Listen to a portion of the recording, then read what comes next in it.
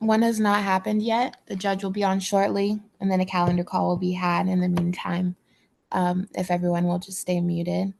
But you'll be given an announcement before your name is going to be called. Okay, thank you.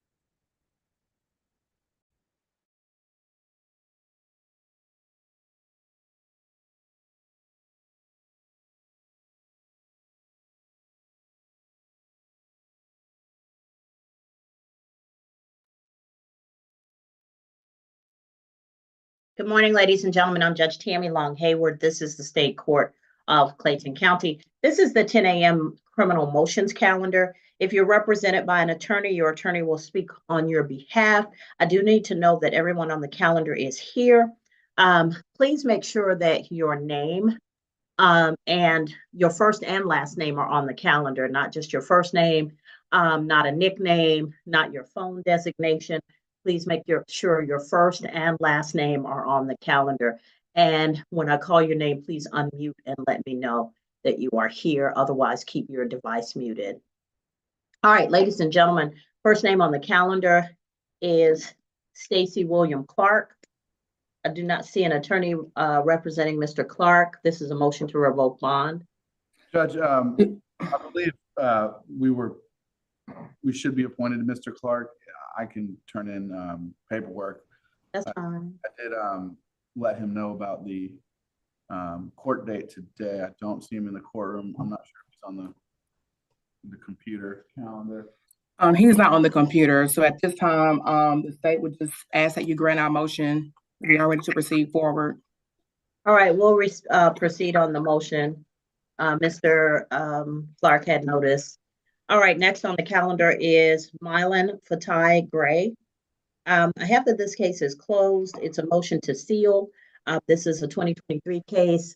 Judge, I believe the parties are in, some of the parties associated with the case are in the courtroom. I can have them step forward. I'm not sure who is moving. Okay, Mr. Gray, Milin Gray. Step to the front, please, or whoever is. Has the state had an opportunity to review the motion? It's two cases. Yes, I'm showing, yes, both cases were non-prof, so the state does not have any objection to the motion being sealed. All right. Second. Ms. Gray? Yeah. All right, both cases were no pros. They're restrictable, so we're going to go ahead and grant your motions on both cases, and then we'll get an order out to you, okay, on the motions to seal. Okay, thank you. All right, thank you.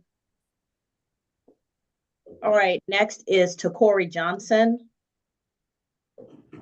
Yes, ma'am. Tori Johnson is, motion to revoke bond. Yeah, he is on the call, Judge. I did discuss a potential resolution with him. If I could just have a quick breakout room to make sure that he doesn't want to last chance at taking that, before we go forward on the, motion to revoke bond. All right, all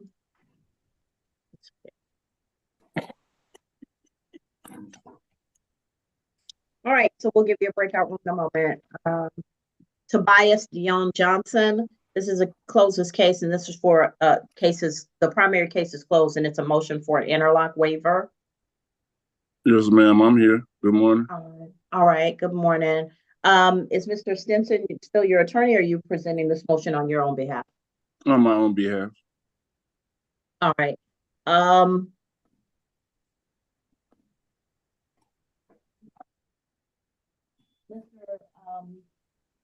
Johnson, may I see you, please? Okay, so Mr. Johnson, have you attempted to get an interlock device?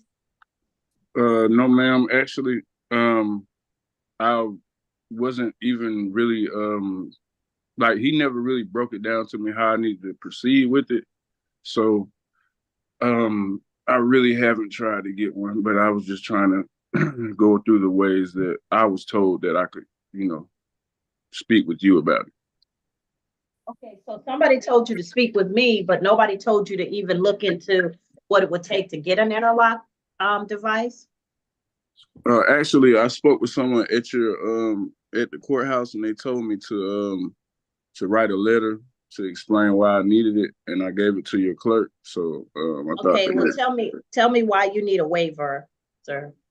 Because basically, I was incarcerated last year for a period of around 4 months. Mm-hmm. And when I got out of jail, I really didn't have any money. So I was just basically trying to complete all of my probation, which I've done everything I was supposed to do. But I was just trying to get a waiver. That way I could at least try to purchase a vehicle. That way I could save a little money and get my life back on track. Okay, what kind of work do you do? I work in a warehouse.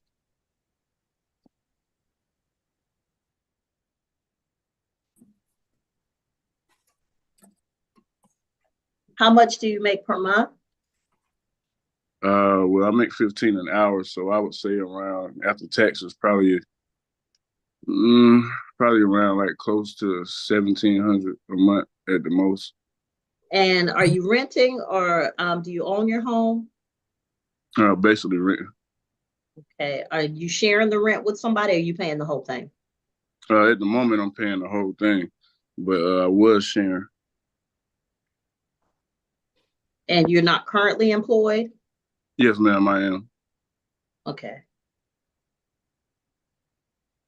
All right, the basis of an interlock waiver is a hardship.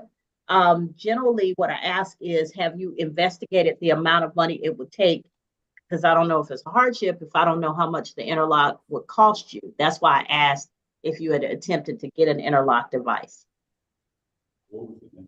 I did most of the research on it, and I see that it's an amount that you have to pay that I can't afford. So me being incarcerated, I had to start all the way from zero. So that's why it's just really been hard for me to even, keep my bills paid with the little amount of money that I am making. Okay. The concern with the court is, I get that you need to make money, and this could be a financial hardship to you. The interlock is not a requirement until you've had 2 DUIs, and so at a minimum. And so that's my concern, is that you not be tempted to forget that the purpose of the interlock is to keep you from drinking and driving. I definitely understand that part. Okay. What are you doing to stay sober? I just work a lot. Church a lot. I learned my lesson. There's no fun. So that's pretty much all I needed.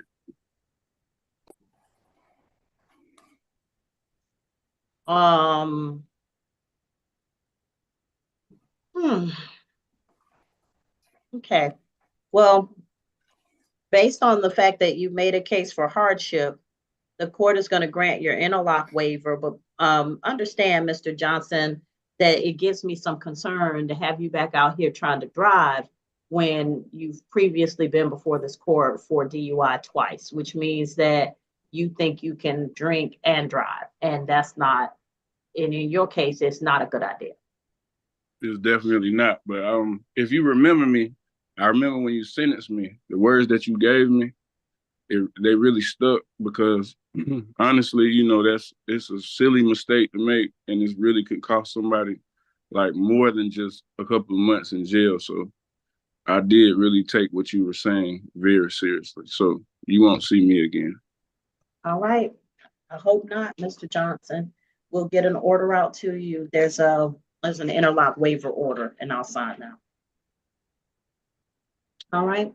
So quick question though. So how would I be receiving that? Would it be like through mail? Do we have your email address? Because generally we would mail it to you. If you want to send your email address, we can do that. Okay, yeah, definitely. I left it on the letter, but how would I need Okay. Miss Powell, do you have that on the do you have his letter, or is it in the computer? I mean, it's electronically filed. It must be electronically filed, Judge. I don't have it.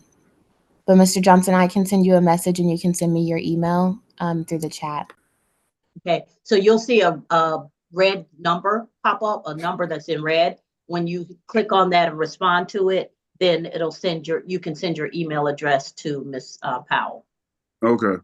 All right, so don't leave before you send the email address, okay? Okay. All right, thank you, Mr. Johnson. Thank you and happy holidays. You too. And Mr. Johnson, the holidays are coming up. Remember, Lyft, Uber, some other way of getting around, but don't drink and drive. You don't have to even say that to me. I can't even afford Uber and Lyft right now. I have to ride with somebody. So trust me, you will not have to worry about me. All right, Mr. Johnson. Thank you again. You're welcome. Treston Jameer Johnson, Susan Miller's case. Your Honor, this case, I think, she's filed a complex. I believe it has been moved to January. Oh yeah, this is the one we've been waiting on. Mm-hmm. All right, yeah, well, Susan Miller's cases are all first up coming in January, so y'all be prepared because we're rolling on them. Yes, Your Honor. Okay, next is Benjamin S. Latta. He's in the courtroom, Judge. All right, Mr. Latta is before the court on a motion to modify bond conditions brought by Attorney Moody.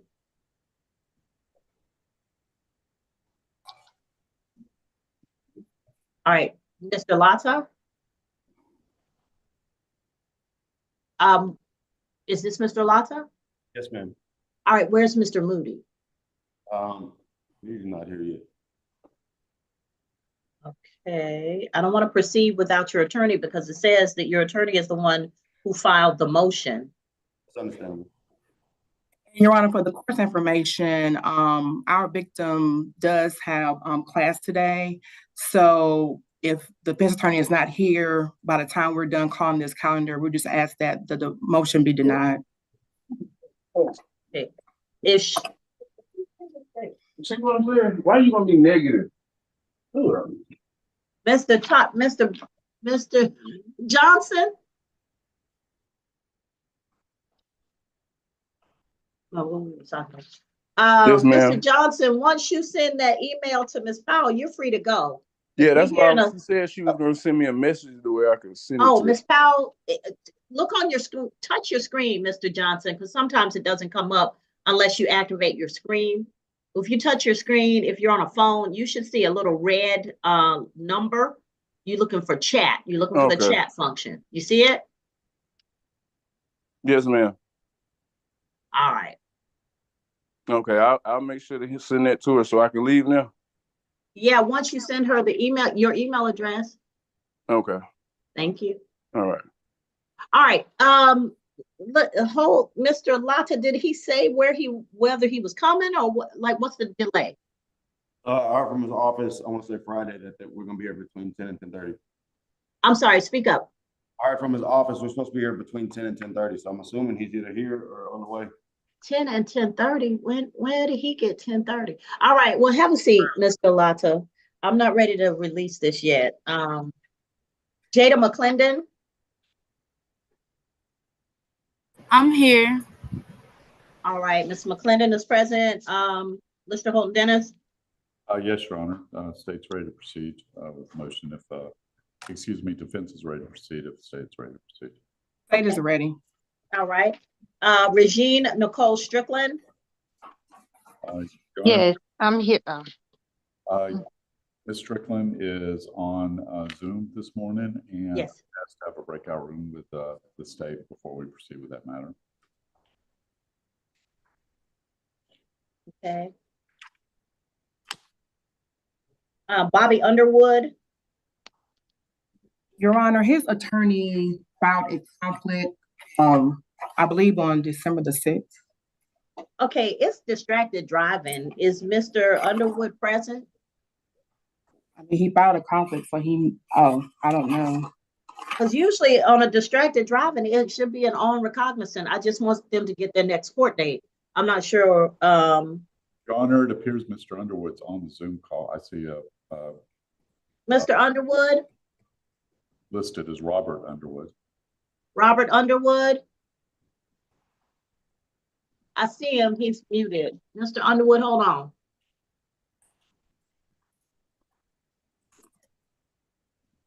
And it does appear he has 2 cases before the court. What's the next? Can you hear me, ma'am? I hear you now. Sorry. Okay, so Mr. Underwood, you're before the court for distracted driving and then for a DUI case. The reason you would have a bench warrant is because you missed a court date, probably because you moved or something changed about your contact information. Yes, ma'am. I moved 3.5 hours away, and I thought my attorney was going to be here. Is he not here today? Dwayne Singleton is not present, but the point of a bench warrant is because you failed to notify the court that your address changed. So when we send notice of a court date, it goes to your old address as opposed to your current address. Yeah. We I guess there was some miscommunication between the lawyer and myself because we thought that it was handled, but then we kept calling, and I didn't even know until my wife got pulled over under my tag, and that's when we realized something was wrong. Okay, did you go to the clerk's office and change your address? No, ma'am. We gave it to the attorney's office.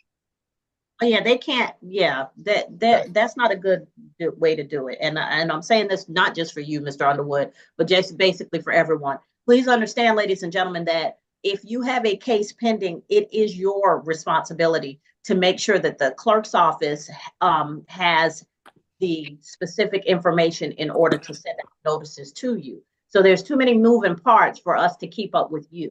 What it requires is if you move, you need to go to the clerk's office where you're on the court where your case is being prosecuted, and make sure that you follow whatever instructions they give you in order to change your mailing address. And that's how we send notice.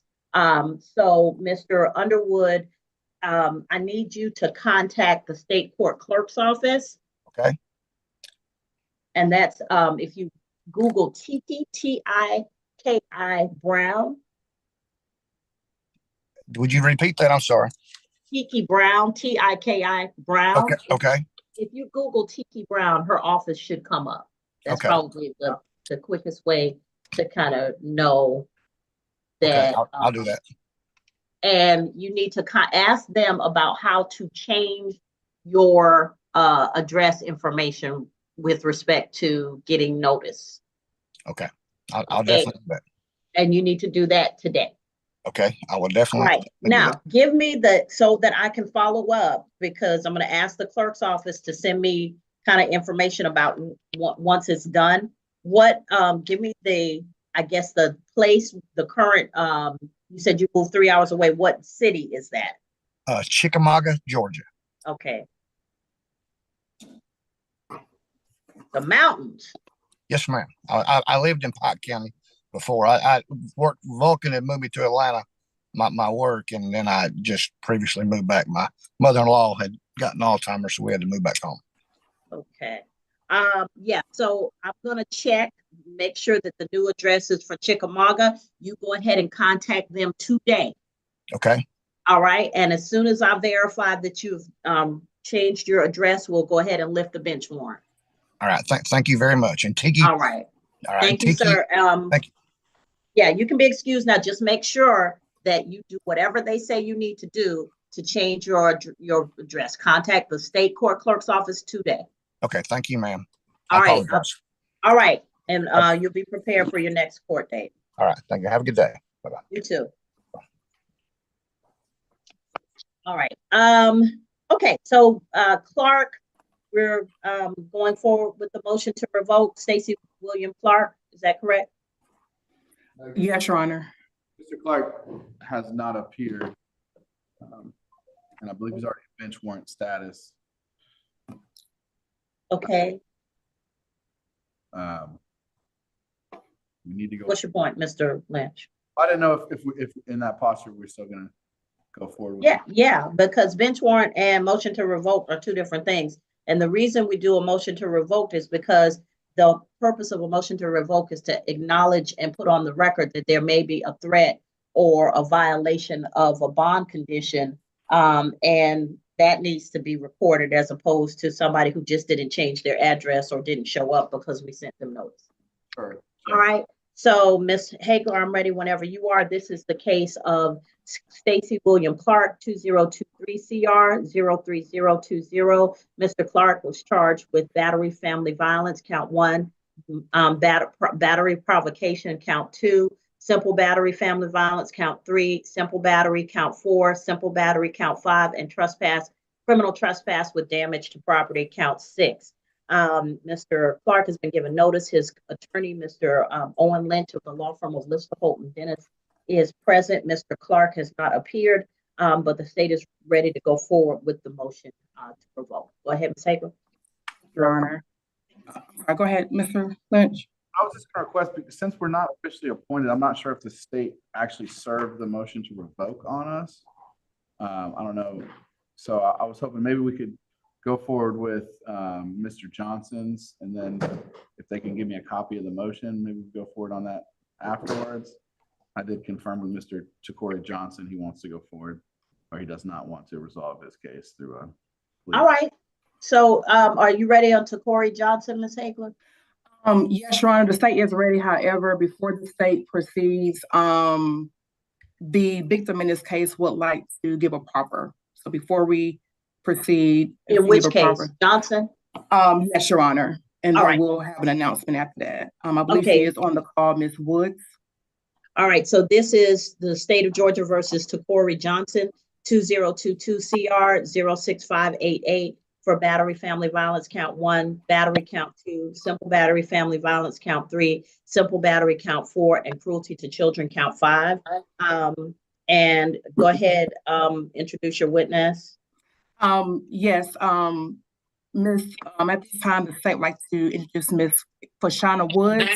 We cannot see you, Miss Woods. Yeah, Miss Woods, I need some light on your face. It's dark. I'm sorry. Okay, a lot better. Is Miss Woods, at this time, it's my understanding that you would like to put a statement on the record regarding this charge and the current charges? Raise your right hand for me. Oh, sorry. Do you solemnly swear or affirm any testimony you give in this matter will be true? Yes. All right, you can put your hand down. Go ahead, Ms. Hagel. Yes, Your Honor. Ms. Woods, it's my understanding that you would like to put a statement on the record regarding the charge on the calendar, as well as the new charge regarding Mr. Tori Johnson? Yes. Okay, and what is that statement? Oh, I'm sorry. Before you give that, can you please spell your first and last name for the record? Yes, ma'am. F-A' S-H-A-U-N-A. Last name Woods, W-O-O-D-S. Okay, thank you. And what information do you want to put on the record regarding these cases against Mr. Johnson? Yes, ma'am. For both cases, I was asked how I wanted everything to play out. I did want everything to be dismissed. However, I am needing help with our children. It's taking a toll on our children. Like I just want my family back. I just want everything dismissed. What is the relationship between you and Mr. Johnson? It's my children's father. Okay. And why do you want the cases dismissed against him? because he's not guilty. It's like it was kind of much more than what was mentioned. Other people were involved. It was just a lot. And at the time I was pregnant, it was just a lot going on. And I don't want to see him in this position. Like I said, we have 5 children and I do need help with my children and I don't have any other help. And he is the help. And we just want him back around. Like it's taking a toll on my children as well. Okay, and you mentioned that he is not guilty. So are you saying that these charges were not true charges at the time of the incident? Yes, ma'am. So you're saying that you lied to the officers when you brought these charges? Or I would say I wouldn't say lying. I would say that I wasn't even the one that called the police. It was actually someone that he was dating, and I had a altercation with this person, some stuff going on with this person, and that's kind of how everything played out. Your Honor, I don't have any further questions for Ms. Woods. I do. Ms. Woods, you have 5 children with this gentleman? Yes, ma'am. How old are the children? 14, 12, 10, 3 and 2. Okay, and y'all's relationship is not stable enough for y'all to have ever considered getting married? Yes, ma'am. We actually been together off and on since we were 14. Like I know this man and I don't want to see him in any trouble, ma'am. I get that, but ma'am, sometimes people can be bad and wrong and we still love them and don't want to see them in trouble, but they're still bad and wrong. I mean, he has several cases before this court too for the same thing, if I'm not mistaken. So either y'all are a toxic relationship and shouldn't be together, or he's just, something's wrong. Yes, ma'am. I mean, you have children, you have 14-year-old, you have teenagers, people who are going to be going into relationships with other people at some point. And you and Mr. Johnson, this is the best y'all can do? But you want to let him off the hook? Let me ask you this question. If one of your kids messed up, would you just say, no, it's no big deal. Let's let him off the hook? No, ma'am. I would talk to my child. We will find another option. It wouldn't be anything to harm his child. And so you think holding Mr. Johnson responsible for his actions as an adult man is being harmful to him?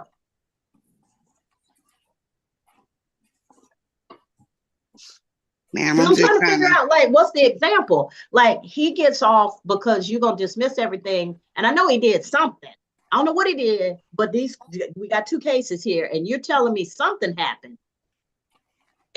But you just want to let him go free, but you wouldn't do that the same thing with your kids. Mr. Johnson, uncover your face. You in a car. Yeah. So you willing to let him off the hook because you need him to help pay bills. But if your children did something wrong, you would discipline them. Ma'am, I will treat him the same as I do my children, ma'am. Because I love my children and I love him. Yes, ma'am. Because so if your children do something wrong, you're just gonna let them get away with it? No, ma'am. Okay. Then what I'm saying to you is Mr. Johnson needs some correction. Because I'm looking at this and it says battery, family violence, battery, simple battery, family violence, battery, simple battery, and cruelty to children, which means that one or more of the children that y'all share witnessed this. And I'm so tired of people thinking that kids aren't affected when they have issues in their relationship and there's raised voices, there's yelling, there's screaming, there's cussing, there's violence. That the children aren't affected, and then, oh, we need help with the bill, so let's just get back together. Because that's not you're not the only victim. Your children don't get to speak to me today, but this says that there is a minor under the age of 18 or more than one who needs to talk to me about the fact that a crime may have been committed against them. Are they able to speak with you? No, I'm not gonna have you coerce your children into telling me they want daddy home, because there's all kinds of reasons for that. That doesn't mean daddy doesn't need to be disciplined. I'm just saying, Ms. Woods, sometimes you got to think about the quality of the relationship you're in and whether this benefits your children, not whether it benefits you, because you're grown. You've been with him and putting up with him since y'all were 14. He's been with you, putting up with you since y'all were 14, but y'all have 5 children now. And sometimes you have to determine whether this is the right relationship for your children. Not just because of a financial motive. Yeah, we need daddy back because he pays the bills. He should have to do that anyway because he's got 5 kids. He should be doing that anyway. Mr. Johnson, uncover yourself. What is wrong with you? Take the hat off. Take the scarf off. Oh, don't act like you don't hear me, because I'll find you, and then you can do that in front of me. It's not no scarf. It's not no scarf. It's my clothes. It's your who? What? Mr. I can't take it off. Well, pull it down because you keep covering your face. This a sweater. This is not no scarf. I can't take it off. This is clothes. Pull it off your face. Not no scarf. Pull it off your face. It's down. All right, so she's put it on the record, Ms. Hager. Go forward with the hearing. Judge, can I ask Ms. Woods a few questions, please? Sure. Just briefly, Ms. Woods, you're aware that there are 2 separate cases pending where you're the named victim, and Tori Johnson is the defendant? Yes. Okay. Are you aware that one of these cases allegedly happened July 13th, 2021? I don't recall the exact date, but I'm okay. In that case, Mr. Johnson is charged with grabbing you by your hair and forcibly pulling your hair until your hair was removed from your scalp. And earlier you stated that Mr. Johnson was not guilty. Are you saying he did not commit that act? No. I'm sorry, you're saying I'm saying that he's not guilty. And he did not commit that act? No. Are you aware that and he's charged with a offense that allegedly happened on the 11th day of February 22. He's charged with striking you with a closed fist about your body. Are you saying that that never happened? No. So is your statement that that did or did not happen? Did not. Okay, no further questions. Ms. Woods, please be mindful that I swore you in at the beginning of your testimony. And if the officers testified to anything or show me pictures that are different from what you testified to, you could be subject to the offense of perjury, which is punishable by up to 5 years in prison. All right, so now let's go forward. Yes, Your Honor. At this time, the state would like to call Officer Mr. Johnson, I can't see you. I need to see you throughout this hearing. I need to see your face. Thank you. Time, Your Honor, the state would like to call Officer Javanni Billingsley. Officer Billingsley. 1 second, Your Honor.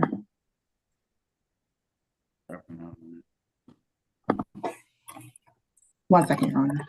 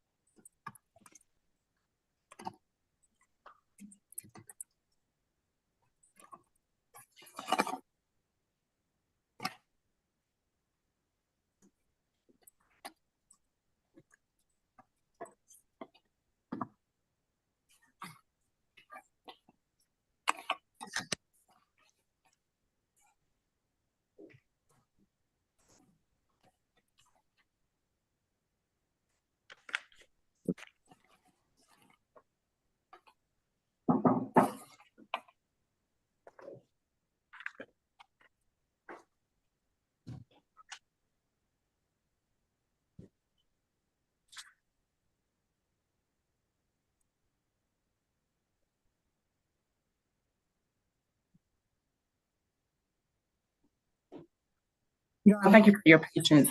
He is logging in now. Has some technical difficulties. Okay. Thank you.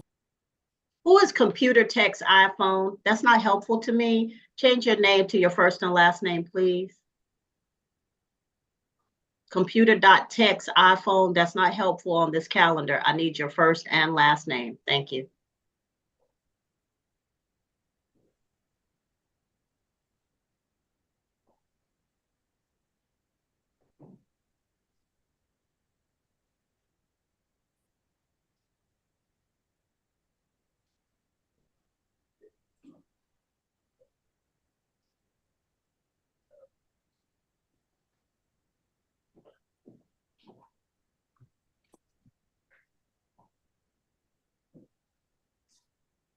Is Mr. Moody here?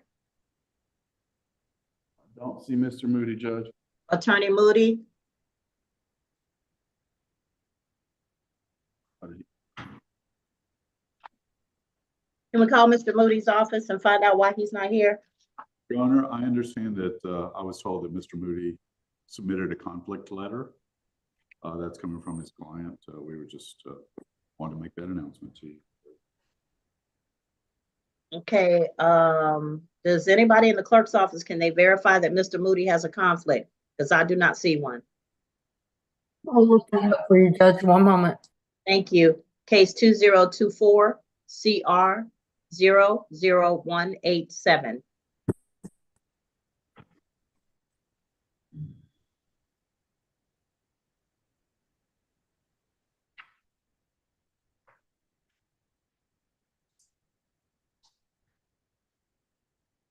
Your Honor, Yes. looks like he did file something. I have. Okay. I'll forward it to you and Ms. Battle. Thank you. You're welcome. I don't think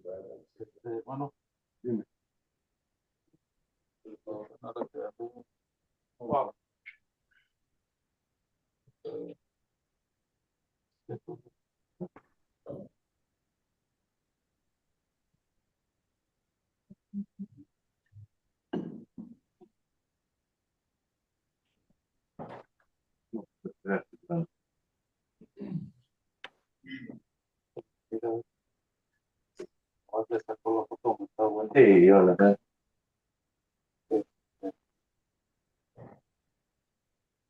Sí, la tecnología necesito, tengo que estar. Eso sí, el volante. Please mute your microphone. I'm going to talk to you shortly. Ms. Arnold, I'm just waiting for it to pop up. I don't, oh, here it is.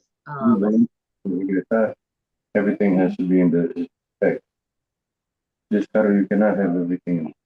Prosecutor Hagler, if you don't mind, if you can check your direct messages. You know none of this? Yes, ma'am. Give me 1 second. I'm checking it now. And yeah, but it's never going to be 100% because the camera is 4-1 adentro mucho. Mr. Clark, we need you to mute your microphone, please. Okay, I'm trying. okay.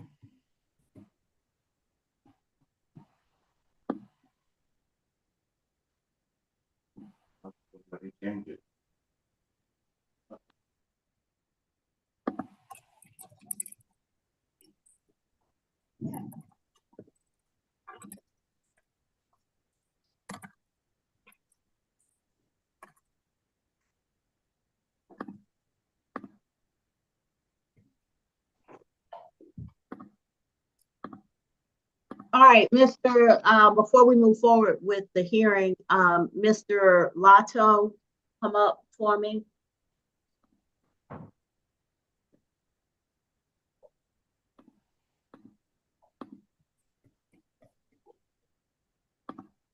Yes, ma'am. All right, so Mr. Lotto, your attorney has filed a conflict. You're before the court for a motion to modify bond. Because we're going to have to move the motion to another date unless your attorney can consent and file a consent order with the state and I sign it. the bond conditions will remain the same. That means that whoever is on the bond, you're not to have any contact with them, or to go to any place that might be on the bond, until such time as that bond is modified. Do you understand? I can't hear you. Yes, ma'am. All right, so bond remains the same, bond conditions remain the same. If you're not aware of what those are, you can go down to the clerk's office on the first floor and ask for a copy of your bond conditions at the state court clerk's office. Thank you so much. All right, thank you. Yeah. I'm sorry. Am I free to go? Yes. Yes, Mr. Lotto, you're free to go.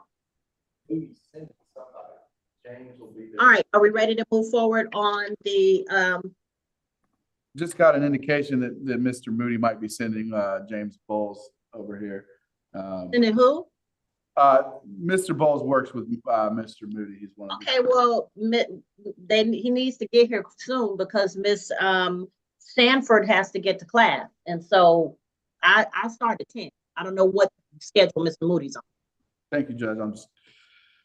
All right. All right, Ms. Hagler, are we ready on Johnson? Yes, Your Honor, I believe Officer Billingsley is on the call. Okay, he is on. Officer Billingsley, can you please unmute your camera and your speaker device?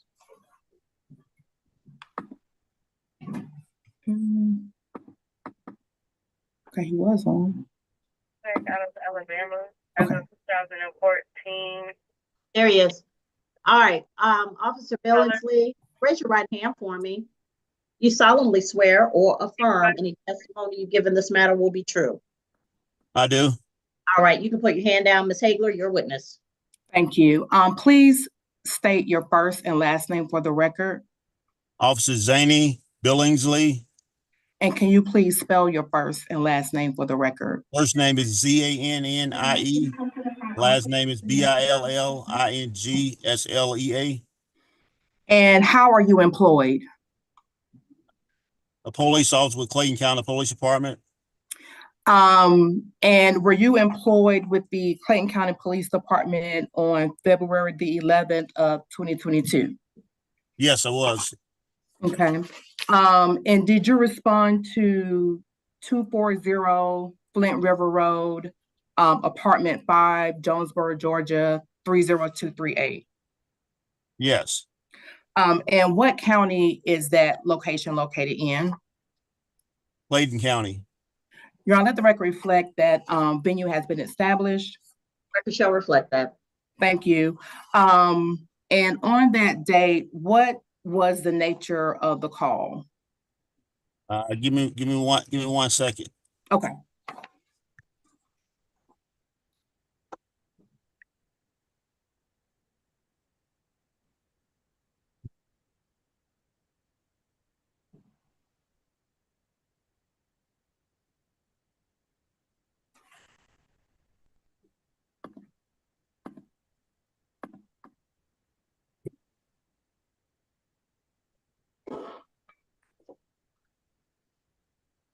We did say February the 2nd?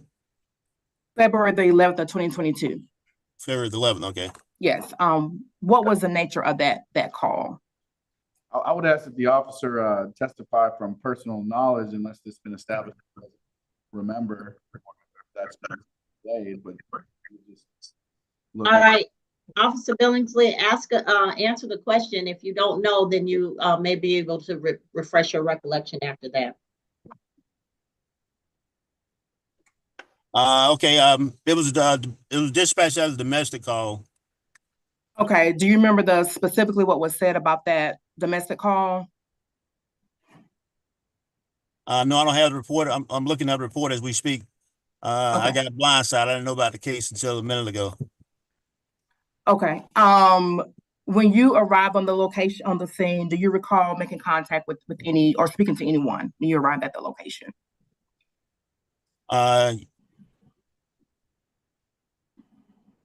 Did you need a moment to refresh your recollection, sir? Yes, give me a moment. Okay. When you finish refreshing, just look up and let us know. Okay.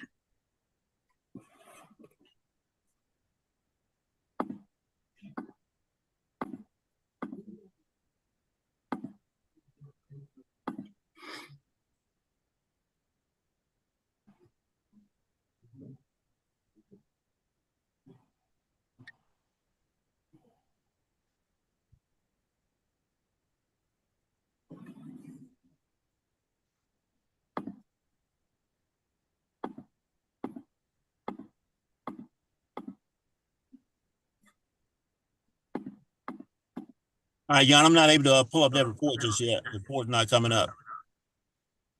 All right, Ms. Engler? 1 second, Your Honor. Is it possible for you to forward me a copy of the report? Yes, I we're was gonna try to I forward. was just notified about the case about 5 minutes ago, so I wasn't aware.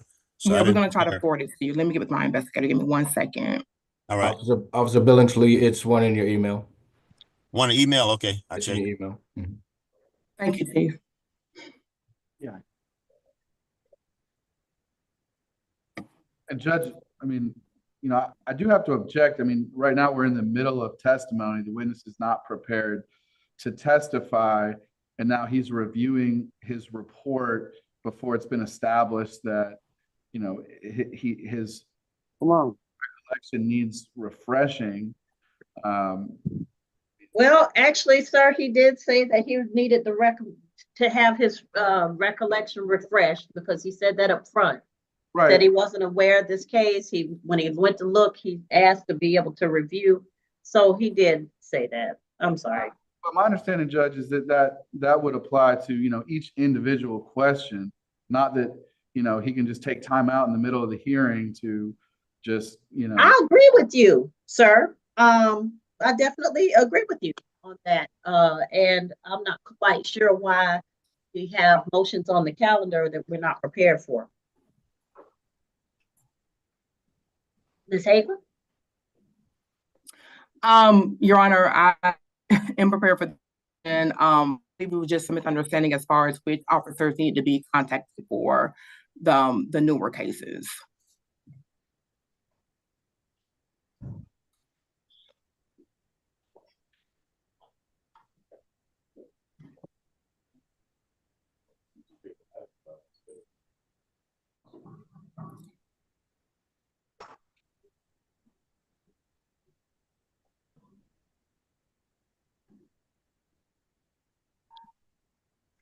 All right.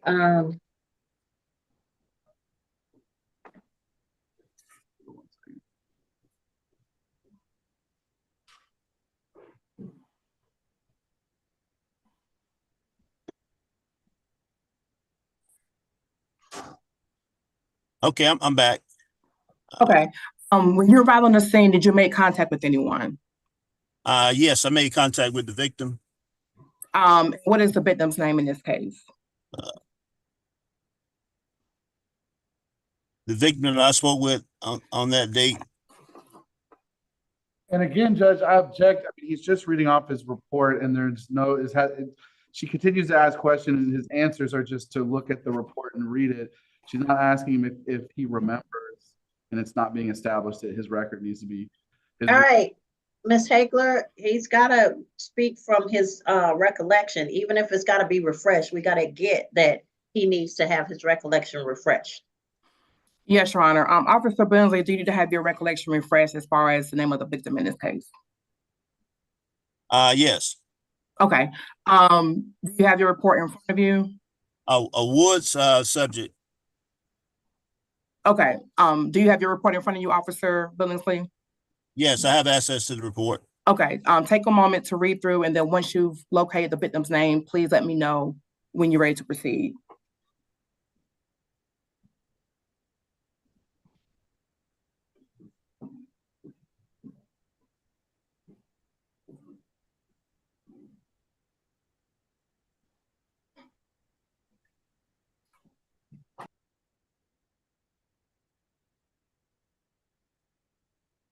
Yeah, I'm ready to proceed. Do you recall the name of the victim that you spoke with? Woods. And first name? The first name, I can spell it for you. Okay, you can spell it. That's fine. First name Fahshauna. Okay.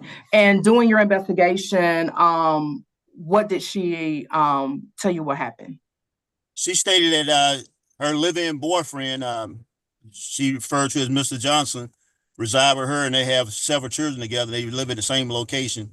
She said they had a dispute over a cell phone, being text messages on the phone. And once she was able to unlock this phone, she saw that other females had been texting. The two got in a dispute. He became angry, At that time, he lashed out toward her, hit her in the upper body with closed hands, closed fists, and around her neck, leaving visible marks on her body. And then at that time, he took a car key and took a door key, and also left the premise. And she stated this incident occurred in front of the children. Okay, now you said that you saw visible injuries. Where did you see the visible injuries? Give me 1 second. Do you need to have your memory refreshed? Yes, give me 1 second. Okay, so once you're done looking at your report, let me know when you're ready to proceed.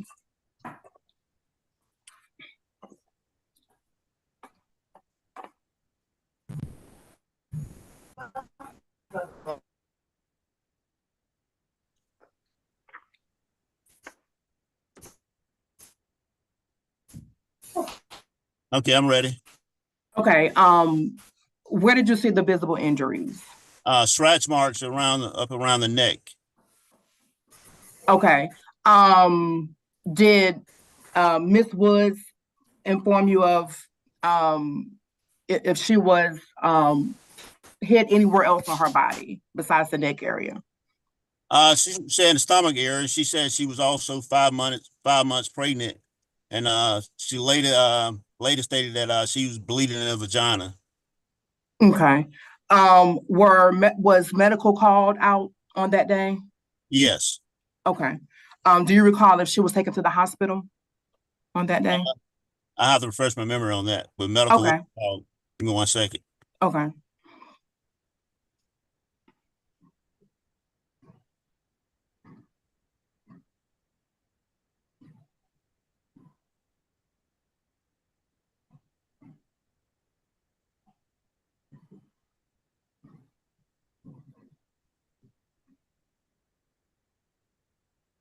No, on the date in question, she declined to be transported. Okay. Okay. And you mentioned that there were children present? Yes. And Do the you children recall?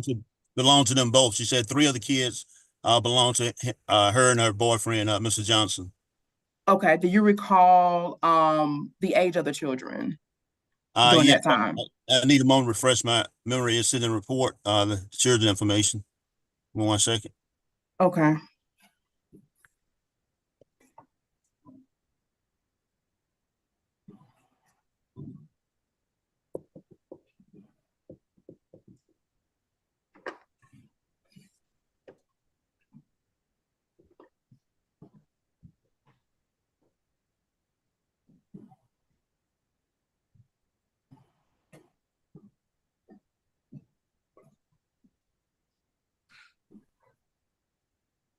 Yes, I show the children age to be age 7, 11, 9, then also an infant child. Okay. So they were all less than 18 years old? Yes. Okay. You mentioned that something was taken from Ms. Woods. What was taken? A key. Okay. Were you able to determine the value of the key at that time? She said it's just a duplicate key, so roughly $5 perhaps. Okay. And what was this key to? What did it go to? What was it for, if you remember? Yes, give me 1 second. First memory. Are we still here? Can y'all hear me? Yes. Yes, we can hear you. Okay, we're having some technical difficulties on my end. I don't know what this screen is. Okay, I'm back. Okay, what was the key for? Okay, actually, she indicated several keys, door key as well as a car key. So I had the value listed at around a 150. For both keys? Door key and door key as well as the car key. Door key and car key. Okay. Yes. Okay. And I believe you said that she told you the defendant left the scene. Yes. So he wasn't there upon your arrival? He was not present, correct. Okay. And you said that the last name was Johnson. Do you recall the first name of the defendant? The first name I can't pronounce, so I'll spell it for you. Yes, if you can spell it for me, that'd be good. The first name spelling T-E-C-O-R-E-Y. Okay. Tori, perhaps. Okay. And Officer Billingsley, do you see that name anywhere on the Zoom? If you scroll through your Zoom? Do I see? Yes, I see the offender name on Zoom now. Okay. Your Honor, record reflect that officer identified the defendant by name for this case. Record shall reflect that. Thank you. Officer Billingsley,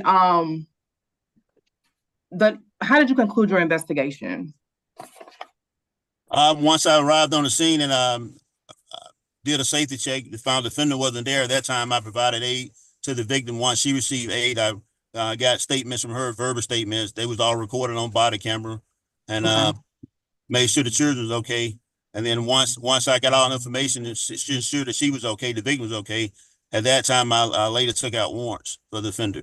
Okay, and what warrants did you check out for the defendant? It'd be the battery, because that was visible signs of injury.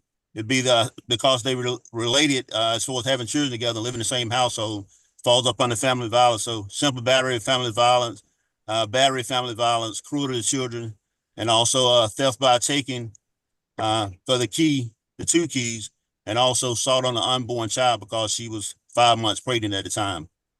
Okay, and why was he? Miss Hagler, 1 second. Mr. Johnson, Miss Woods, I don't care if your video is on, but Mr. Johnson, your video has to remain on during the course of this hearing, sir. Please don't make me tell you that one more time. And Judge, just for the record, we're in the courtroom. We're experiencing technical difficulties. I can't see anybody. I can hear what's going on, but there's, a sort of an error message. It's just showing the Clayton County logo. Yeah, that I see you just fine. So it's Clayton County that's having that issue, not Mr. Johnson. Well, I understand that. I'm just saying from my end, I cannot see anything going on. Okay, well, I see y'all just fine in the courtroom. So you might want to see if it's just that your video is not on, or if the. Okay, we have IT coming in. Okay, is it on both screens, the error message? Well, yeah, I don't know if it's an error message, but neither screen is showing the Zoom meeting. All I can do is hear. Okay, well, we see you just fine. All right, go ahead, Ms. Hagler. Yes, Your Honor. And why did you take out warrants for the cruelty to children? Because the children were present during the admission of the crime, being battery. Okay. Family violence. Okay. Your Honor, I do not have any further questions for Officer Billingsley. I have one question. Officer Billingsley, you stated that you had body cam operating at the time. Yes, we should have body camera footage. And the body camera footage would have recorded the statement made by Ms. Woods? Correct. And it would have shown her telling you the injuries that she suffered? Correct. And it would have shown the statement that she made regarding what she alleges Mr. Johnson did at the scene? Yes, the body camera footage should show everything. All right. All right, Mr. Lynch. Yes, Officer Billingsley, you testified that Ms. Woods informed you that this argument started when she observed a text message on my client's phone that was evidence of infidelity. Is that correct? I can't say infidelity or not. I can say she was disturbed by text messages on the phone. Okay, so she saw some text messages on her phone that made her upset. Would that be fair to say? Correct. Okay. You did not observe my client on the scene at any point, correct? Correct. I didn't observe him on the scene. I never spoke to him. You never spoke to him on the phone, correct? Correct.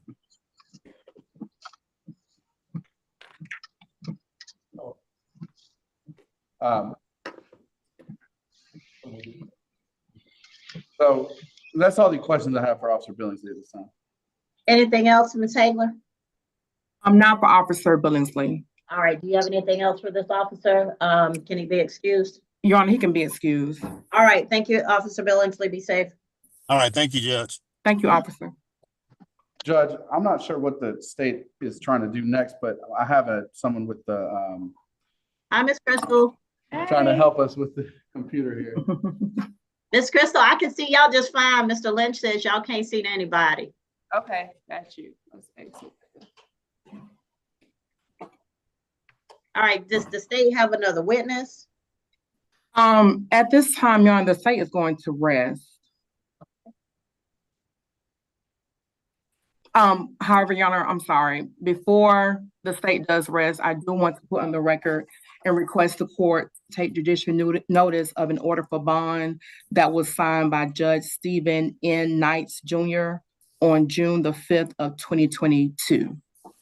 I would object. I think that can be introduced into the record, and I mean, it's attached to the motion as an exhibit, so I'm not sure why judicial notice would need to be taken. Well, yes, it is attached to the motion, so you do have a copy then. Okay, what on the bond conditions, can you read to me who he is prohibited from having contact with? So yes, Your Honor, on this particular bond condition, the defendant was prohibited from having contact with, I'm sorry. One second, Your Honor.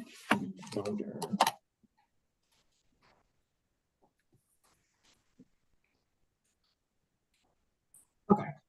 So misspoke. The order was signed on July 27th of 2021, and he was prohibited to stay away absolutely directly or indirectly by mail, email, pager, telephone, or third person from the person, home, work, place, and immediate family members of any witness, including but not limited to Vashana Woods. Okay. Any objection, Mr. Lynch? No, Judge. All right. All right. So the state is rested. Did the defense have anything that they wish to present on behalf of Mr. Johnson? Judge, we're not going to present any evidence today. I just would like to make an argument. All right. State may go first, or did you wish to? It's up to you. I can go after the defense, Your Honor. All right, Mr. Lynch.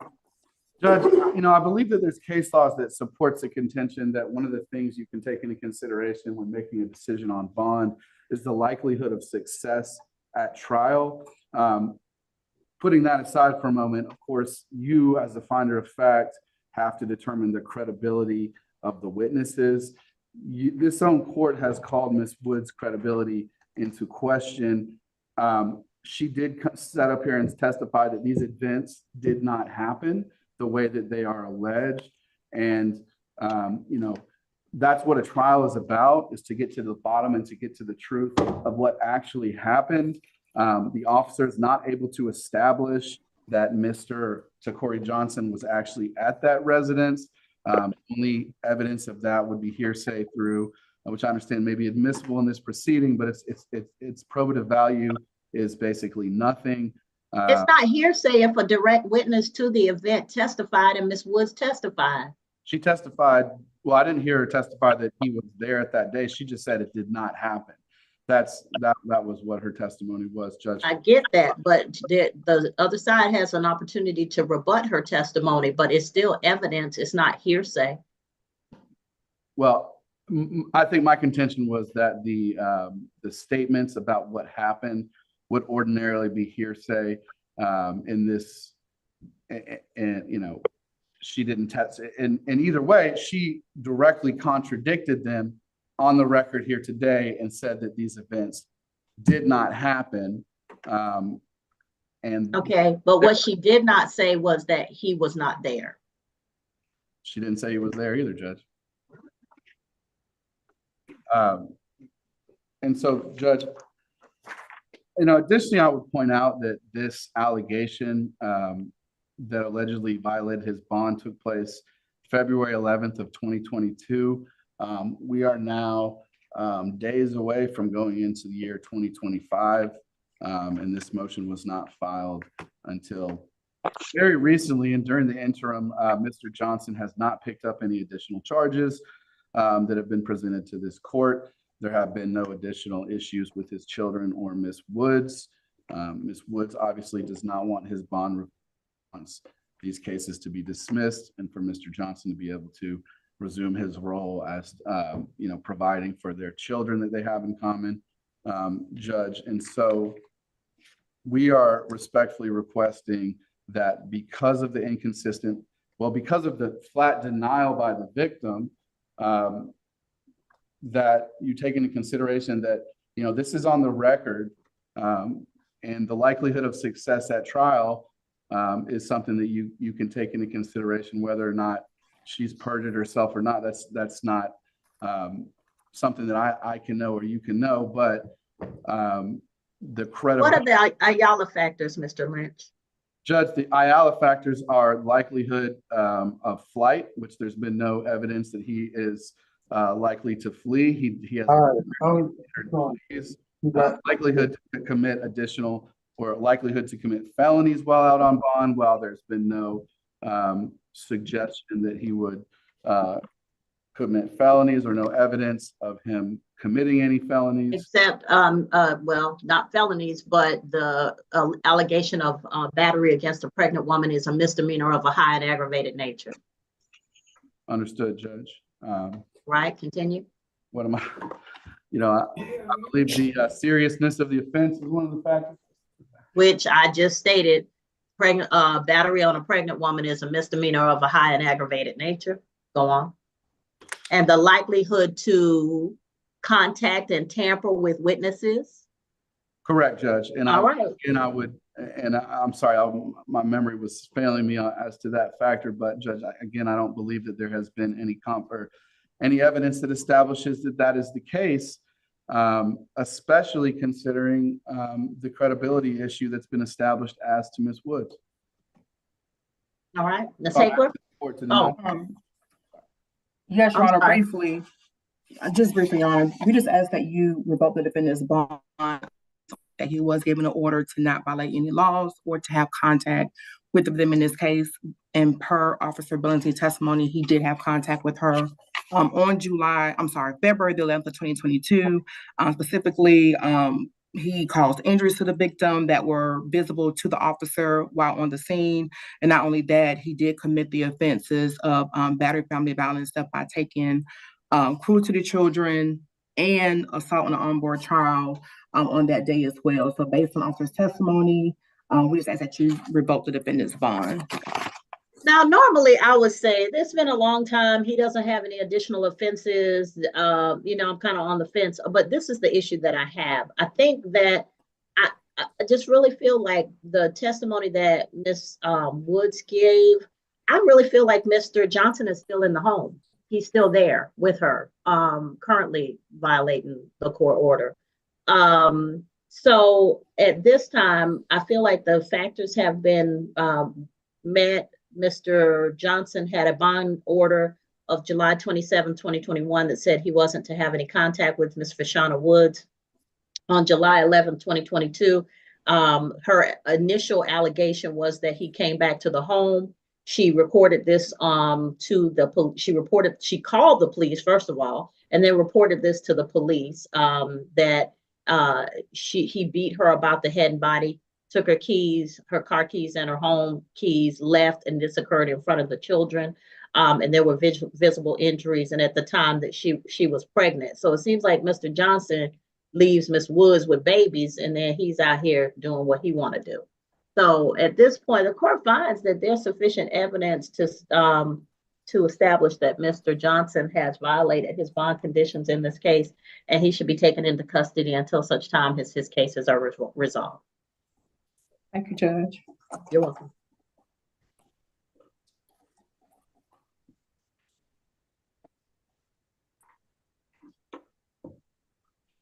All right. Are we ready to go forward on the previous one that we were talking about, Mr. Clark? Judge, if I could just have an opportunity to talk to Mr. Clark, we could potentially have a resolution on that. I have a phone. I thought it wasn't. No. I'm sorry, Judge. He's here. He did log on. Remember, I was telling him to turn off his mic. Stacy Clark did log on to the meeting. And so. Okay. We ready to go forward? What we doing? I'm so sorry. Yes, Your Honor. Was I supposed to be excused? Was Mr. Lotta allowed to leave and this is adjourned for a later time? Okay. Yes, his attorney brought a conflict. Hold on. As I was excusing Mr. Lotto, Mr. Lynch said that he was sending some other attorney. I asked for confirmation of that. I didn't receive confirmation of that. I excused Mr. Lotto with the admonition that he's still under the bond conditions. I'm sorry, Ms. Sanford, you are free to go at this time. Thank you. With the acknowledgement that he is still under the bond conditions and cannot have contact with you. Thank you. I appreciate it. Thank you, Ms. Sanford. Thank you, Judge.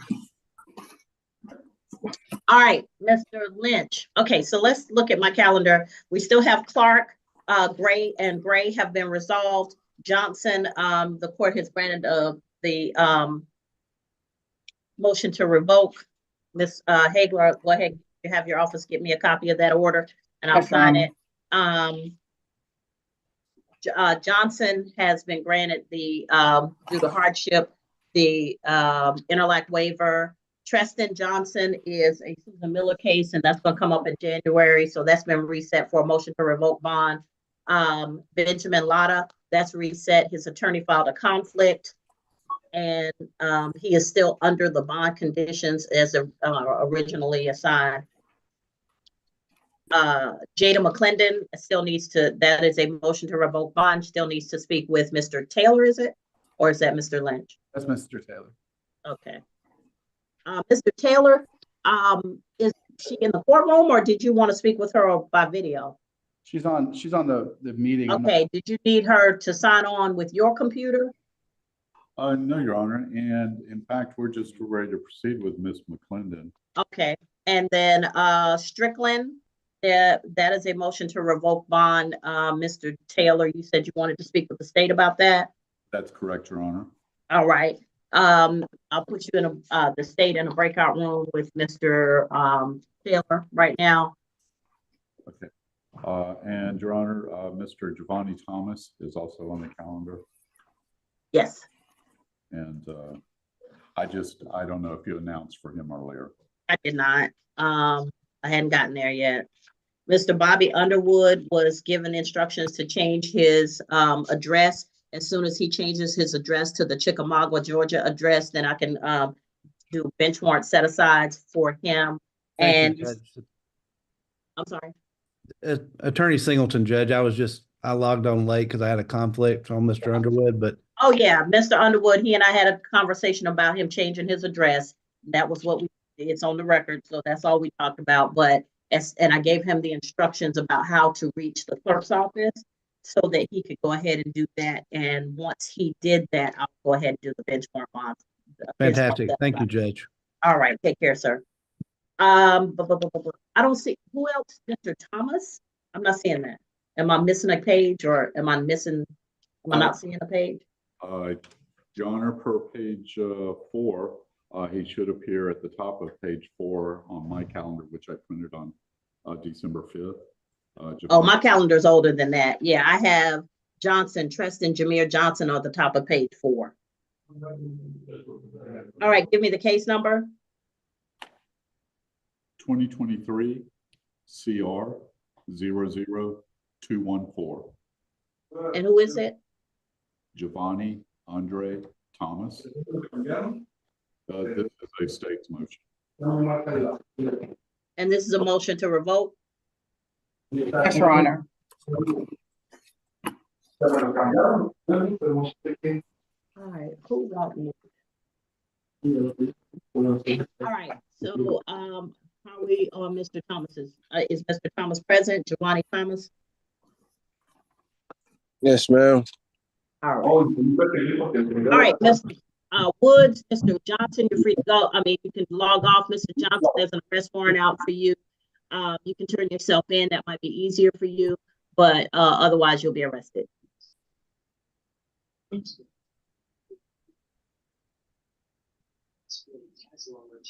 I'm sorry.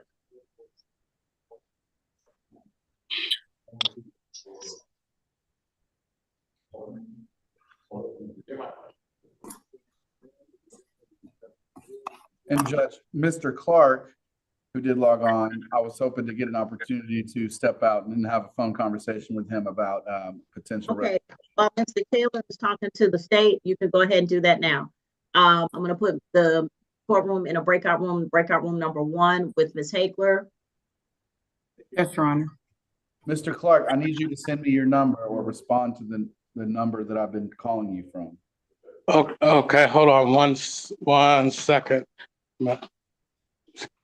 Get my job number. 770-284-3920. That's your number? My work. Okay. I'm at the phone right now. Okay, mute your device, and I'm calling you on that phone. All right, the courtroom can go into a breakout room with Ms. Hagler, and I'll be back.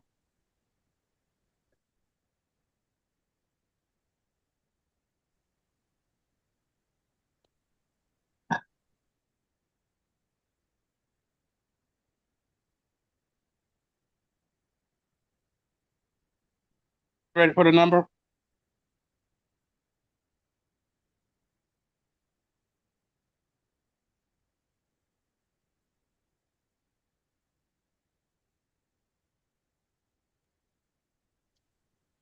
Ladies and gentlemen, I know that some of you are here for the 11 a.m. motions calendar. I'm going to call that calendar in a moment. I have individuals who are speaking with each other to resolve some cases on the 10 o'clock calendar. Please be patient and also mute your device. One very important thing, if you are here, please make sure you have your first and last name on the calendar. I don't know what YFGDFFF means, but it's not a first or last name that I have a clue about. So please change that. Motorola, please change that to your first and last name. Anyone else whose first and last name do not appear on the screen, please make those changes now. Thank you. Because it's going to be real difficult with as many people that I have to manage on this calendar to find you and put you where you need to be. And I don't want to issue a bench warrant bond forfeiture.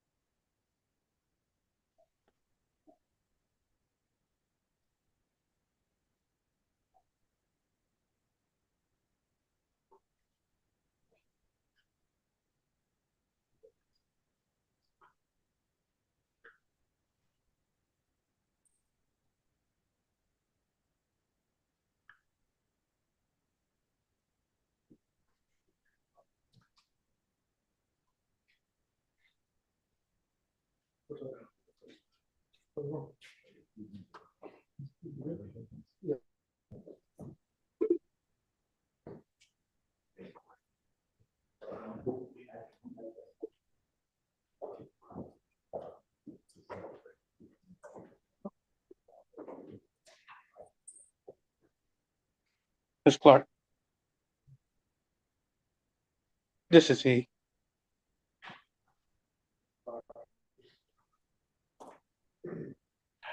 My phone, I've lost my phone. You know, I just started work.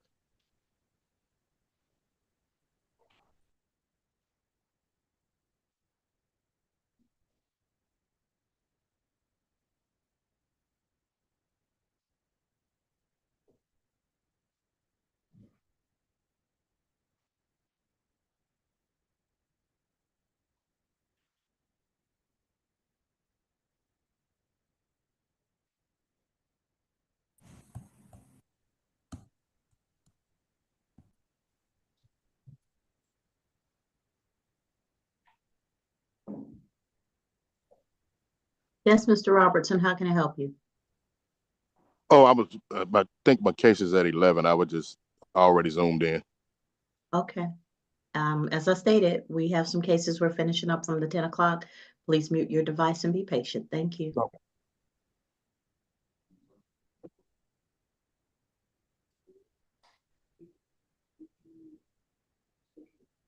Yes, ma'am. 1 second. 1 second.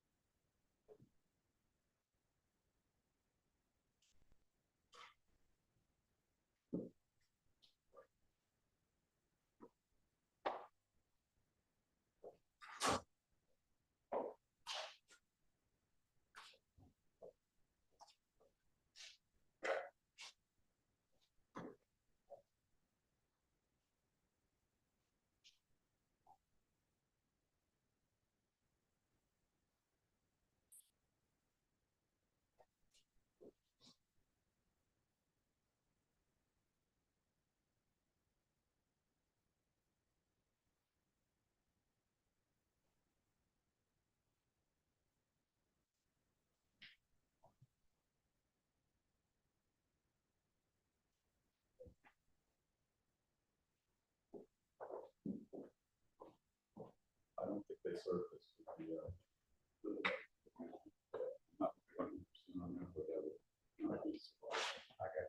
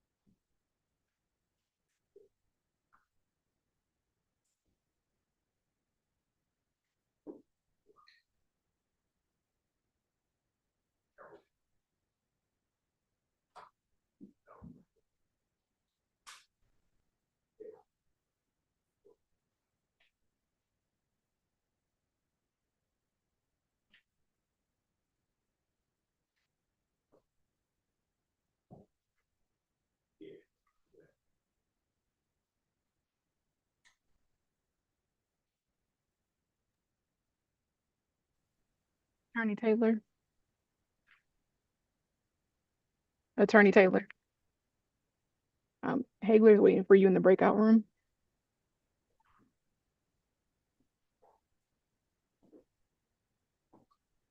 I'm sorry, say that again, please. Hagler is waiting for you in the breakout room. Okay. Is that under my computer sign in or the courtroom sign in? I believe it's yours, but I'll double check. I'll go check as well. Thank you.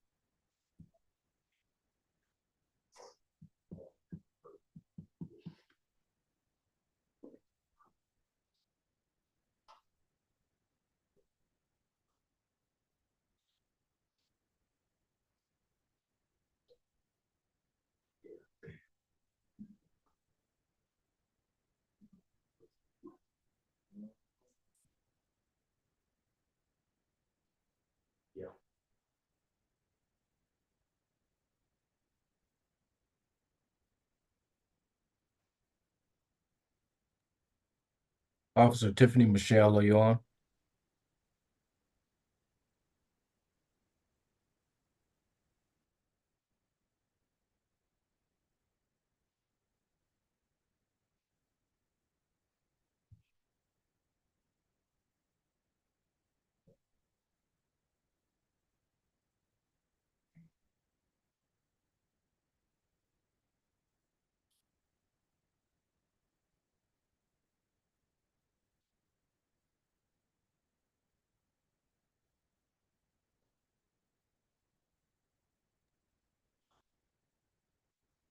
Okay, that must have been a glitch because I tried to put the breakout room, I put the courtroom and Ms. Hagler in a breakout room. I'm not sure why it didn't go through. Let's see. Yeah, Ms. Hagler's in the breakout room. So let me go ahead and put courtroom 304 in there. Your Honor, if you'll put, I've logged in as well on my personal computer, you'll see my own sign in. If you'll put me in the breakout room, that computer rather than the courtroom, that might make things a little easier. Okay, there you go. Thank you. All right. Ladies and gentlemen, I'm going to call the calendar for the 11 o'clock calendar, but I have to wait until the state is back. We only have one solicitor. That's why it takes a little longer. She's in a breakout room, but she'll be back in a moment, and then we'll proceed with the rest of the cases. Thank you.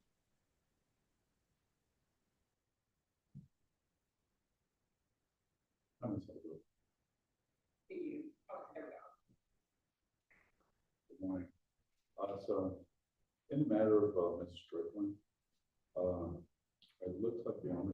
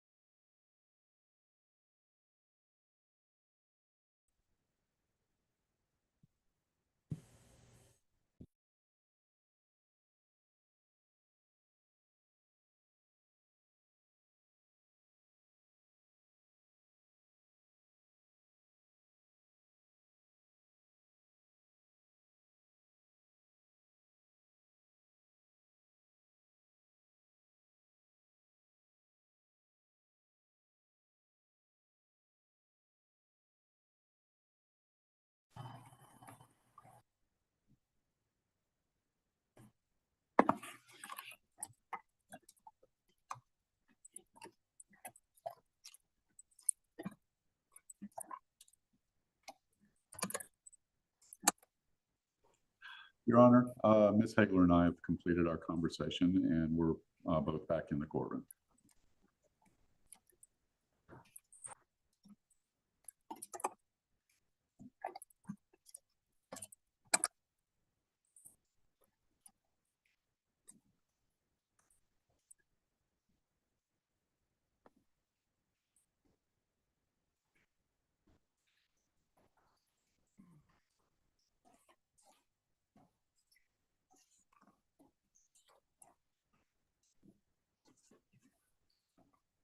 All right, Mr. Taylor, you made an announcement. I'm sorry.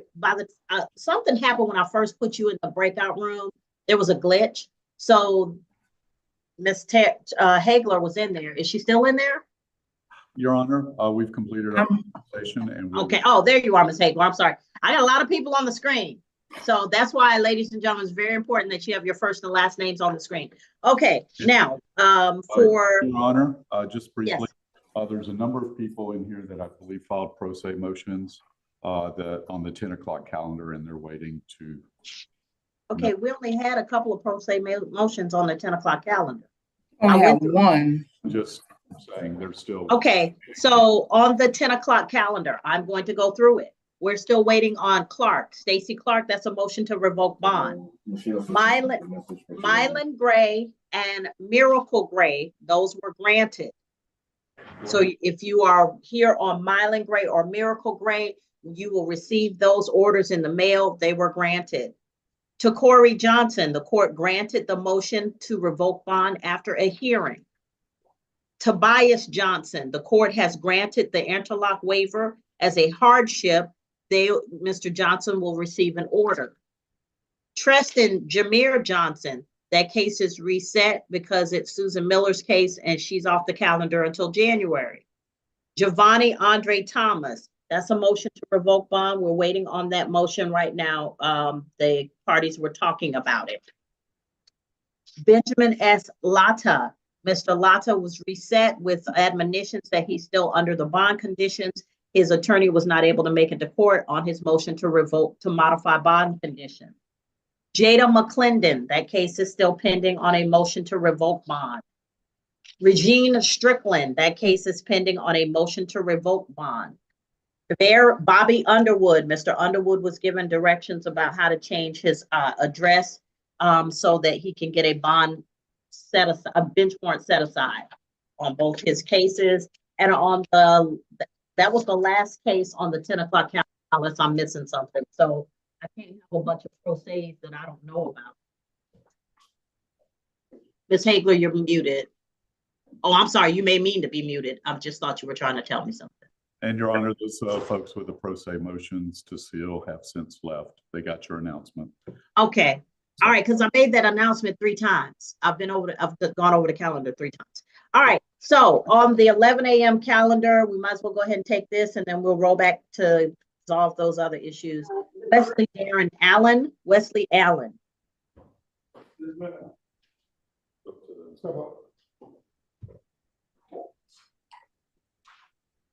Judge, I never heard my name called. Mr. Thomas, for some reason you weren't on my calendar, but your name has been called, and we're waiting on Mr. Taylor to make an announcement. Just hold on. All right, okay. Mr. Allen. Yes, ma'am. All right, so Mr. Allen, you have a traffic violation. You have a bench warrant. Mr. Render is your attorney, and he filed this motion. So what I need you to do is go down to the first floor of this building. Go to the state court clerk's office. When you go down to the first floor, when you come through the double doors into the hallway, then you'll go to your left, go down to the state court clerk's office, go in through those double doors and ask them how to change your address. Do your address change, and when you come back up here, we will do a bench warrant set aside. Ma'am, I still had the same address. You all just sent this notice out. It's the same address. I never changed. Okay, well, I don't know why you would miss, because it looks like you missed a court date. Ma'am, my lawyer told me not to come in. He said he was going to take care of it. Oh, did he now? Okay. All right. Well, that's not on you. Can we get a bench warrant set aside for Mr. Allen? And you said you're getting the notices, no problem? Yes, ma'am. All right, and I'll have a conversation with Mr. Render about who can and cannot excuse somebody from court. Your Honor. I also have the text. Yes. He's no longer wanted. Okay, good. Arrested on it already. All right, Mr. Allen, you're not wanted anymore. Okay. So the motion is granted, for want of a better word. So we'll talk to Mr. Render, but your motion is granted at this time, sir. And you don't have it, you're not wanted. Okay. How do we go further with this case right here? Your attorney we can resolve the case at any time you're ready to resolve it. My understanding is y'all asking for a trial. I don't want to talk to you too much about that because you're represented by counsel and he is not here. So you need to talk to Mr. Render about whether y'all are going to do a plea or a trial, and we'll be ready when y'all are ready. Yes, ma'am. Okay. I know it's an old case. I mean, it's possible that it should have been done by now, but that's up to you and your attorneys. Okay. Okay. All right. Thank you. When was I supposed to be in court? What date was that? I've been in numerous Zoom calls with you, and I got you, Mr. Allen. I don't know what date that was. It's not on this calendar. Yes, ma'am. All right. So okay. Just express to your attorney you're ready to resolve the case. If it's a trial, we'll put you on the trial calendar. If it's a plea, we'll put you on any calendar. But I don't control it now. Your attorney decides how y'all move forward, you and your attorney. Yes, ma'am. All right. Spent 3 days in jail already behind this? Mr. Allen? Yes, ma'am. All I can tell, I apologize for that if it was our fault, but I don't think it was. If Mr. Render told you not to come to court, then that's on him. Yeah, you need to talk to him about that, because if I excuse somebody, there's no benchmark. Yes, ma'am. Okay. All right. Thank you. Thank you. All right, Travion Falante Durham. Travion Durham.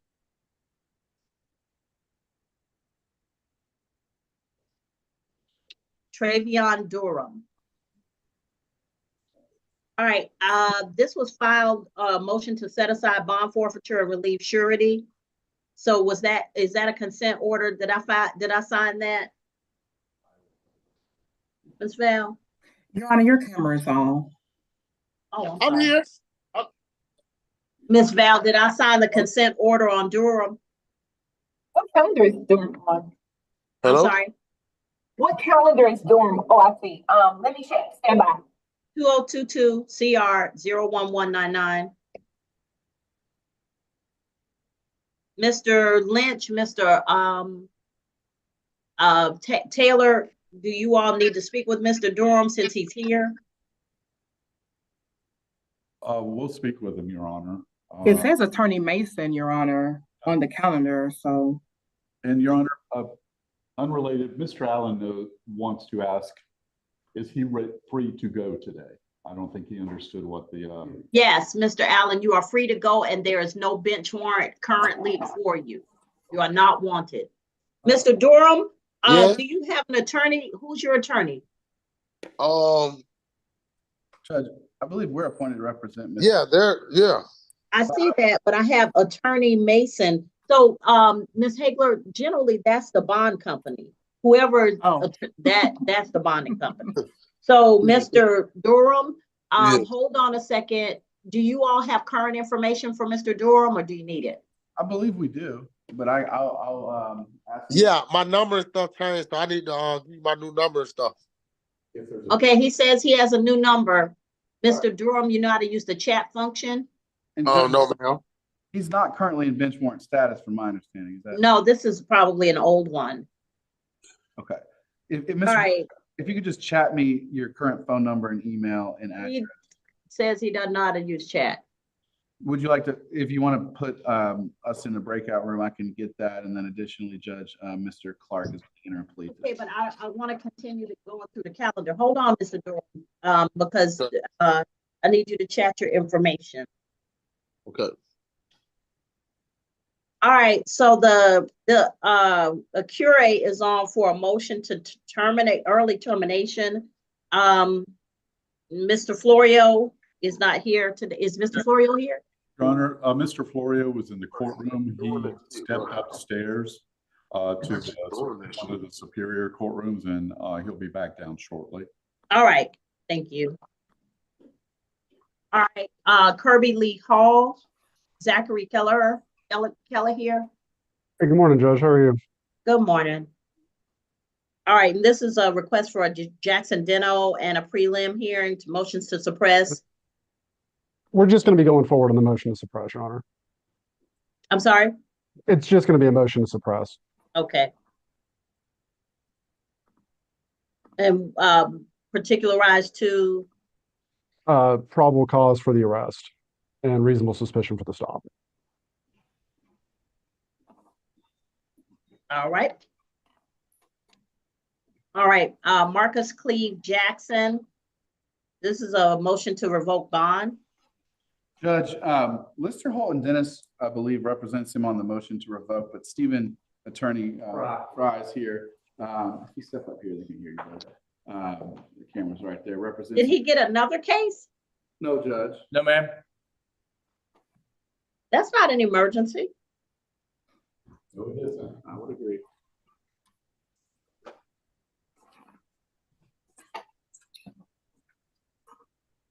All right, so he got the battery case first and then the DUI case, but he hasn't had any other case? That's my understanding, Judge, and I'm sorry. No, ma'am. Yeah, Ms. Hagler, I'm not as comfortable with this as with the other one because nobody's life is in danger at this point. He hasn't done anything to any further violent cases. That's not an emergency. All right, give me a moment on that one. And Mr. Fry, you have a motion to suppress?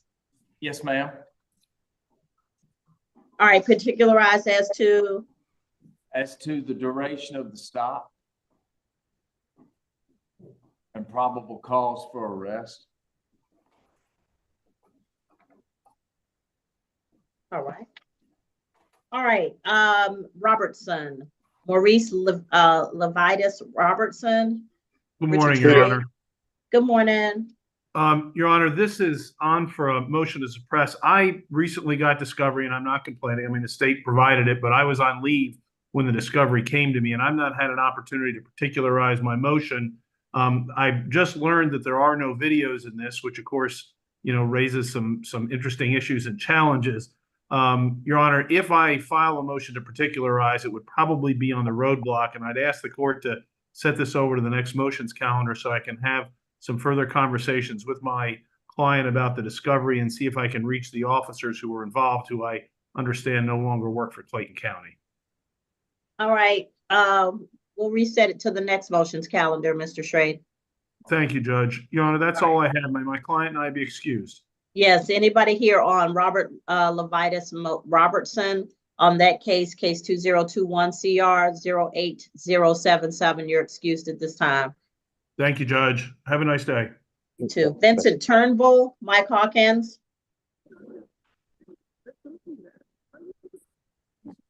Vincent Turnbull. Yes, yeah, I'm here. All right, Mr. Turnbull is here. Do you have you heard anything from Mr. Hawkins? Yeah, he texted me and said,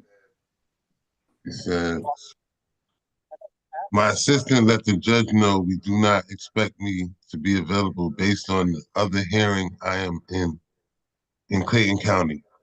Let me know by text what the judge says. And he said, before that, yesterday, he said, I have an in-person hearing at 9 a.m. in Henry County that will likely still be going on at that time. Make sure you log in to Zoom. I sent the judge a conflict letter on Friday, so she knows, and I have to be in Henry County at the same time. I will text you. Okay, that's good. Does anybody see Mr. Hawkins' conflict letter? Yes, Judge, I sent it over to everybody. I'm sorry, I just have the calendar. All right, so Mr. Hawkins has a conflict. We'll move this to the next available calendar. Mr. Turnbull, thank you for appearing. You're free to go at this time. Okay, thank you. And Your Honor, may my officer be excused on this case? Yes, anybody here on Vincent Turnbull, 2021 CR 04178, you can be excused at this time. The motion to seal from Nicole Tamika Williams. This is a 2004 case. Has the state reviewed the motion to seal from Ms. Williams? The state has, however, the state is missing the documentation pursuant to the petition. It says that the court entering order discharged the defendant without court adjudication of guilt, but what was provided was a plea in absentia showing guilt. So if that document is available, we don't have a copy showing that there was no adjudication of guilt for this case. Okay, Ms. Williams? Yes, ma'am. Good morning, Your Honor.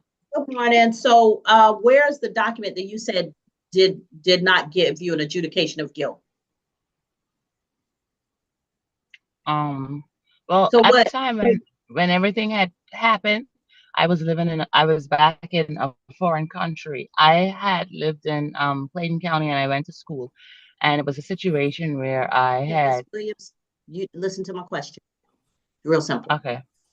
You've stated in your motion that you were not adjudicated guilty. What the state is saying is that they have a plea in absentia, a document that says you are in fact guilty, that you sent in. You can't hear me?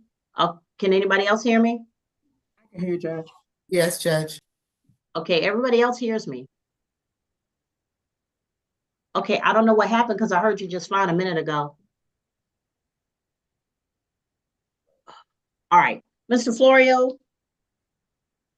you're here on a hearing. I am, Your Honor. All right. Hello. Yes, Ms. Williams? Yes, Your Honor. So what I was saying is, I don't have anything that says you were not guilty at the time that your case was adjudicated. What the state says is their records show that there was a plea in absentia, which means you sent in a plea that was written that says that you were entering a plea of guilty for the offenses? I entered a plea of no contest. All right, Hagler, do you have the document?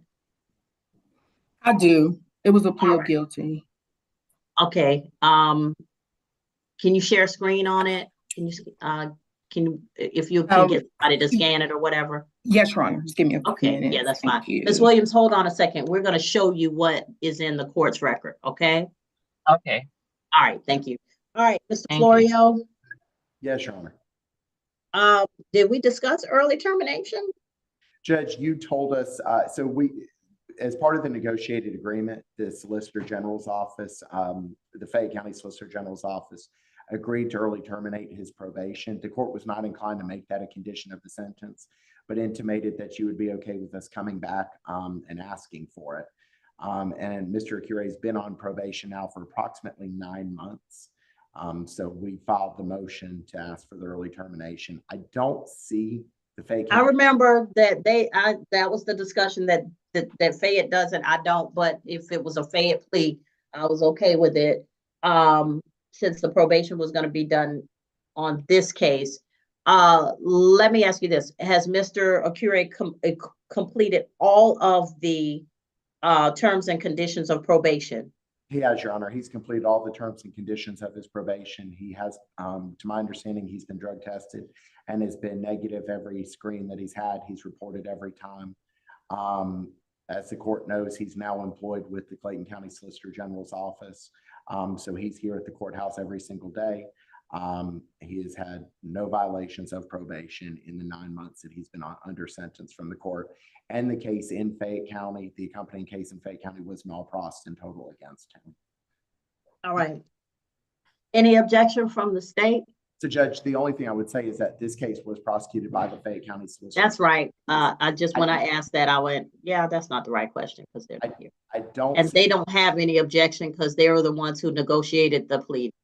That's correct. It was negotiated with them. All right. Send me an order, Mr. Florio. I'll sign it. Thank you, Your Honor. Your Honor, that concludes our business before the court. May myself and Investigator Acure please be excused. You may. Thank you so much, Your Honor. All righty. All right. So, all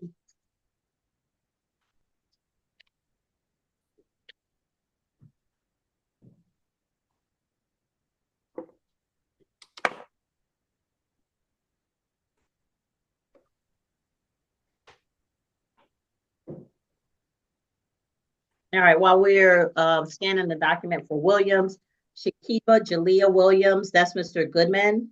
Good morning, Your Honor. Good morning. Ms. Williams is present on the platform. Your Honor, I'm requesting a continuance on this matter. Discovery was provided. It's similar to Mr. Schrade's announcement. Discovery was provided while I was on leave.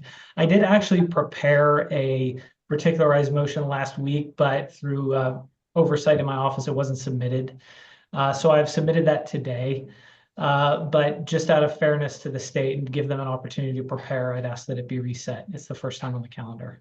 All right, particularized as to? HGN, Your Honor, field sobriety, generally probable cause, reasonable articulable suspicion. All right.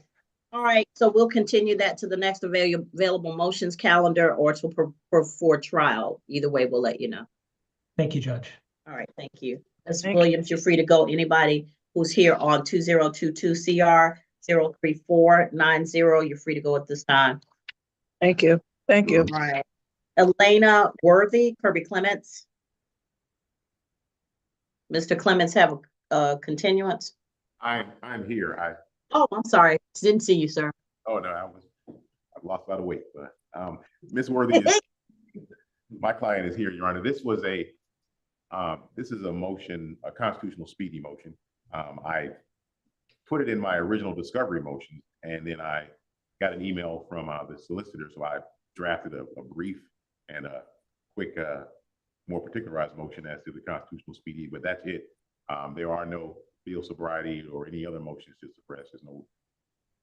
Wasn't a forcible traffic stop. There are no statements. There was no chemical testing done on this case.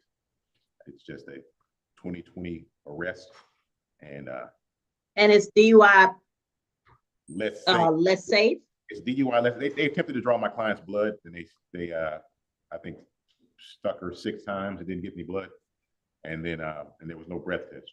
So we kind of wanted the results for our defense, but be that as it may, that's all we're here on for is the constitutional speedy. My client's here in court. I thought the court was going to be here. On the Okay, Ms. Hagler, any statement on this before we hear it? Doesn't sound like that y'all have a lot on this case.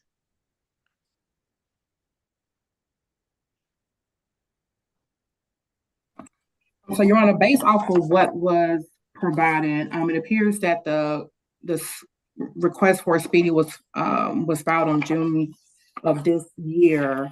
Per email that was attached to the motion, it appears that the reason why I guess the case wasn't put on the calendar sooner for a trial is because these cases are generally docketed and countered by the clerk's office, which we do not have any control over that.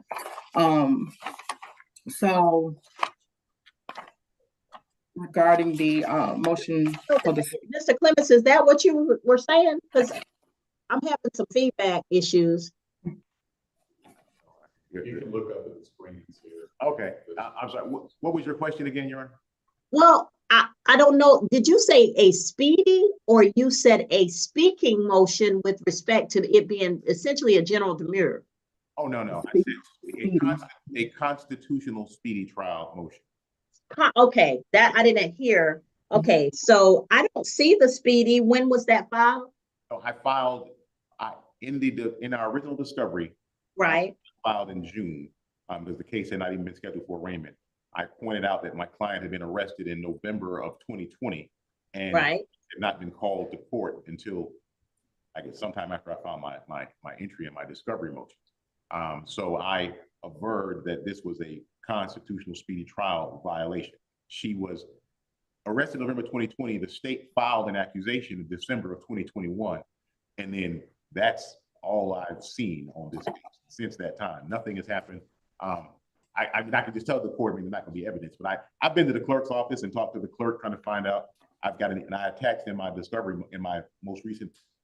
Well, Mr. Clements, I'm gonna just tell you a little secret. I thought I had cleared my backlog for COVID, as did most of the judges on this floor. And then all of a sudden we were informed that there was a whole other backlog of cases coming up from magistrate court that we were not aware of. And I did my due diligence and went looking around and saw my stack as it was accumulating, but things that came up after we thought we had cleared a lot of these cases. So I don't doubt exactly what you're saying is what happened. And I don't know that my client's case went through magistrate court. I think from what I read, it was just a citation, and then that was just brought directly to the solicitor's office. I think the citation may have been filed, if I'm not mistaken. But I don't know. I don't know how it navigated its way, but to my understanding, the citation was sent directly over to the solicitor's office.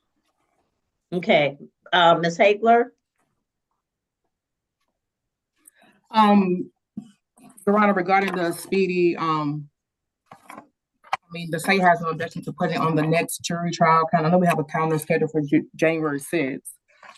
But other than that, like I said, we do not have any control over when the cases are docketed on the calendar.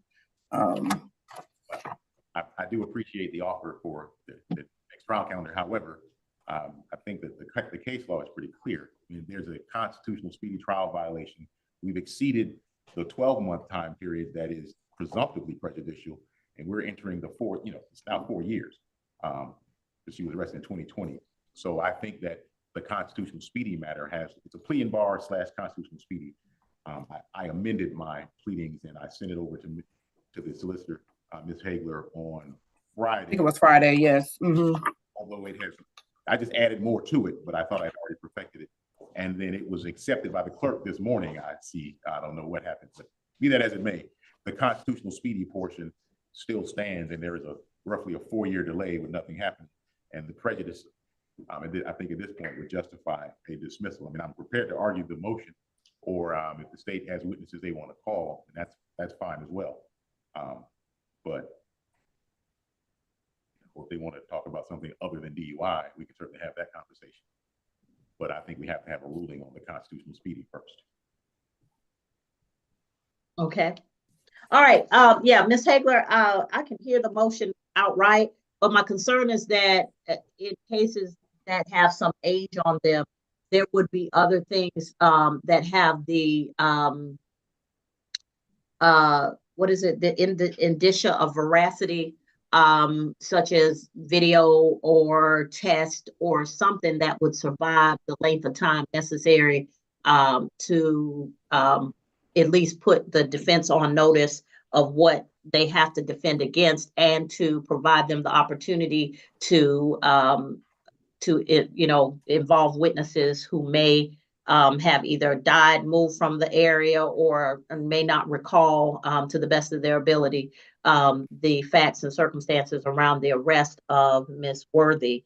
And so with that being the basis of the constitutional speedy, and Mr. Clements has stated that he, in his attempt to find things, he has not been able to locate video. He has not been able to locate test, anything indicating that there's the state has an underpinning for the factual basis for the charges against Ms. Worthy. I want to be clear though. And I will look at the file, Your Honor, some more because there's. I'm sorry, Mr. Clements, go ahead. No, I just wanted to correct the court. I do have video. Okay. I do have video in this case, but there was an attempted blood draw the 6 times. Nurse's name that they put in the report, I can't find her. We have an allegation, as I put in my written documentation, we were alleging that my client had been drugged. Someone had placed something in her beverage, and that we certainly wanted to have. This is what you were looking for. But we do have a video, so I just want to be clear. All right, because I thought I heard you. Okay. All right, so we can hear it if the state's witnesses are present. No, Your Honor, I just got this particular motion on Friday, so we don't have any witnesses present. If we could just hold for my report on this case as well, Your Honor, or hold for my announcement. Okay, okay, I'll give you a few minutes. Mr. Clements, I'll give you a few minutes, sir. Thank you, Judge. And I'd be happy to talk to Ms. Hagler. I don't know, in the breakout room, or I can come to your office if you want to have a breakout time to talk about it. I got you. Just let her look and do what she needs to do for a second. And then we'll get back to it. Mr. Fry. Yes, ma'am. I've been called into Fayette County to report on a jury calendar. Which judge? What is it? Jason Thompson. You don't try no cases, Mr. Fry. Stay here with me. I'll stay here with you if you'll call and keep him off my back. I'm just messing with my brother, Judge. All right, Mr. Fry, you have the motion to suppress on Mr. Jackson. Let me just say this. So I know the facts around the cases pending before Mr. Jackson, not the facts of each case. So let me be clear. But the facts around the order in which Mr. Jackson received these cases and what has been happening with respect to the cases. And so I know that he got the battery case first. Mr. Holton Dennis has represented him on the battery case. There was an issue of whether he could still be represented by Mr. Holton Dennis. The court is going to determine that at this point, because of the age of the cases. I'm going to allow Mr. Holton Dennis to still represent him. If the state wishes to ask that he reimburse Mr. Holton Dennis at some time in the future, that's another determination. But Mr. Holton Dennis will still represent him on the 2021 case. It's too late to change horses in the middle of that street. On the 2023 case, he has representation from Mr. Fry, and the cases having come before this court, I'm clear that there's not an emergency motion to revoke. So at this point, the court is going to deny the motion to revoke bond. Now, with that being said, Mr. Fry has a motion to suppress Mr. Fry as to the duration of the stop and probable cause. Is that correct? Yes, ma'am. All right. I think I laid it out in my motion. Yes, ma'am. Okay. So is the state ready on the motion to suppress? Yes, Your Honor. Well, hold on. We are ready, but one of our witnesses is actually in trial with Garrett as a witness. So we're ready, but we're not ready right now because he is He's a witness for Garrett as well. Mr. Fry, you're called in, her witness is tied up. I'm gonna give you the option.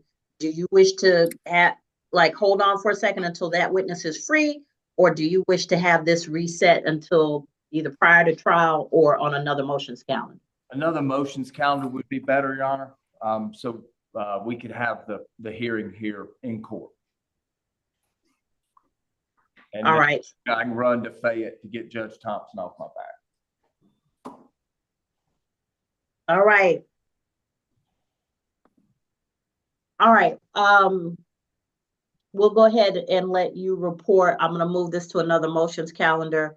And Ms. Hagler, you can release your witnesses 2023 CR 00217, Marcus Cleve Jackson. So if you were here on either motion, the motion to revoke bond or the motion to suppress, you're excused at this time.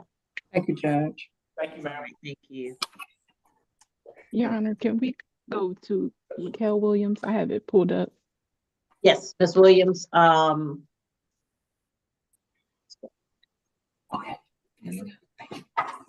All right, you can share screen at will. Excuse me, Judge. Yes. This is Travion Durham. Am I free to go? I'm sorry, what's your name again? Travion Durham. Yes, hold on, Mr. Durham. I do have his contact information. I sent him my number through the message. Yes. Okay. All right. And yeah, you're free to go at this time. The motion that was filed is probably from your bond company, which has very little to do with you. Okay. All right. Thank you. Right. Okay. Right. Thank you. You already told that consent, Judge. Thank you. Okay. All right. And on Williams. Yes, Miss Arnold. Thank you. So Miss Williams, Miss Arnold, Yes, ma'am. For the old people in the room, I might be the only one. Made that a little bigger. Thank you. All right. All right. So Yes, yeah, I have a copy of that. Okay. When Miss Arnold So, gets it. Your Honor, I'm respectfully asking the court to seal the records that refers to that case. It is really having a negative impact on my life. It is prohibiting. Okay, Miss Williams. Okay, Miss Arnold, if you could put that back up, because that went so quick. Yes, And ma'am. I'm trying to get it back in the frame. now, so Miss Williams, here's the thing. I understand that some of these cases can have a negative impact on you with respect to jobs and things like that. The problem is under the law, there are certain cases that can be restricted. There are certain cases that cannot be restricted. When you do a motion to seal, when you're doing the case initially, that determines what will happen with the case down the road. Sometimes cases are resolved in a manner that allows them to be sealed. Sometimes it is the type of case. Certain cases can be sealed, other types of offenses cannot. And so in this case, if you entered a plea of guilty, that may restrict you from having this case sealed, even though I get that this is a 20-year-old case. And so it says that you're entering a plea of guilty to this offense. And so with that being said, Ms. Hagler, correct me if I'm wrong, because I don't presume to know everything. I usually have to look it up. But from what I understand is the type of offense and the fact that you pled guilty to this offense, at this time, it's not something that the court can seal, unless there's an exception that I don't know about. Ms. Hagler? Yes, Your Honor, that is correct. The manner in which the defendant is taking the plea and then the type of offense, that is correct, Your Honor. Since you did plead, guilty to this, I don't see a NOLO on here or I don't see anything where it's not crossed or reduced to something else. So yes, Your Honor, you are correct. All right.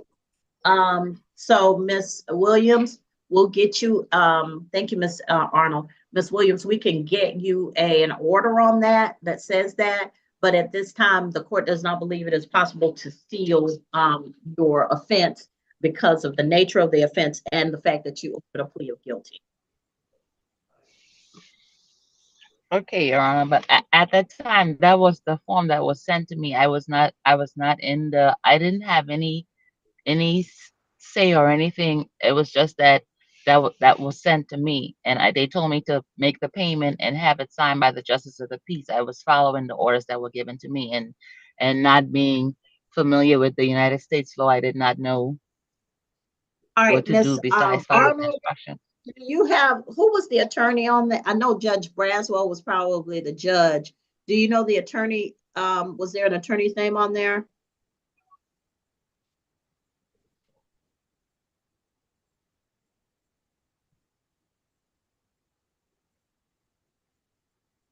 Your Honor, 1 second.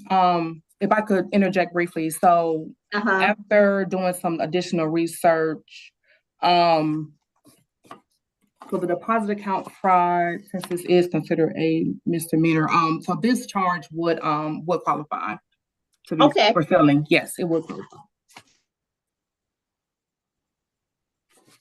Thank you. All right, thank you. Yeah, ladies and gentlemen, I don't purport to know everything. If I'm confused, I ask or I look it up. All right, so Ms. Williams, thank you, Ms. Hagler, for doing that extra look for me. Ms. Williams, the court is going to grant it. We'll get you an order. Thank you. I need to, do we have Ms. Williams' email address? What I can do is send you a chat, Ms. Williams, and if you'll just send me your email in response. Ms. Williams, you know how to use chat? Thank you. Ms. Williams, do you know how to use the chat function? Yes. Okay. Yes, I do. All right. If you would chat your email address to Ms. Powell, Kiara Powell, we'll go ahead and grant the order and give you a copy of that. My apologies. Like I said, we would have looked at it again before the order went out, just to make sure. But I'm glad Ms. Hagler did that deep dive because I don't have my I can't switch from this screen to do research right now. And Ms. Powell was tied up with something else. I appreciate the extra effort, ma'am. I really appreciate it. Yeah, before they go out, we make sure, even if I've announced one thing, I will look and make sure because I understand it hurt, it can have a negative effect on people, if at all. I try and grant these. Okay. Yes, it's really having a negative effect, and I am employed in the judicial department, victim witness, but not in the United States, internationally. So it really has an effect on my career. Okay, I got you. All right. Well, now I do say grateful for your assistance. It's a motion to seal. The clerk's office has a process that they go through because it requires them to seal online records. They take a little bit because they have, it's not retroactive, but they'll do their process. But the order's going to go in today. Okay. Okay. Thank you so much. You're welcome, Ms. Williams. Wishing you much success. You too. Bye-bye. Bye-bye. All right. On the 10 o'clock calendar, Mr. Taylor, Mr. Lynch, did you all have announcements? Because I'm still on, we still have Clark, we still have Strickland and Thomas. On Ms. Strickland, I was waiting on an announcement from the state on whether they're going forward. I'd given them some information to review that affected the basis of their motion to revoke bond. We are ready to proceed on Ms. Jada McLendon. I'd asked to go take Ms. McLendon first because she just texted me. She has a prenatal healthcare visit in an hour. Okay. And yes, Your Honor, regarding Strickland, we were able to verify that information. So at this time, the state is going to withdraw its motion to revoke regarding Ms. Strickland. All right, Ms. Strickland, the posture of your case remains the same. You have a not guilty plea. We will address that at trial. Please make sure that you do not have any contact with anybody listed on your bond conditions. If you were to do so, your bond could be revoked after a hearing. Additionally, you could be charged with misdemeanors or felonies. So please don't have any contact with anybody on your bond conditions, but you are free to go at this time. All right. Okay, thank you, Judge. All right. Keep in touch with your attorneys, ma'am. Okay. Thank you, Ms. All Schwartz. right. All right. And so, Ms. McLendon, are we ready on McLendon? We're ready to state, excuse me, The state ready on McLendon? Yes, Your Honor. and defense is ready, Your Honor. And Ms. Lynch has an announcement. All right. I Yes. spoke to Mr. Clark and he did want to enter a plea pursuant to an offer I received from Ms. Hayward. I'm sorry, he does want to enter a plea. He wants to enter a plea pursuant to an offer that I communicated to him today. And so he's ready to go forward with that plea on the case that is on the calendar for the motion to revoke bond. Okay, let me go ahead and hear Ms. McLendon's motion, and then we'll do the plea for Mr. Clark. Thank you, Judge. All right. All right. So this is State of Georgia versus Jada McLendon, Jaida McLendon, McLendon, 2024 CR 05653. This is a motion to revoke bond. This is simple battery and disorderly conduct. Ms. McLendon is represented by Attorney Taz Taylor. The state is represented by Attorney Janine Hagler from the Solicitor General's office. And Ms. Hagler, call your first witness for me. Yes, Your Honor. And before I do call Officer Rios, the state is asking the judge to take judicial notice of the order for bond, which was signed on March 10th of 2024 by Judge Eddie Long, Edidong,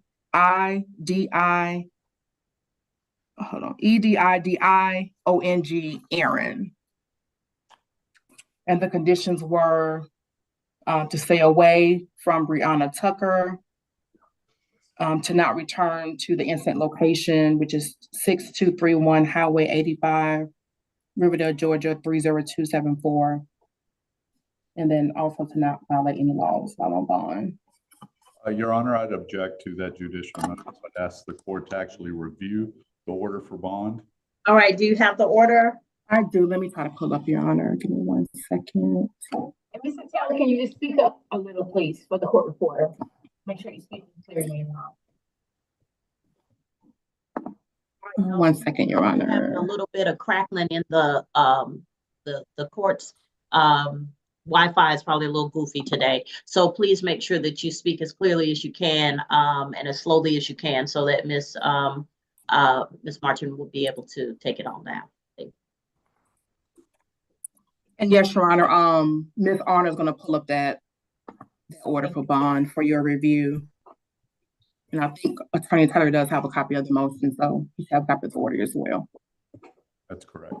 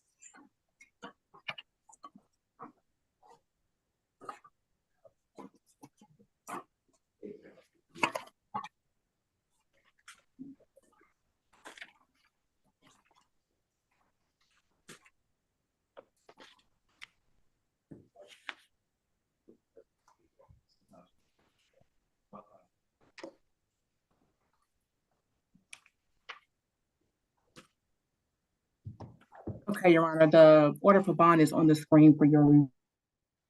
All right. So the court is looking at in the Magistrate Court of Clayton County, State of Georgia, filed on March 11th of 2024 at 7:34 a.m. There's a disorderly conduct on a WA $1,500 bond, simple battery $1,500 bond. This is State of Georgia versus Jada McLendon, same spelling as on the court's current calendar. Stay away provision for Breonna Tucker, Brianna Tucker, and also a do not return to 6231 Highway 85, Riverdale, Georgia, 30274, signed by Magistrate Court, and Judge Adion Aaron. So the court, is there any objection to this being admitted into the record of the court, Mr. Taylor?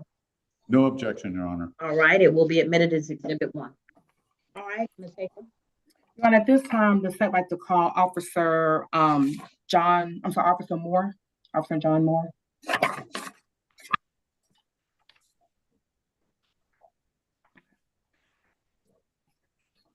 Mr. Officer Moore, raise your right hand for me.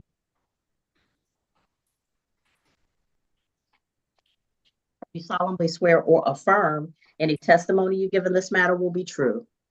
I swear. All right, you can put your hand down, sir. Ms. Hagler. Thank you. Please state your first and last name for the record. My first name's John, last name Moore. And can you please spell your first and last name for the record? John, last name Moore. And Officer Moore, how are you employed? I work for Clayton County Police Department. And were you employed with the Clayton County Police Department on June the 4th of 2024? I was. And are you post-certified and credentialed? I am. And are all of your credentials up to date? Yes. And were you post-certified and credentialed on June 4th of 2024? Yes. And do you have arrest powers? I do. And did you have arrest powers on that day? I did. On June 4th of 2024, were you dispatched to 276 Upper Riverdale Road, Building 15, Jonesboro, Georgia, 30236? I was. And what county is that address located in? Clayton County. Thank you. Let the record reflect that venue has been established for this case, Your Honor. Record shall reflect that. Thank you. And what was the nature of that call? It was a domestic disturbance with somebody armed with a firearm and firearm shots being heard. Okay. When you arrived at the scene, did you make contact with anyone? I did. I made contact with multiple people. Antoine Scott, Jada McLendon, Damian Bonner, and some other witnesses. I can't remember. Okay. When you made contact with Jada McLendon, what did she inform you? So I had asked her name and date of birth. She advised me her name and date of birth was Jasmine Rush, with a date of birth of January 18th, 2006, which we later found out wasn't true. And how were you able to make that determination that what she gave you initially was not true? When I ran that on our system, it didn't come back to any person, and then we had Rapid ID, and when Rapid ID was used on her, it returned to Jada McLendon. Okay. Were you able to get the proper date of birth for her at that time? I was. Okay. Was it a different date of birth than what was initially given to you? I don't recall. Okay. Do you have your report in front of you? I do. Would your report refresh your memory? It would. Okay. Officer Moore, please read your report, and then once you find the information, please look up and we can proceed forward. Yes, ma'am.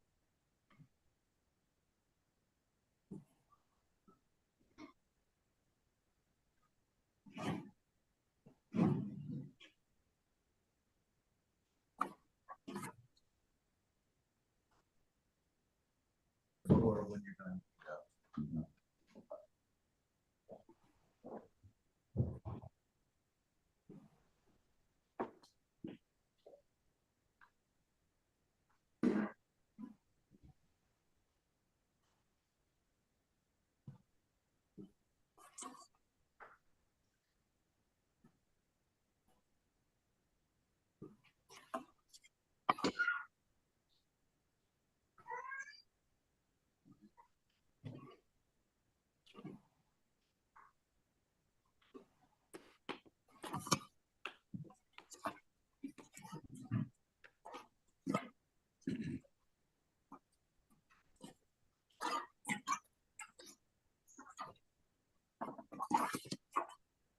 Okay. Has your memory been refreshed, Officer Moore? Yes. Okay. And so what date of birth did she initially give you? She initially gave me January 18th of 2006. Okay, and then upon your investigation, what did you determine her true date of birth to be? The true date of birth was January 19th, 2007. Okay. After speaking to the defendant, I think you said you spoke to witnesses on that day? Okay. Yes. And during your investigation, what did the witnesses inform you?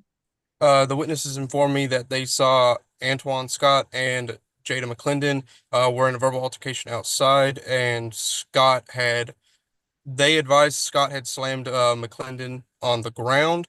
He had a gun, fired the gun, not at her, but just in a general direction away from her, and then snatched her phone from her. Okay. On that day, did the defendant get into any type of altercation with one of the officers? Yes, after she Hold on just a second, Officer Moore. I'm not seeing Miss McLendon. I don't see her on the video. What's the logged off? I thought I saw her earlier. Oh, I see her. She needs to turn her camera on. I'm here. I'm gonna turn my camera on.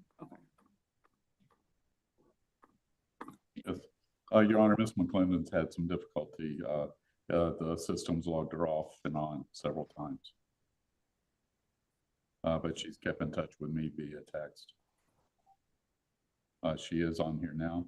If you can, you should be able to see her. No, her camera is off. Yeah, I see that she's present by video, but I don't see her. Ms. McLendon, if you could activate your video, it should be down under on the left-hand corner, and it looks like a camera. A little icon that says video looks like a camera next to a microphone. Sorry. Hello. Yes. Yes. All right. And you can mute your camera until we get ready to ask questions, okay? Okay. Thank you, Ms. McLendon. Well, No, no, ma'am. she can mute her microphone, Miss not her camera. McLendon, mute your microphone, not your camera. We got to see you. All right, there you go. Good. Stay there. All right, Mr. Officer Moore, I'm sorry. Go ahead, sir. Yes, Officer Moore. During your investigation, did the defendant have an altercation with any other officers that were on the scene? After she had been detained and placed under arrest for false name, date of birth, we went back to the Sector 4 precinct to fill out paperwork. Ms. McLendon was asking to go to the restroom, and Officer Garcia was opening the door to the car to take her out to take her to the restroom. She kicked the door open, and it hit Officer Garcia in the face. Okay. And when the defendant was arrested, what was she charged with? False name and date of birth and obstruction. And then she also got the charge for simple battery on an officer after she was at the Sector 4 precinct and kicked the door, striking Officer Garcia. Okay. And why was she charged with obstruction of an officer? It was for the false name and date of birth. And she wasn't wanting to cooperate with us during our investigation. Okay, you said that she didn't want to cooperate with you all. How so? She was giving false name, date of birth, and not like answering any questions or anything of that nature. Okay. Do you recall exactly specifically what questions you were asking her outside of her name and date of birth? We were asking her what had occurred and if she knew Mr. Scott, and just simple questions on basically what had occurred leading up to why we were called. Okay. And do you see the defendant in virtual court on Zoom today? I do. Can you describe what she's wearing or what you see? Appears to be a green beanie and a black shirt or jacket. Okay. Your Honor, the record reflect that Officer Moore has identified the defendant for this case. Record shall reflect that. Thank you. Officer More, no further questions for Officer Moore, Your Honor. I'm sorry? No further questions for Officer Moore. All right, Mr. Taylor, cross-examination. Thank you, Your Honor. Officer Moore, what was the location of, what was the incident location where you encountered Miss Jaden, Miss I McLendon? believe it was 276 Upper Riverdale Road, around building 15. Okay.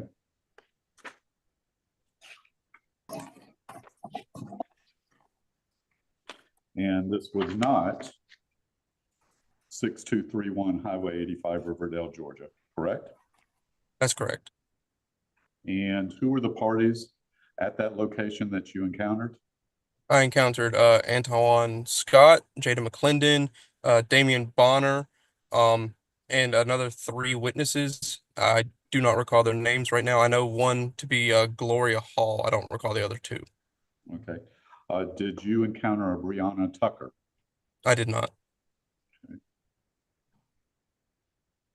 And the reason for, what was the basis of you going to that location? We got dispatched to a domestic disturbance with someone armed with a firearm and shots being fired. Did you find a firearm on Jada McLendon? I did not. Okay. And you said Miss McLendon did not cooperate with your investigation. Is that correct? Yes. That investigation included the possibility of Miss McLendon committing a crime. Is that correct? During the investigation, no, not her committing a crime being committed against her. Okay. So she didn't wish to assist your investigation, so you arrested her for obstruction. Is that correct? Well, she was arrested for false name and date of birth. So it's either, but you charged her with obstruction and false name. Yes. Correct? Okay. During your observation of the entire incident, did Miss McLendon commit any infractions before you spoke to her? No. So she was at the location, had not committed any crime or arrestable offense that you were aware of, and only became detained after you asked her questions and she responded in a false manner. That's correct. And where was the, you said that she committed a battery on a police officer. Is that correct? Yes. And where did that occur? That occurred at the Sector 4 precinct for Clayton County Police at 747 North Avenue. And would she have had an opportunity to commit this battery if she had not been taken into custody? No.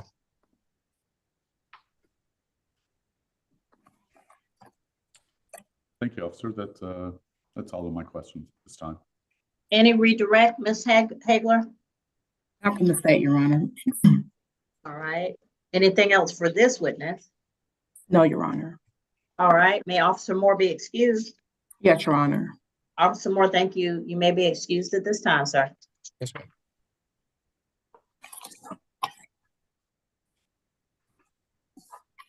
All right. Does the state have additional witnesses to present in this case? No, Your Honor, not this time. All right. Does the defense have witnesses or testimony?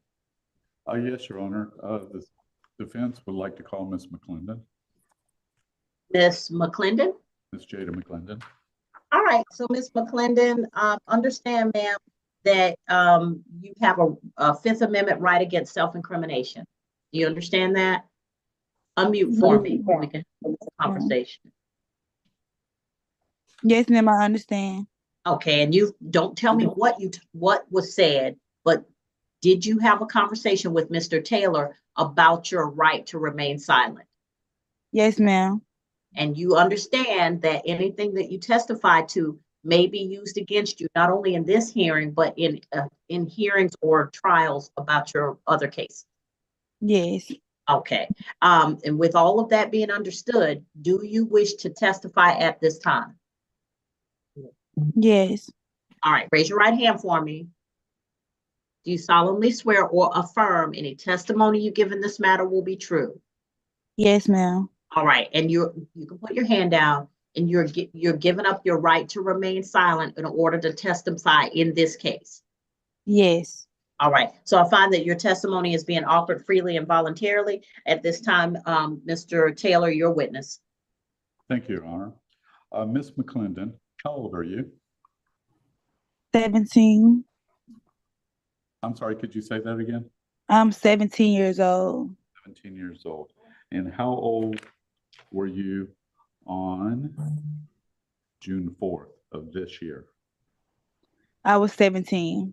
17 as well. And what is your current health condition, Ms. McLendon? I'm 33 weeks pregnant. I just turned 33 weeks today. 33 weeks pregnant. And how is that so you're 17 years old, 33 weeks pregnant. How is that pregnancy going for you? Are you having any difficulty? I go to a high-risk Atlanta Prenatal Associates in Riverdale, Georgia, and I have stress incontinence, which means the baby is pressuring down because of the stress that I have involved on me. And that, I believe you told me that also includes Anterior placenta. anterior placenta. Mm-hmm. And what has the doctor explained what that means? It just means that the placenta is growing on the outside of my uterus. That's all. Is that a typical occurrence for a pregnancy? No.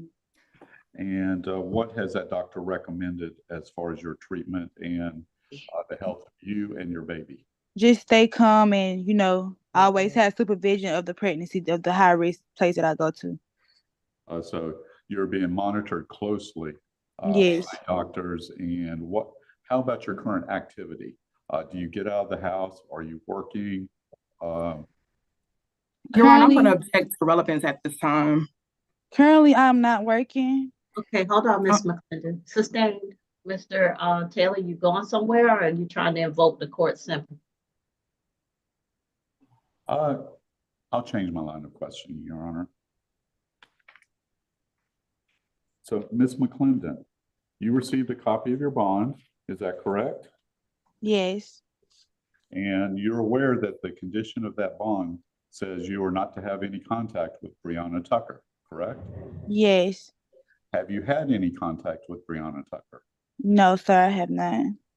You're also aware that your bond has a condition, do not go to the premises at 6231 Highway 85 in Riverdale. Yes. And have you gone to that premises, 6231 Highway 85 in Riverdale? Not since I had got locked up about that situation, no. Since I have been arrested, no. Have not returned there? No. And at what point do you expect it to be delivered or expect? January 27. Okay. Has the doctor indicated if it's going to be a normal vaginal? Objection, relevance. Yeah, Mr. Taylor. Certainly, Your Honor, that concludes my question. So Mr. Taylor, my understanding is that the motion to revoke is not brought because she had contact with the listed individuals, but because she had the other condition of a motion to revoke for bond is that you not receive additional commit any additional crimes or got that part. I would refer back to the state's exhibit, which is the actual order for bond. And if you notice, that condition, which is specifically listed, the defendant must not violate any laws while on bond. That was not indicated by the judge. That was not made a requirement for Ms. McLendon's bond. Okay, let Ms. Arnold put that back up because that is a standard thing. Even if there's nothing written in there, that is with every bond. And that would be our position, Your Honor.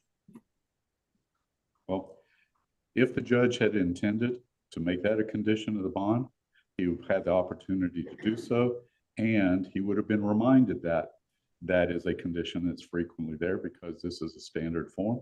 However, he did not indicate that that was a condition in this event. And Ms. McLendon, while she was arrested on a charge that would not have occurred if she hadn't been questioned by police officers on an unrelated incident. Even so, that was not made a condition of this bond that she not have any further arrest or violate any laws. Our position is that we don't see that she's actually violated any laws, and we intend to fight for the second case as well as the first. And we maintain our not guilties on both matters. All right, Ms. Hagler? Yes, Your Honor. The same position is that with any bond that a defendant gets, the defendants are told that they cannot violate any laws. Specifically, the rules does talk about that when the person is out on bond, how they cannot violate any laws, as well as any other additional stipulation the judge gives to the defendant.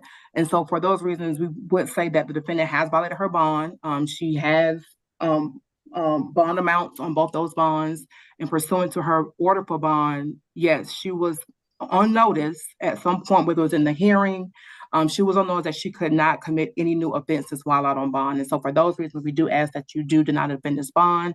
Revoke her bond based on the officer's testimony of her picking up a new charge. Looks like 3 months later, in June, when the order was signed in March. Hold on, Ms. McLendon, you have an attorney because you're supposed to have an attorney who will speak for you. All right. So, okay, it's been some years since I was in magistrate court. The not to commit a crime was a condition of the magistrate court bonds. When I was down there, we didn't have to sign off on it, but this form does indicate, and I don't know if it was changed, when it was changed, but this form does indicate that the judge would need to sign off on that as a condition, because there's a place to sign. It's not at the bottom, it's not attached, and the part that is standalone, it is a specific condition that will require the state to, the judge to indicate that this is part of what you cannot do that might violate a bond.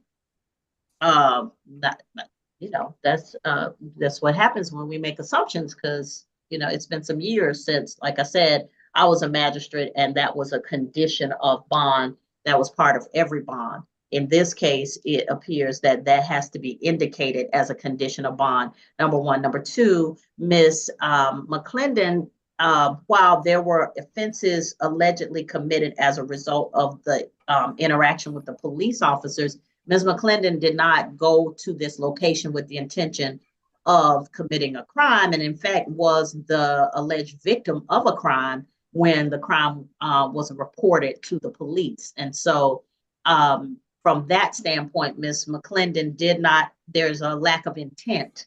And generally when a bond revocation is done, the court looks at the intent of the parties with respect to how the conditions were treated, and where the parties were, and what they did, and what their actions indicate with respect to whether they intentionally flouted the conditions of bond that were set by the court. And in this case, Ms. McLendon did not. She was at that location for whatever reason, doesn't concern the court at this time. A call was made that there was a domestic situation and shots were fired. And the testimony that was indicated by Officer Moore is that she was the one who was on the ground and shots were fired in her vicinity. So with that being said, when this case initiated, Ms. McLendon was in the posture of a victim as opposed to the posture of a person intending to commit a crime. In addition, the presence of a firearm, the fact that there were several other people around while this officer was questioning her, could have had a coercive effect on Ms. McLendon's ability to participate in the questioning and to give evidence or testimony at the scene, because an officer is questioning her where she's just had a gun held to her and she was on the ground. And so the court, looking at all of the factors in this case, would deny the motion to revoke bond because Ms. McLendon's actions were not intentional and they were not criminal with respect to the bond conditions.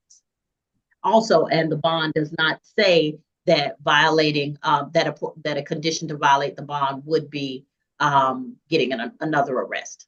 So, Thank you, Your Honor.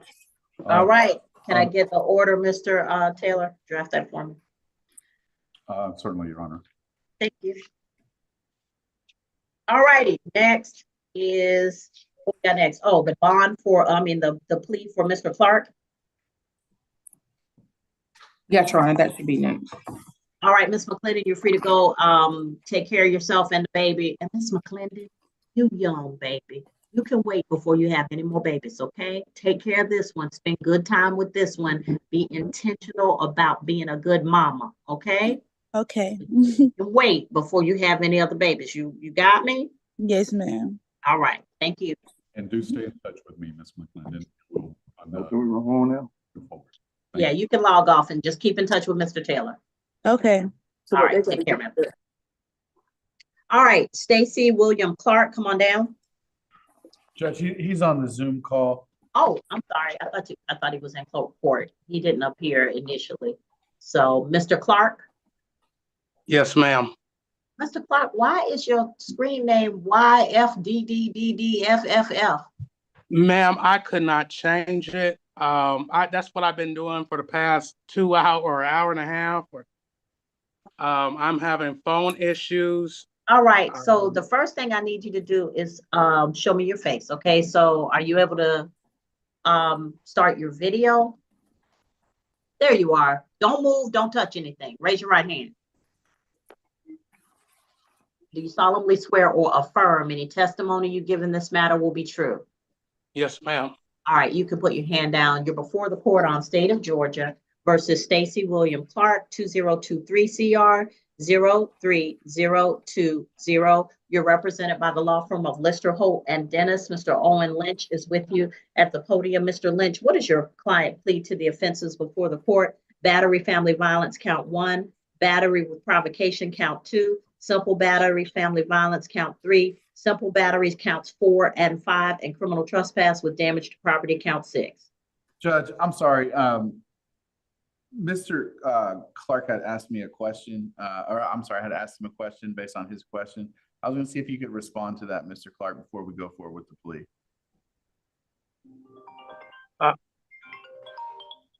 Okay, what is it you need me to do?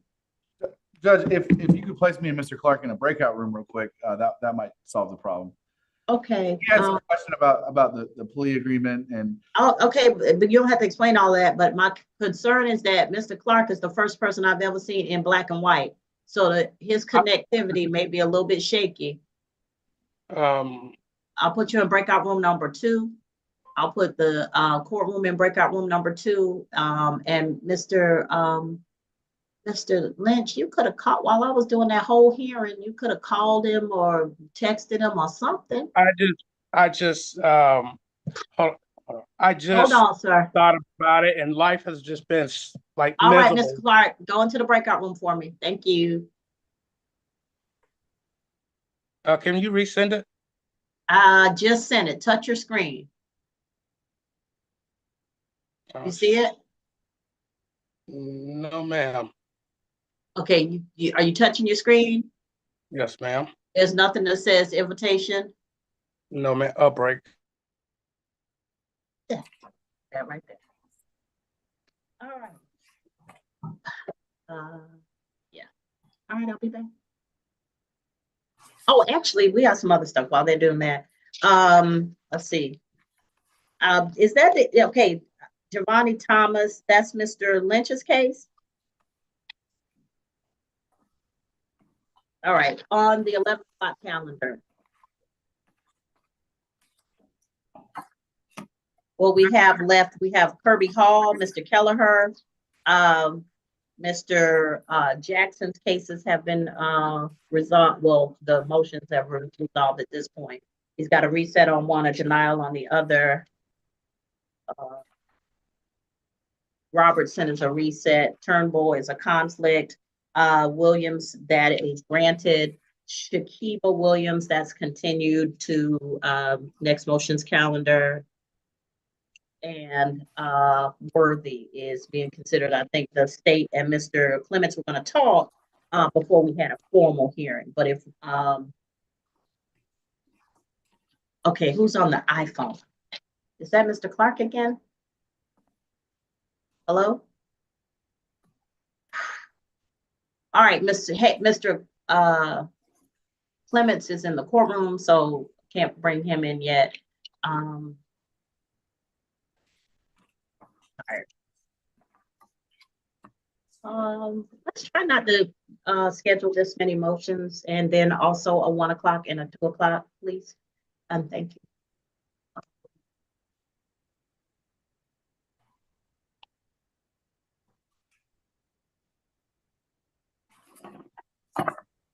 Hello. Who said hello? Bernard Christmas. Who? Bernard Christmas. All right. You're probably here for the 1 o'clock calendar since I haven't already called your name. Yes. Just mute for me, okay? And put your, Okay. you know how to put your, hold on. You know how to put your name on the calendar? No, ma'am. Is it something Okay. I typed down? I'm gonna teach a class. Touch your screen and you're looking for a blue box with 3 white dots. Do you see that? Chat? Right. No, not chat. It's a blue box with 3 white dots. If you touch the screen right next to where your picture is. Next to where my picture is. Do you see a blue box? No, ma'am. Okay. Do you see anything that says more? More? Or participants? Go to participants. Okay. You see that? Yes, ma'am. Okay. Click on participants. Click on where you see iPhone. That should be yours. Okay. All right. And then next to that, you'll either see 3 dots or you'll see something that says more. Click on that. I don't see anything that says more. It just gives me an option: raise hand, mute, or rename. Rename. That's what you want. Okay. When you click on rename, go ahead and type your name into the box and hit send or enter. Okay. Your whole name, not just your last name. My whole name? Yeah, first and last. Okay.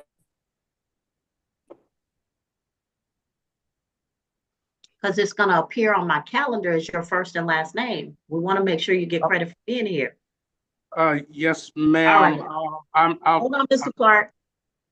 I'm here. Okay, that's fine. You got it? Okay, now mute your device for me and we'll be with you in a moment, okay? Yes, ma'am. All right, got a lot going on, but I'm trying to keep it all in perspective. Mr. Clark, Mr. Lynch, are you ready to go forward? Judge, actually from speaking to Mr. Clark, he indicated he wanted to go forward with the motion. I'm sorry, he was a little. All right, are we ready on Clark? Yeah, we're ready to go forward with the motion. Ms. Hagler. Yes, Your Honor. All right. State of Georgia versus Stacy William Clark, 2023 CR 03020 for battery family violence count 1, simple battery with provocation count 2, simple battery family violence count 3, simple battery counts 4 and 5, and criminal trespass with damage to property count 6. Mr. Clark is represented by the law firm of Lister Holton Dennis. This is a motion to revoke bond. And Ms. Hagler, do you have, you want to begin?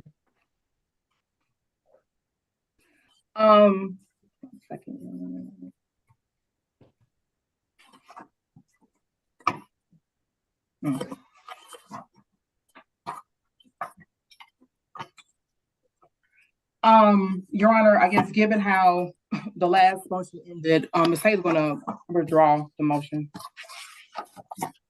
Okay, well, the last motion had other issues, so each motion is considered on its own merit. I just happen to know the facts of the aggression on the last motion. This is a 2023 case, so it's up to the state whether you wish to deny. Yeah, because I mean, the order for bond is pretty much the same as the other case. The what now? The order for bond is pretty much similar to the other case. The judge did not sign off on. Okay. Law, so it doesn't make sense to. All right. Well, yep. Well, you got a solicitor. He can talk to them about that. Judge. Yes. May I request you, and I appreciate the state's position there. Uh-huh. Mr. Clark is wanted based on him not appearing last week. He indicated to me that he thought this date was the date. Would you be willing to withdraw the bench warrant for Mr. Clark based on him appearing here today? Or if not, Mr. Clark will be happy to. Okay, is Mr. Clark's intention to go to trial? At least on this case, Judge. Okay, so Mr. Clark, you have to keep in touch with your attorney. Do you get the notices from the court? Yes, ma'am. Okay, so Mr. Clark, I did not get the notice of on the 5th. I knew about today of the 9th. I had no idea of the 5th. And it's really, it's no excuse. That's fine, Mr. Clark. All right, bench warrant set aside. I'm just trying to make sure that we have the right address. Let's get a bench warrant set aside for Mr. Clark. Mr. Clark, keep in touch with your attorney, because even if you don't get the notice, they will know, okay? Yes, ma'am. And please be available to them, because when they tried to call you earlier today, they couldn't reach you. And Mr. Clark, I have your email. You have multiple phone numbers for me. The number that I called you on today, if you have any additional phone numbers that I need to know about, please give me that information. Okay. Yes. I understand that your phone sometimes is down, but I need to always be able to reach you. And sometimes I may not have your email in front of me if I'm running around and I just have my cell phone. So I need all that information that you might have texted to my number today. If you can, please take care of that, sir. Yes, sir. Thank you so much, Judge. You're welcome. Dear Mr. Lynch. You too, sir. All right, so Clark is done. All right, and Thomas, let's talk about Thomas. Javanni Thomas. Yes, ma'am. Hold on, Mr. Thomas.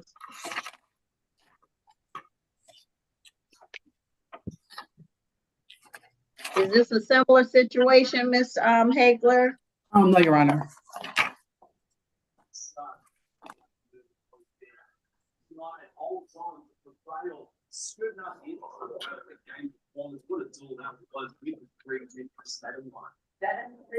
The official order finished race number 1 from Mahoney Valley, $11.60 coming back your way. So race 1 in the books from Mahoney Valley. We get ready for race number 2. It's 16 minutes post time. All right, ladies and gentlemen, I'm still seeing individuals with their phone as their designation on their screen. Please put your first and last name on the screen. You're looking for the rename function. I have walked everybody through this. You're either going to go to participants and go and click on what's next to participants. It'll say more, it'll be 3 dots. You're looking for rename, or you're going to touch the screen and there'll be 3 dots, white dots in a blue box. When you touch that, you'll have a pull down menu that will have rename. What you're looking for is rename. You're going to rename yourself. You're going to type your first and last name into the box, and then hit enter. Okay, and it'll change your name on the screen. All right, Ms. Hagler, on Thomas, do we have an announcement or the state is ready? Okay, state is ready on Thomas. Is yes, defense ready on Thomas?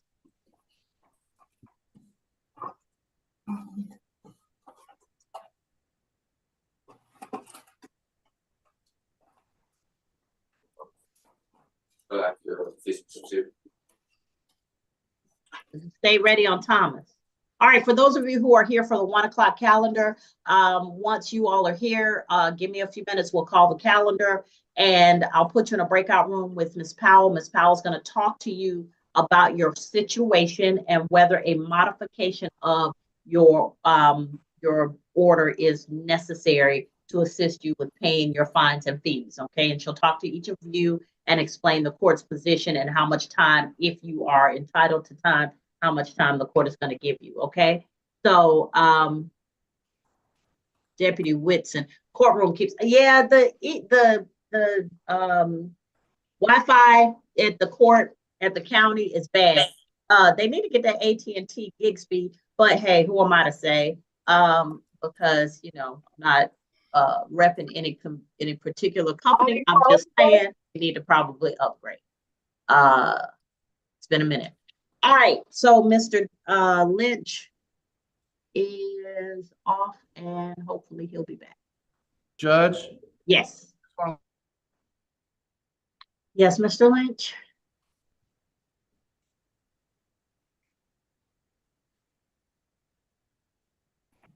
I think he's frozen. Yeah. Make sure he's on the internet. Did I get Crystal back up?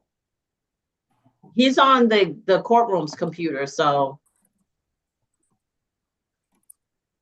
Mr. Deputy Woodson also sent me a message saying the courtroom was having issues. You need to be in a chair.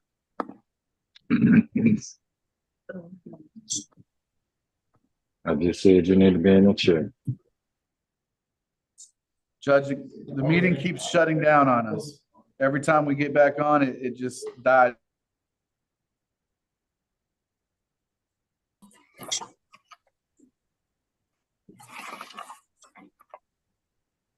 I'm going to send Crystal back up, Judge.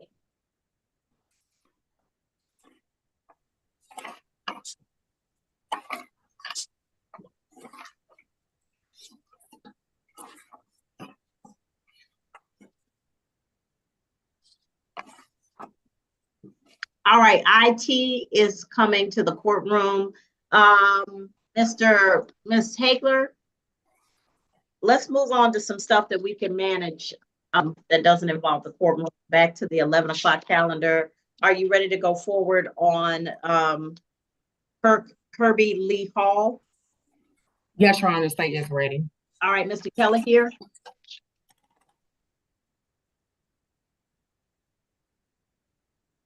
Yes, Judge, we're ready.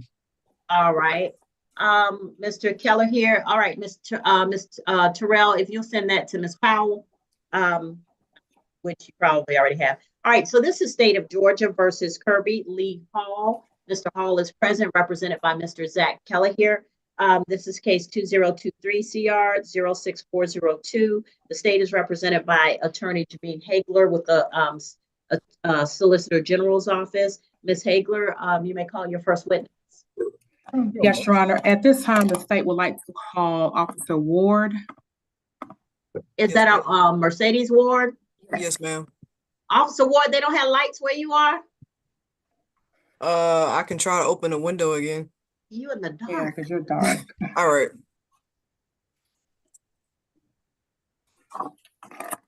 And Your Honor, do I have sharing permissions, as I will be showing some videos? Yeah, I don't restrict. Okay. Yeah, so Okay. you'll be able to share. Is this better? Yes, that's Okay. better. Raise your right hand for me. You solemnly swear or affirm any testimony you give in this matter will be true. Yes, Your Honor, but yes, I do. All right. You can put your hand down. Go ahead, Ms. Hagler. Thank you, Your Honor. Please state your first and last name for the record. Mercedes Ward, MERCEDEZ WARD. And where are you employed? Clayton County Police Department. And for how long? About 8 years. And are you post-certified and credentialed? Yes, ma'am. Okay. And does that give you arrest powers? Yes, ma'am. Okay. Have you successfully completed all of your mandate training? Yes, ma'am. Are all of your training and certifications up to date? Yes, ma'am. And as a post-certified law enforcement officer, are you required to complete a certain number of hours of training a year to keep the certification up to date? Yes, ma'am. And have you done this? Yes, ma'am. And have you been trained in the detection of persons under the influence? Yes, ma'am. And have you been trained in the detection of impaired persons? Yes, I have. And what kind of special training do you have in the field of detecting and apprehending impaired drivers and drivers under the influence? I've taken an 8-hour impaired driving class in the Clayton County Academy, 24 hours of standardized field sobriety detection and testing. In the Clayton County Academy, I've taken 16 hours of Intoxer 9000 operator. I've taken, I believe, 24 hours of advanced roadside impaired driving enforcement. I've taken 40 hours of drug identification. Taking 40 hours of standardized field sobriety instructor, and I believe several SFST updates and refreshers throughout the years. Okay, and these were all classroom trainings or settings? Yes, ma'am. Okay, and during your specialized training, did you use real people in these classroom settings? Yes. Okay, did they drink alcoholic beverages? Yes, ma'am. And were you aware of how much they had to drink? For the DUI testing, we were not aware of how much you had to drink. For the instructor portion, we were aware because we were the ones that were dosing. Okay. And in your specialized training, what were you instructed to do with those subjects? So for the subjects, the goal for the exercises is that they bring us several test subjects. Some have had different amounts of alcohol, some have had none, some have had a lot. And our job is to conduct standardized field sobriety on them and to determine whether we would arrest the subject or not. Okay. Were there training standards that you had to meet to successfully complete the courses? Yes, ma'am. Okay, and what were those training standards? The standards are per NHTSA. Okay, and did you meet those standards? Yes, ma'am. Okay. Approximately how many DUI arrests have you had over your career? I believe 199. Okay, so close to 200? Yes, ma'am. Okay. And do you arrest everyone whom you initially suspect of being impaired or under the influence? No, ma'am. I believe I've came in contact with about 250, maybe 260 subjects where I've tested them, and about 60 or so of those subjects have been let go. Okay. And why do you not arrest everyone whom you initially suspect of being impaired or under the influence? One is not illegal to drink, and our determination as officers is to determine if they're impaired or not.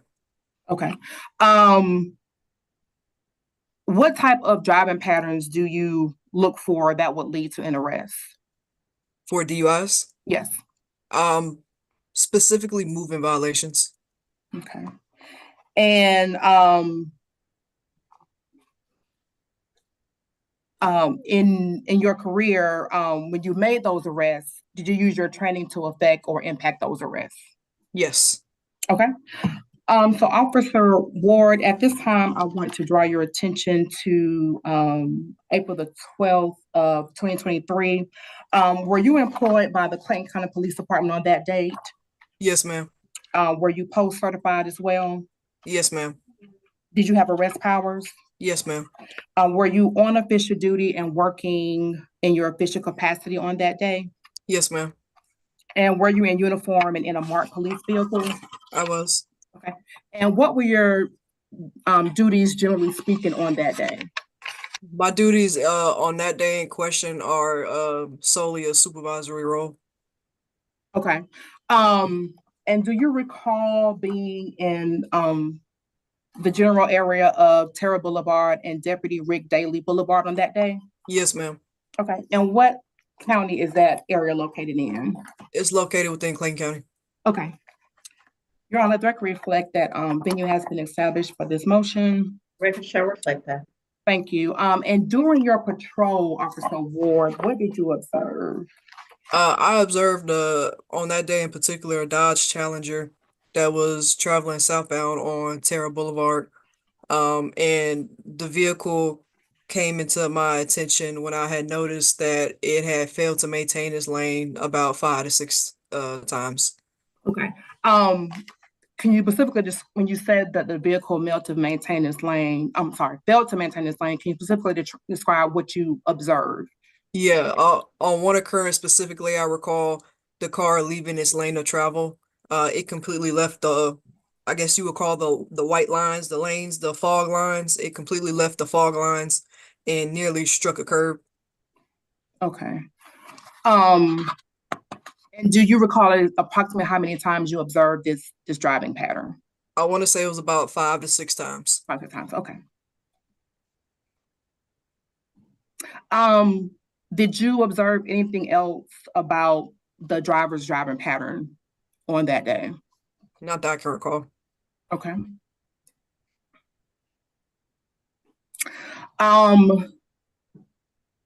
When you noticed a driving pattern, what did you do next? I initiated my emergency equipment and conducted a traffic stop of the vehicle. Okay. And after you conducted a traffic stop, did you make contact with the driver of the vehicle? I did. Did you have face-to-face contact with the driver of the vehicle? I did. Okay. And do you recall the name of the driver of the vehicle? Yes, ma'am. His name was Kirby Hall. Okay. And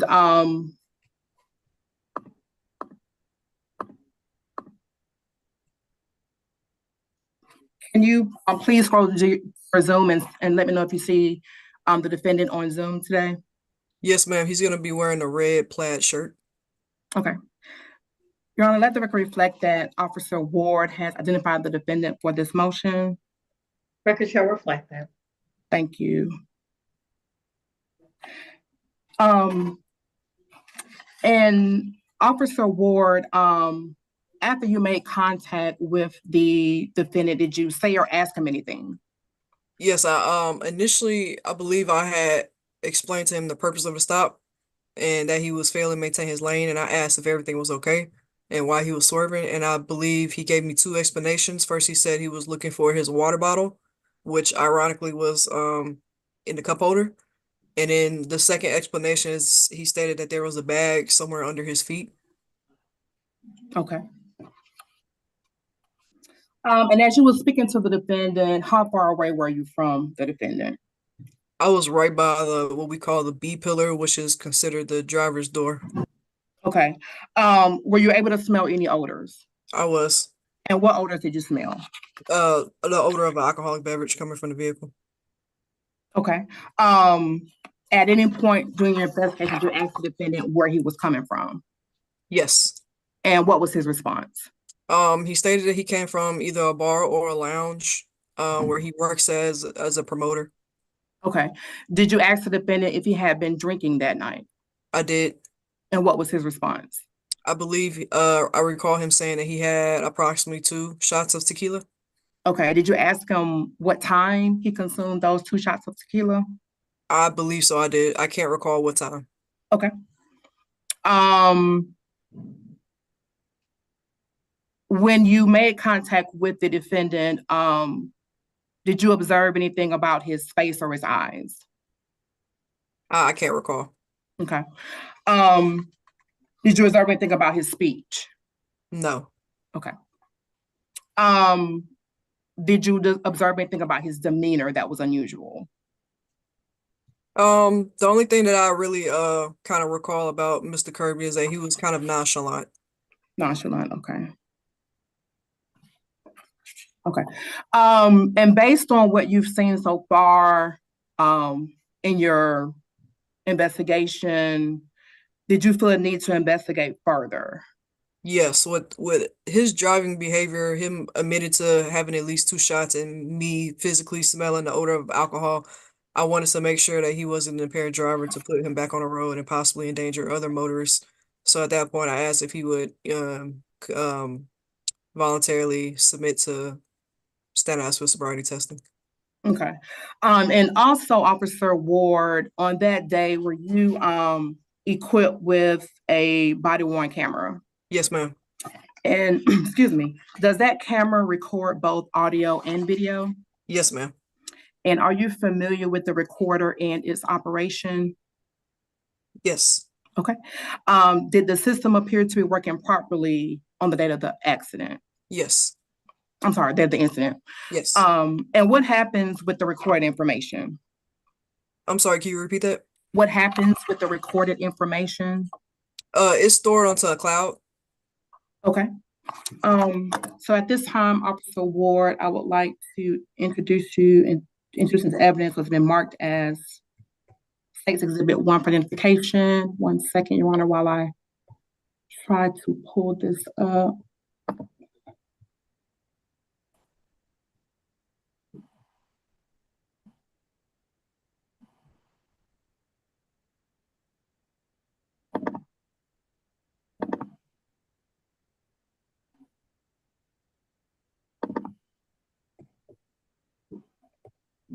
Okay.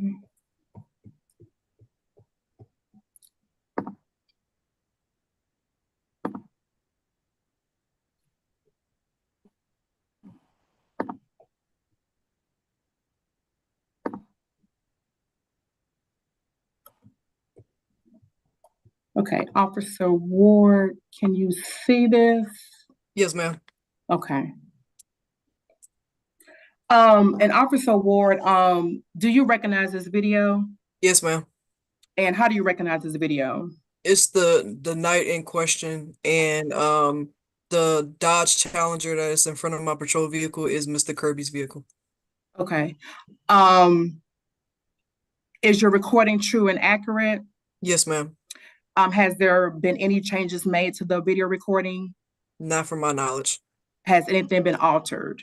Not to my knowledge. Has anything been deleted? Not to my knowledge. Okay. At this time, y'all have to publish Stacy Exhibit 1 into evidence. Any objection, Mr. Kelleher? No objection to this dash cam, and I can go ahead and stipulate to authenticity for the body cam if you're going to be showing that as well, so you don't need to go through the same. All right. Questions there. Okay, thank you. Dash cam, body cam will be admitted at dash cam exhibit as exhibit 1, body cam exhibit 2. Okay, thank you. Thank you. So for the record, I'm gonna stop it at 2 minutes and 20 seconds. Okay. Everyone here? I'm sorry? Can everyone hear? I don't know. It's not playing yet. Okay. Well, I stopped it to ask a question, but okay.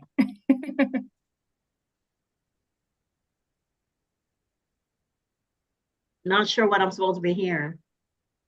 Just want to make sure that you can be heard that way. I mean, not where there's music in the background. That's from the officer's vehicle, but want to make sure that you all can just hear. No? Okay. I see it. I don't know that I'm hearing anything yet. Okay. 1 second. I may have to figure out how to share sound. Give me 1 second.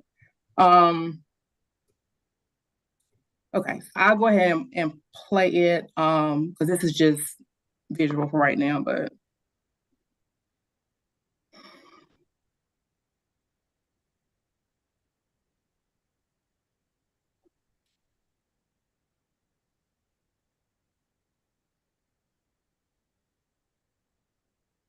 okay, I'm gonna stop it right there. Officer, can you describe what just happened right here with the vehicle? Yes, ma'am. Mr. Kirby's vehicle left his lane of travel, and you can see the right 2 tires are clearly out of his lane and onto, I guess you would call that the shoulder or the curb. Okay, thank you. I'm gonna pick it back up at 27 seconds.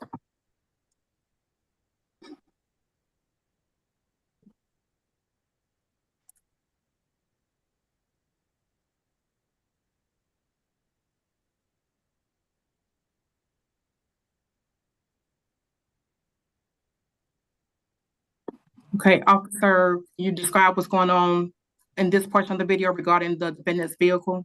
Yes, ma'am. He left his lane of travel again, this side on the left side of the lane, and looks like he's straddling the fog line as well. Okay, thank you. I'm gonna pick it back up at 46 seconds.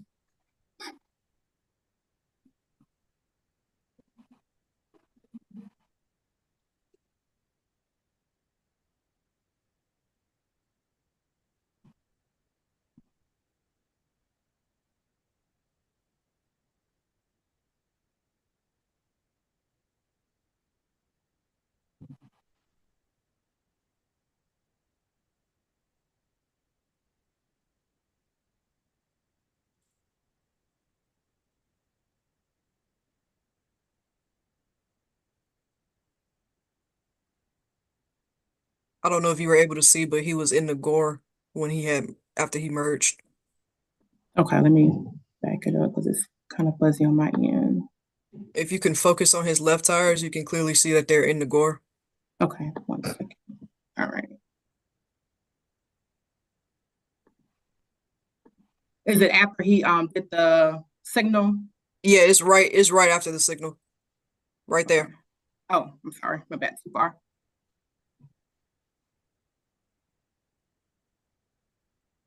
Okay, is it?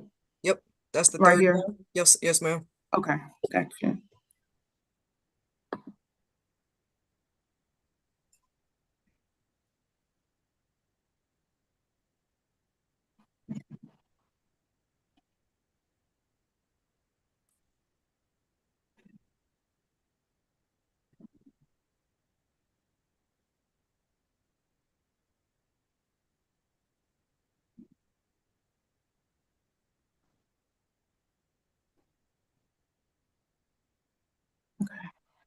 And officer, what just happened at this portion? What was that? What just happened at this portion? He changed lanes without signaling. Okay.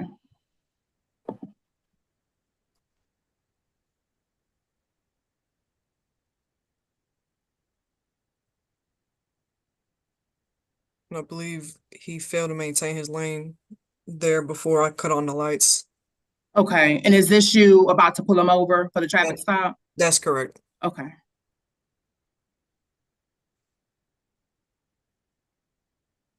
Okay. So I'm gonna stop it right here. Thank you, officer. We'll pick it back up.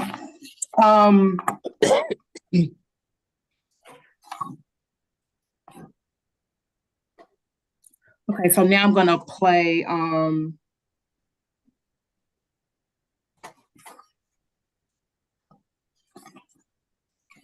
I'm going to switch out and move to State's Exhibit 2, Your Honor, for the next few timestamps. Let me stop sharing this. Just exit out.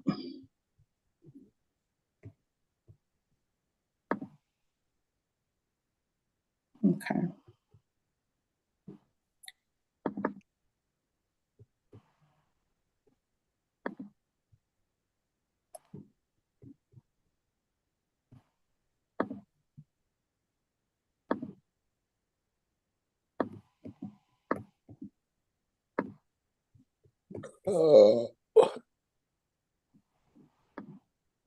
Okay. Can you see this, Officer Ward? Yes, ma'am. Okay. This is going to be State's Exhibit 2 regarding your the video evidence.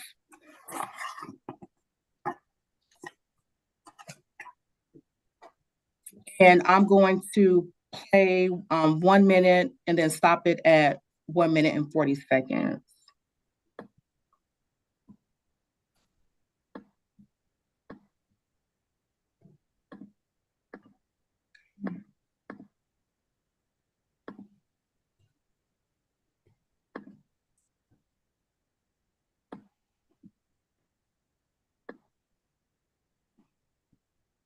Okay. Can everyone hear? No. No, ma'am. I didn't hear anything. Okay. Okay, let me figure out how to share sound. I think that's where the issue is, sharing the sound. Give me 1 second, Your Honor. Let's see.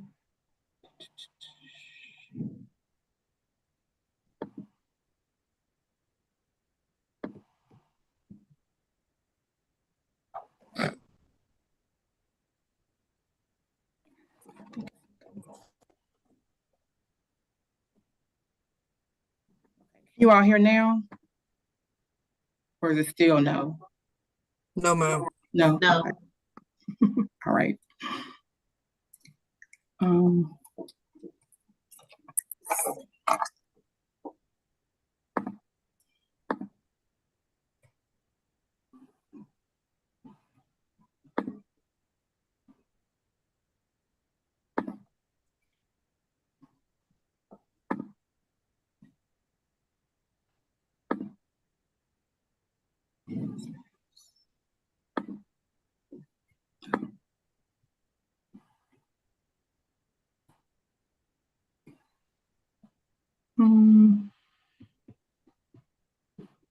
It says that there should be a box to select share computer sound before sharing your screen.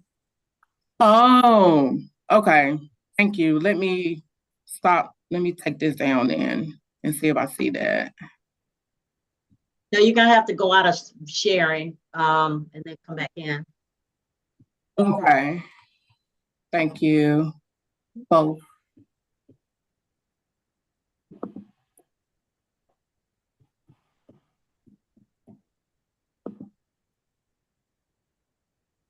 Okay, share sound. Okay, gotcha. I click that. Share. Okay, and then let me want to share. All right, let me try to put the video back up. All right.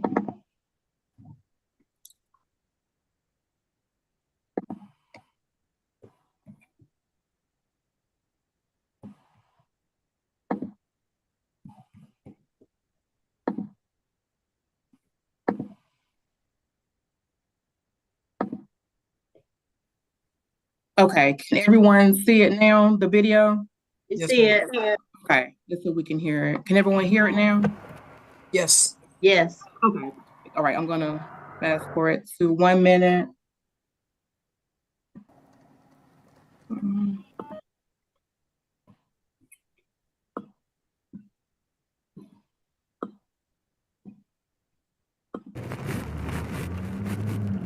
Hello, hello, how you doing? Good morning. All right, so I stopped you because you're swerving. Everything okay? Yes. Reaching my water. You were reaching for your water? Yeah. And it causes you to swerve? So you can't operate your car and grab the water at the same time? Well, I have my bag under here as well. Okay, let me get your license then. Where you coming from? Work. Work? Where you work at? In the city, I work at a Rose Bar. A Rose Bar? Where's that at? What street is that on? It's in Buckhead. It's off of Piedmont. Got you. And what's your job there? I'm one of the promoters. Promoter. There. So Officer Ward, briefly describe what was going on during that portion of the video.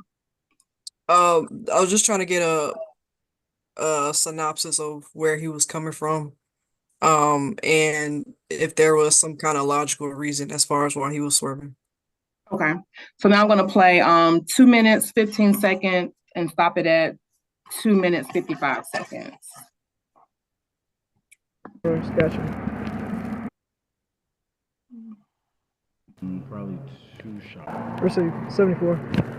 All right. Have you had anything to drink? Yes. Earlier I did, yes. How much have you had to drink? Probably 2 shots. 2 shots. You know what time you had that at? Like 12. 12. Okay. Do you feel like you're impaired at all? So Officer Ward, you can be heard asking the defendant if he had anything to drink, and he said yes. And then you asked him at what time. What time did he say that he had those drinks? Around midnight, around 12 a.m. Okay.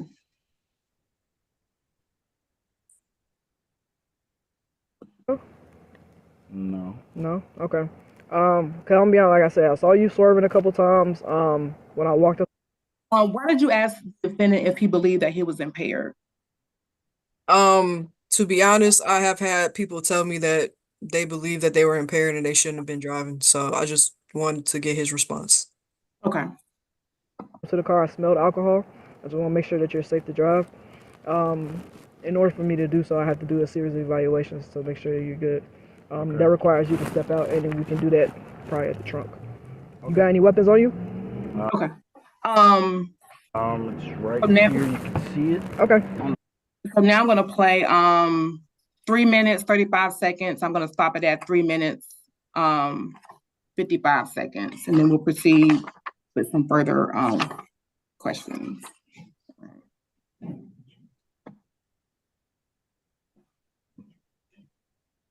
12. 12. And what? Okay, cool. Awesome. Oh, you're good. What time did you get to your job?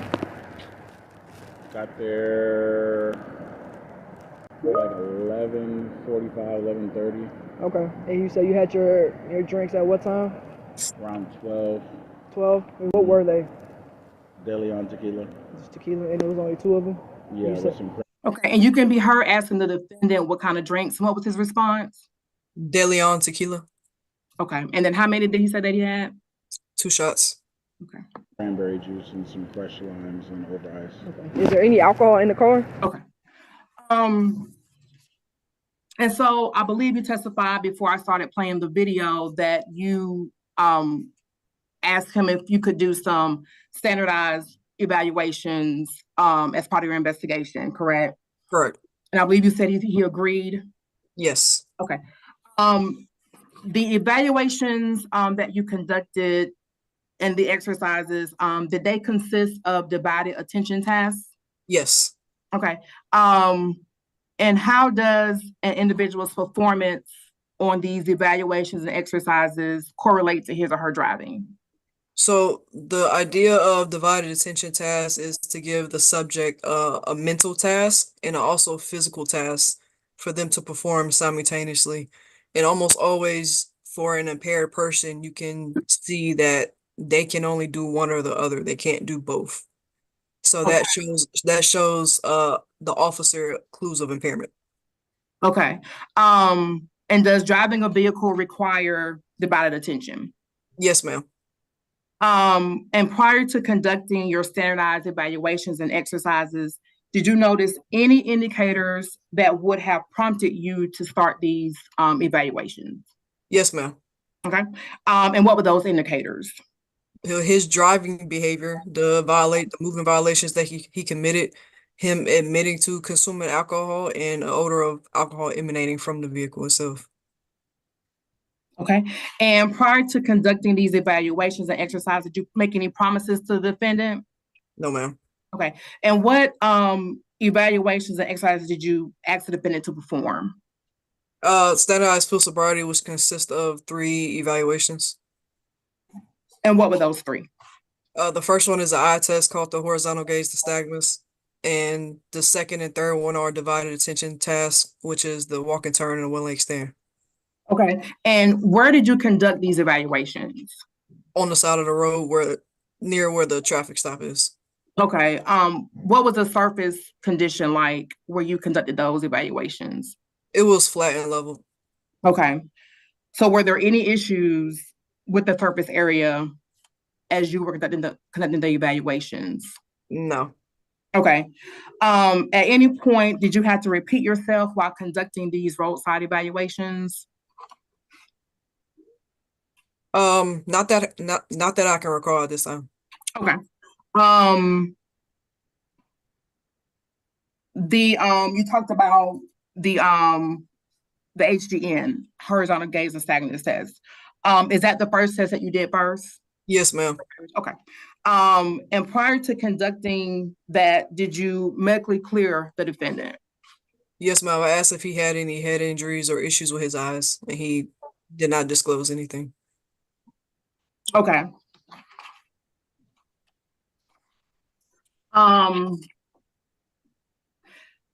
When conducting the HGN, what specific clues are you looking for as you're performing this evaluation? So we're looking for 3 specific clues in each eye, so that would give us a total of 6 clues. The first clue would be lack of smooth pursuit in both eyes. The second clue, distinct and sustained nystagmus at maximum deviation in both eyes, and onset of nystagmus prior to 45 degrees in both eyes. Okay. Do you recall if you asked the defendant whether or not he wore glasses, contacts, things of that nature? Thank you for calling the Credo. My name is Tammy at PCA. How can I help? Thank you, Judge. Do you recall asking the defendant wore any glasses or contacts? I can't recall. Okay. In regards to conducting the HGN, do you need a medical degree to observe nystagmus? No. And why not? Nystagmus is something that you can see with your naked eye. Okay. And can an intoxicated person practice this evaluation? No, nystagmus is induced involuntarily. Okay. How many times in your career have you conducted the HGN evaluation? Probably close to 275 times. Okay. And what position did you ask the defendant to take during this evaluation? He's as far as the HGN? Yes. He was just I believe he was instructed to stand with his feet together, arms to his sides. Okay. Prior to conducting the HGN, did you do equal tracking?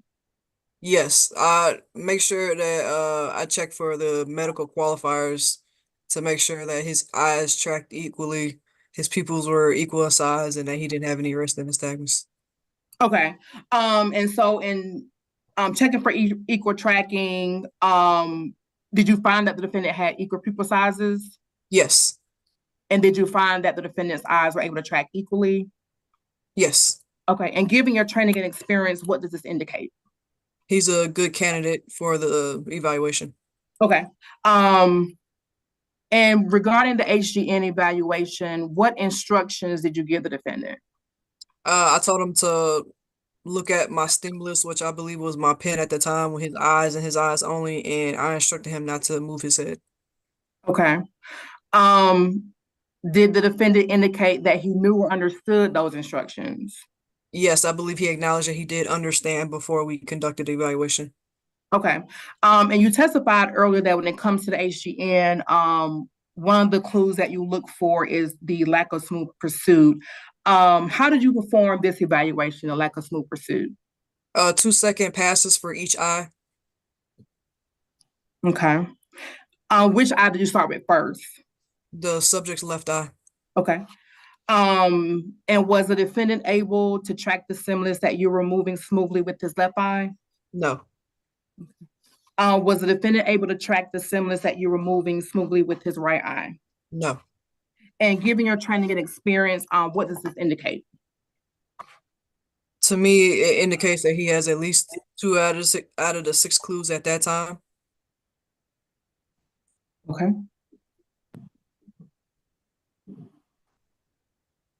And how many passes are required for the lack of smooth pursuit? 2 passes for each eye.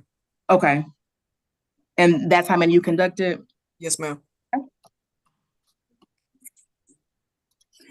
And I think the next clue you say you look for is distinct and sustained nystagmus and maximum deviation. Yes, ma'am. And how do you perform this portion of the evaluation? That pass for both eyes is also a 2-second pass with a 4-second hold at the maximum deviation point. Okay. And were you able to observe the defendant's left eye at the maximum deviation? Yes, I was able to observe nystagmus at maximum deviation in his left and his right eyes. Okay, so both eyes. Okay. And given your training and experience, what does that indicate?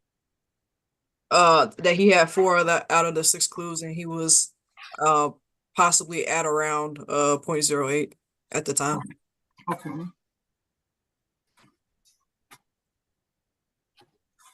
And when conducting the presence of nystagmus at maximum deviation, how many passes are required for that portion?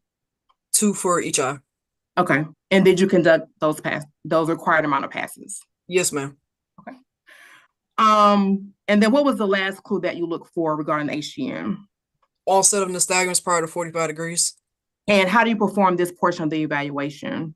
It is 2 passes each eye as well. The only difference is that the passes is significantly slower than the first 2 clues. And it takes approximately 4 seconds to get to that 45-degree angle. And that 45-degree angle is generally just inside the shoulder. Okay. And were you able to observe the defendant's left eye prior to the onset of 45 degrees? No, he did not have it in either eye. Okay. And so given your training and experience, what does that indicate to you? That he only had 4 out of the 6 clues. Okay. And how many passes are required for this portion of the HGN? For onset of nystagmus? Yes, at 45 degrees, yes. 2 passes for each eye as well. Okay, is that what you did? Yes, ma'am. Okay. Did you observe anything about the defendant's, gait or posture as he was performing the evaluations? No, ma'am. Okay. And so how many clues total can a person receive on HGN? Total amount of clues is 6 out of the 6. Okay, and how many did you observe? 4 out of the 6. Okay, and what were those clues? The lack of smooth pursuit and the distinctive sustained nystagmus in both eyes. Okay. And so what does 4 out of 6 clues indicate to you? At or above a 0.08. Okay.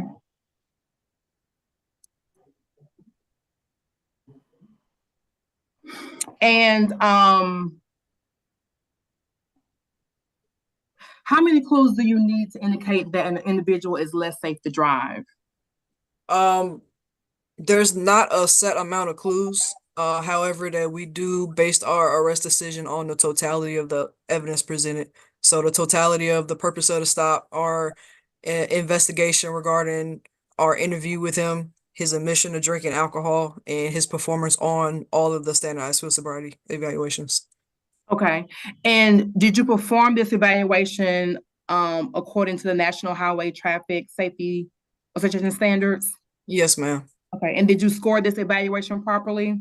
Yes, ma'am. And did you score this evaluation according to NHTSA standards?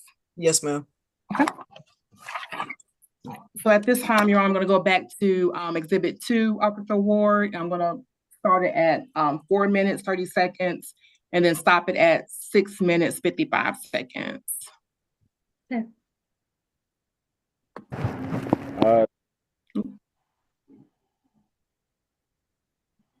Guys, I'm gonna put my blue pen in front of you. Okay. All right. You don't have any injuries with your head or your eyes, anything like that? All right. Any recent head injuries? No. Okay. All right. So I want you to do. Can you put your? And so, officer, is this you medically clearing the defendant prior to doing the HGN? Yes, ma'am. Okay. Feet together like this, where they're touching, and just keep your arms to your sides. Okay. Okay. What I'm gonna do, I'm gonna check your eyes. I'm gonna put my blue pen in front of your face. I'm gonna move it from left to right. I just want to, you watch it with your eyes only. May I pass gas? Go ahead, man.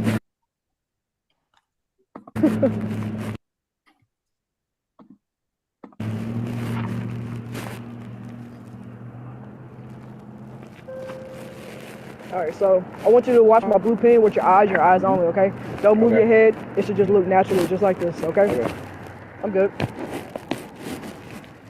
right. So put my pen. Mm-hmm.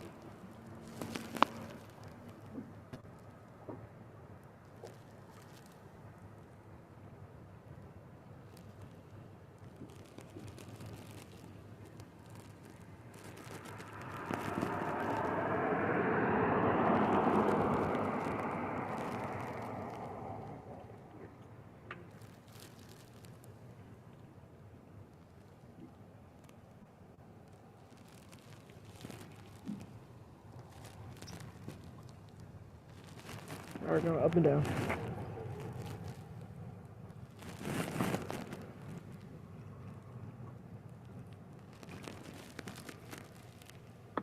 Okay, so Officer Ward, I believe you could be heard saying, look up and down.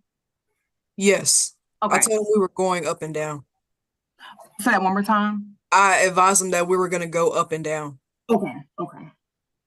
Is that considered the vertical, or is that still all part of the horizontal? Yes, ma'am. That's the vertical gaze nystagmus. Okay.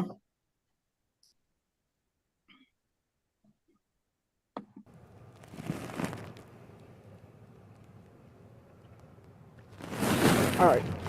Did you notice any clues on the vertical gaze and segments? No, ma'am. Okay. And regarding the required, seconds and minutes that were required for the HGN, did you conduct that evaluation in compliance with the NHTSA standards? Yes, ma'am. Okay. And what was the next evaluation that you conducted? The walk and turn. Okay. And prior to doing the walk and turn, did you medically clear the defendant? I don't believe he disclosed any injuries to his legs, no. Okay, okay. What instructions did you give the defendant regarding the walk and turn? I instructed him, after putting him in an instructional position, I gave him a visual demonstration, and I gave him verbal instructions that he was going to walk 9 heel-to-toe steps on a line. He was going to keep his lead foot planted, and he was going to take a series of small steps to turn around and do 9 heel-to-toe steps back. Okay. Did he appear to understand your instructions? He acknowledged that he understood. And I believe you said that you did a demonstration? That's correct. Did he appear to understand your demonstration? Yes, ma'am. Okay. And what's the maximum number of clues for this evaluation? 8 clues. Okay. And generally speaking, when you're conducting a walk and turn, what clues are you looking for? You're looking for clues of impairment, issues with their balance, and issues regarding the physical and mental tasks that you give them to conduct. Okay. And how does this test correlate to driving? So the idea behind the divided attention task is that there's so many moving components regarding the vehicle, such as braking, accelerating, making sure that, you know, your blind spots are cleared, turning up and down the radio, signaling left and right, and paying attention to other traffic and motorists. So the idea is that if you can't, you know, do a walk and a turn test, a mental and a physical task, then how can you operate a vehicle safely? Okay. Did the defendant follow the instructions that you gave him? He did follow the instructions. However, I believe that he displayed 3 out of the 8 clues.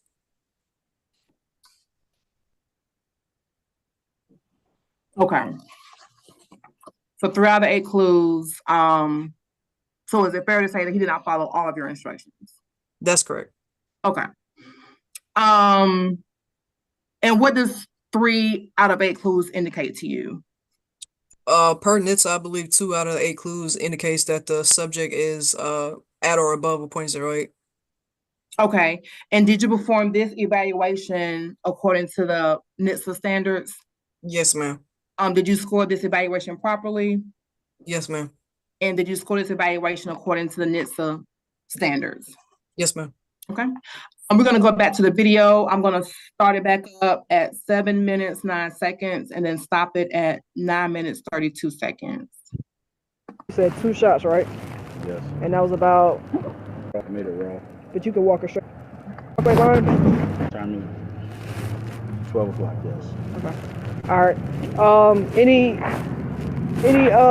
issues with your legs that prevent you from walking a straight line? Shoes aren't tied. Your shoes aren't tied? But you don't have any like physical injuries?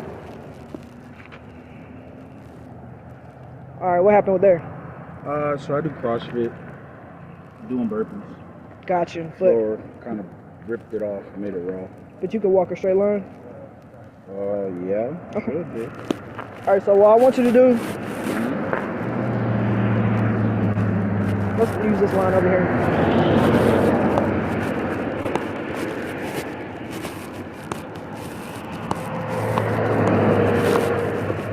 Are you seeing this white line? All right, so what I want you to do, I want you to put your right foot on the line. Put your left foot in front, touch your heel to toe. Keep your arms to your sides. All right, I want you to hold this position until I tell you to start. You understand that? Until you tell me to. Until I tell you to start.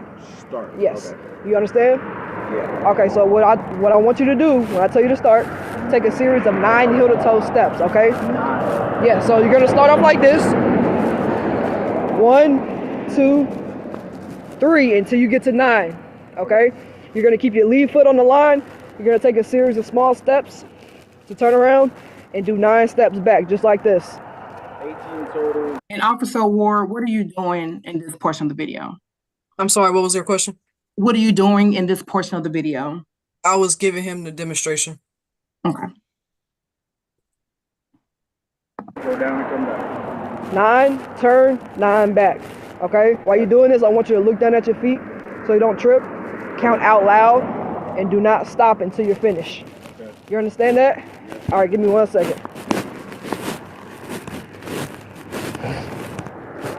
All right, you can begin.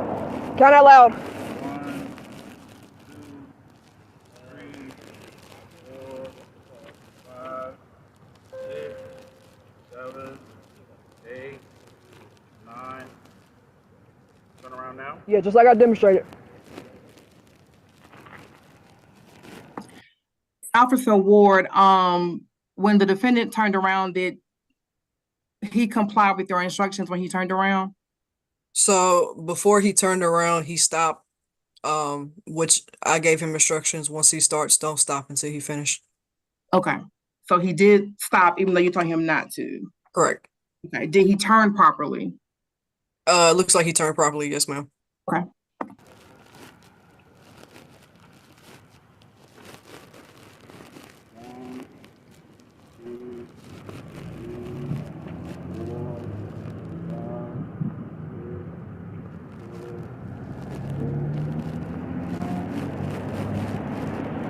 All right. Okay. And what was the last exercise that you conducted? The walk-in and turn test. I'm sorry, the one leg stand test. Okay. And did you give the defendant instructions regarding the one leg stand? Yes, ma'am. And what instructions did you give the defendant? That he was to balance on one leg, with his other leg elevated from the ground approximately 6 inches, with his toe pointed upward, and him counting while staring at his toe, 1001, 1002, 1003, so on, so forth. Okay. Did the defendant appear to understand these instructions? He acknowledged that he understood. Did you provide a demonstration? I did. And did he appear to understand your demonstration? I believe he put his foot down on a occurrence. Okay. Did he appear to understand your demonstration? Yes, I'm sorry. Yes, he did. No worries. And what is the maximum number of clues for this evaluation? 4. Okay. And what clues did you observe? I observed that he put his foot down. Okay. I'm sorry. I want to say he used his arms. My error. Use his arms? Okay.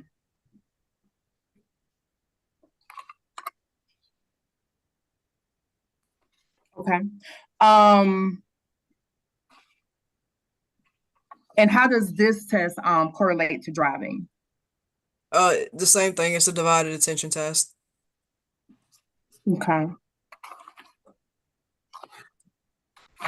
And did you perform this evaluation according to NHTSA standards? Yes, ma'am. Did you score this evaluation properly? I did.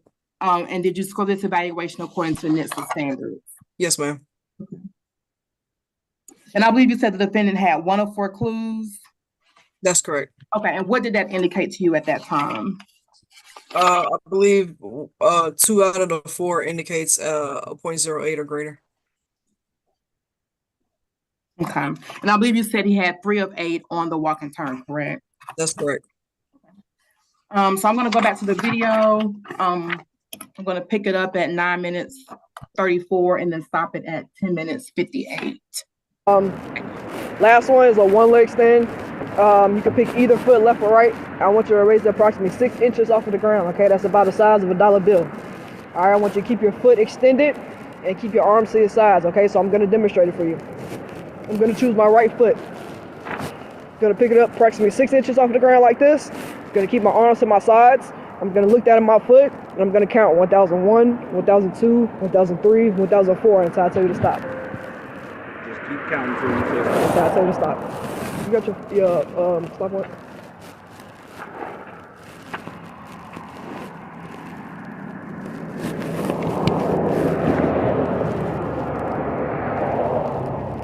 All right, whenever you're ready, you can pick up your foot. It's on you. 1001. Higher. There you go. 1003, 1004, 1005, 1006, 1007, 1008, 1009, 1010, 1011, 1012, 1013. Officer Ward, is this what you mean? You say he was using his arms for balance? I don't believe so. Okay. 2014, 2015, 2016, 2017, 2018, 2019, 2020, 2021, 2022, 2023, 2024, 2025, 2026, 2027, 2028, 2028. Okay, 2029. go ahead. Okay. Is that what you mean? You say using arm for balance? Yes, ma'am. Okay. You good, you good. All right, no alcohol in the front of the car. You said. Right. So Officer Ward, after you concluded your investigation, was the defendant arrested? Yes, ma'am. And are the manifestation that you observed when you arrested the defendant consistent with someone who had been drinking alcoholic beverages? Yes. Okay. Are the manifestations that you observed when you arrested the defendant consistent with someone who was under the influence of alcohol? Yes, ma'am. And what was the defendant arrested for? DUI less safe. And why was he arrested for DUI less safe? At the time, his BAC was unknown, so we can't charge him with per se at the time of the arrest. Okay. Were there any other factors that went into your decision to arrest him for DUI less safe? Not that I can recall. Okay. Was he arrested for anything else besides DUI less safe? Just the moving violations, the failure to maintain lane. Okay. Okay.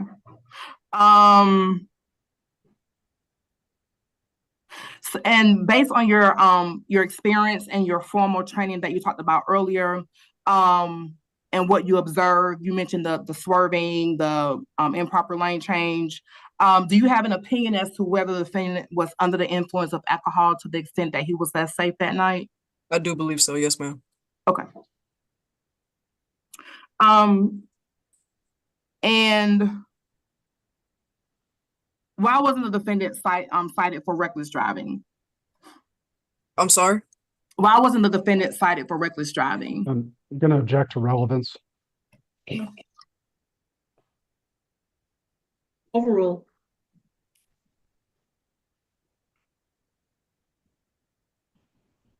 Go ahead. Do I still need to answer the question? Yes. Okay. Yes. Generally, when we have a DUI investigation that we suspect someone might be impaired, we don't charge them with reckless driving. It's almost either a DUI or they get released. Thank you, Officer Ward. No further questions, Your Honor. Thank you. All right, Mr. Keller here, cross-examination. Yes, Your Honor. I'm going to be putting up the same video, the body camera video, but I cannot do that while yours is still up, apparently. I'll take mine down. Give me 1 second. Let's hope I can get the audio right. Okay, you should be good to go.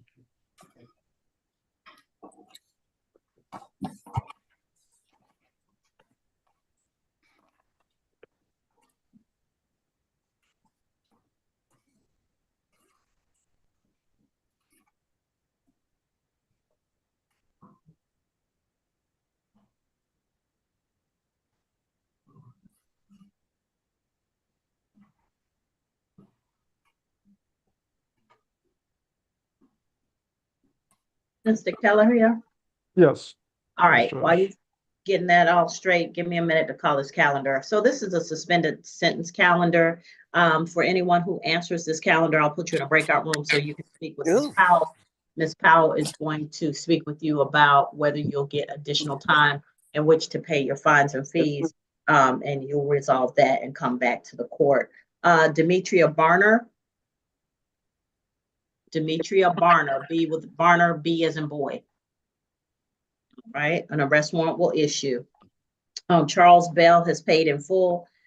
Kashid Blackman. Okay,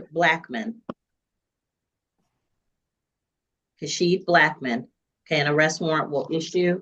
Judge, Mr. Blackman is present in the courtroom. He's approaching. Oh, he's in the courtroom? Okay. All right, Bundridge, Tanisha Kawana Bundridge. Bundridge with a B, Bundridge. All right, an arrest warrant will issue. Bernard Christmas. Yes, ma'am. All right, present. Mr. Christmas, you'll be placed in a breakout room. 1 moment. Okay. Tavares Collins paid in full. Jose Esquivel is present. I saw him earlier. You'll be placed in a breakout room. Thank you. Rodicus Fambro. Yes, ma'am. All right, you'll be placed in a breakout room. Elliot Centavis Hall. Elliot Centavis Hall. Paid in full, Judge. All right, paid in full, thank you. Maurice Carlton Hutt. Maurice Carlton Hutt. All right, Mr. Hutt, arrest warrant will issue. Blaine Micah Josie. Blaine Micah Josie. An arrest warrant will issue. Kamari Lee. Kamari Adade Lee. An arrest warrant will issue. Preston Moses McCarr Jr. Paid in full, Judge. All right. Larry Demario Miller. Larry, okay, Mr. Miller's present, video. All right, Tamelia Parnell. I'm here. All right, Ms. Parnell, did you miss the thing I said about first and last name on the calendar? Yes, because I'm at work and I work from home, so I'm trying to navigate both of them. All And I right, just started today, so I can't. Carrie Aisha Payne. Yeah, Carrie Aisha Payne, paid in full. We'll modify that. Miss Powell. Papillon Simmons. Paid in full. Sorry. Ms. Val. Yes, paid in full. All right, paid in full. Justine Smith. Justine Smith. All right, last call for Justine Smith, arrest warrant.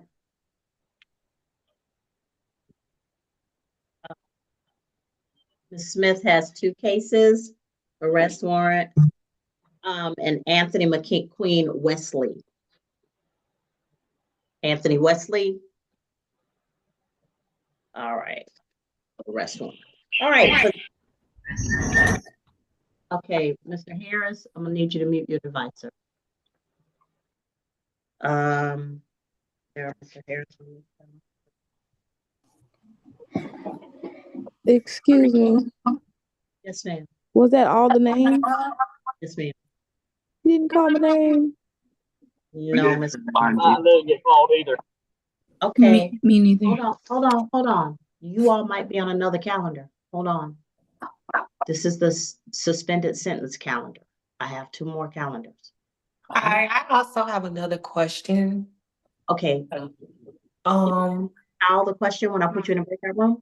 yes, ma'am. Hold on. All right.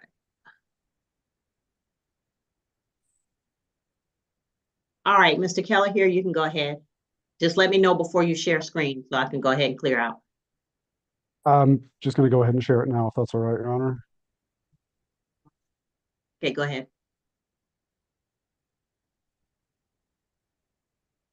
Let me go ahead and audio test.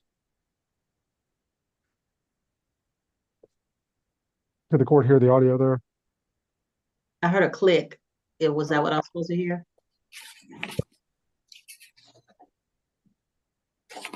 No, can you not hear Officer Ward talking?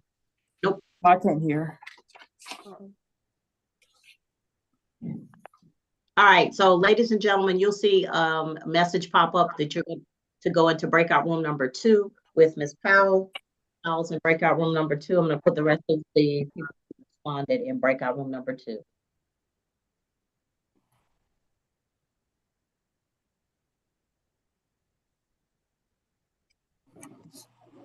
My blue pen in front.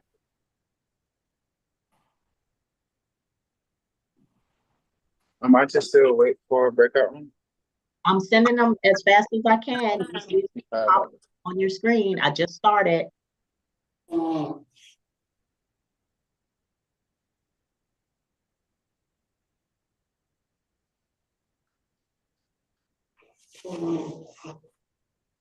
All right, Mr. Kelleher, have you figured it out or what's Ready whenever the court is, Your Honor. I'm sorry? Ready whenever the court is.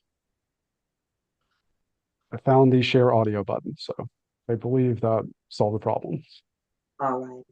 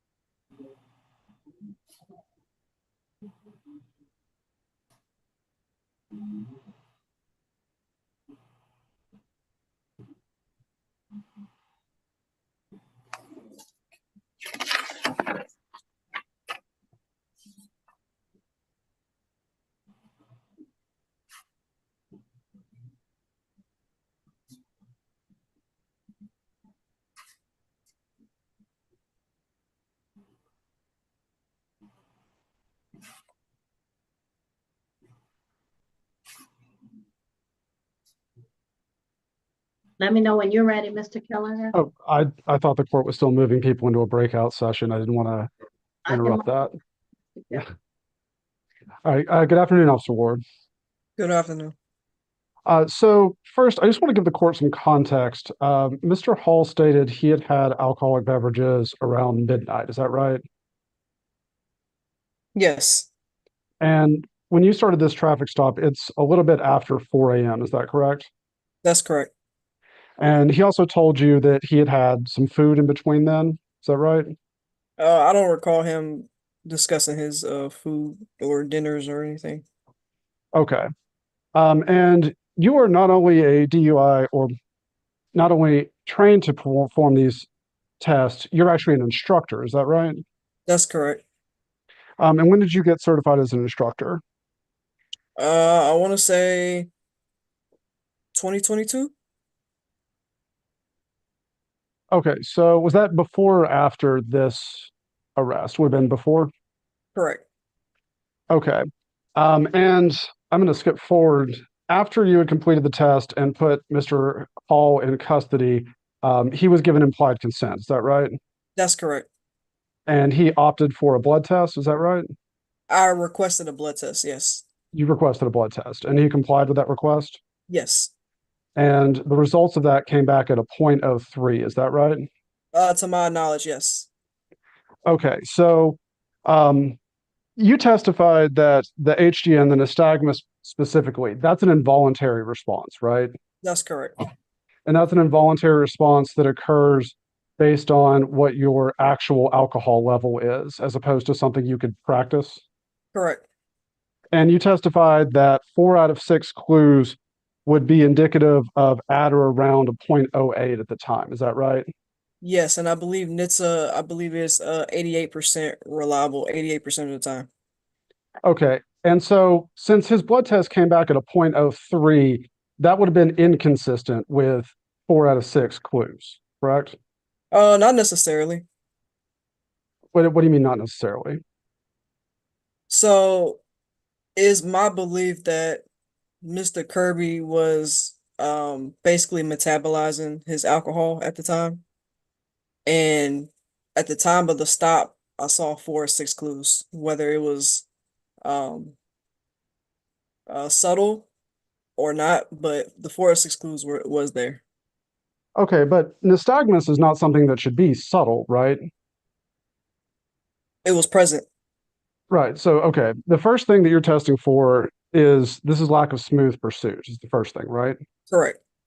All right, so I'm going to play the video. On your face, I'm gonna move it from left to right. I just want to, you watch it with your eyes on. May I pass gas? Go ahead, man.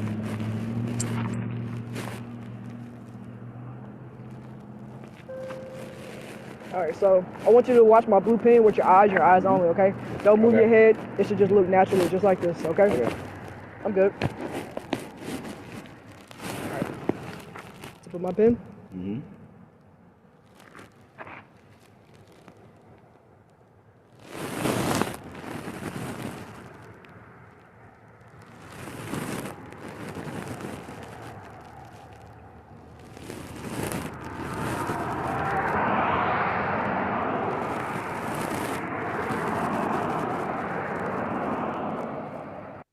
And so it's your opinion that that was not smooth tracking of the pin that he demonstrated right here?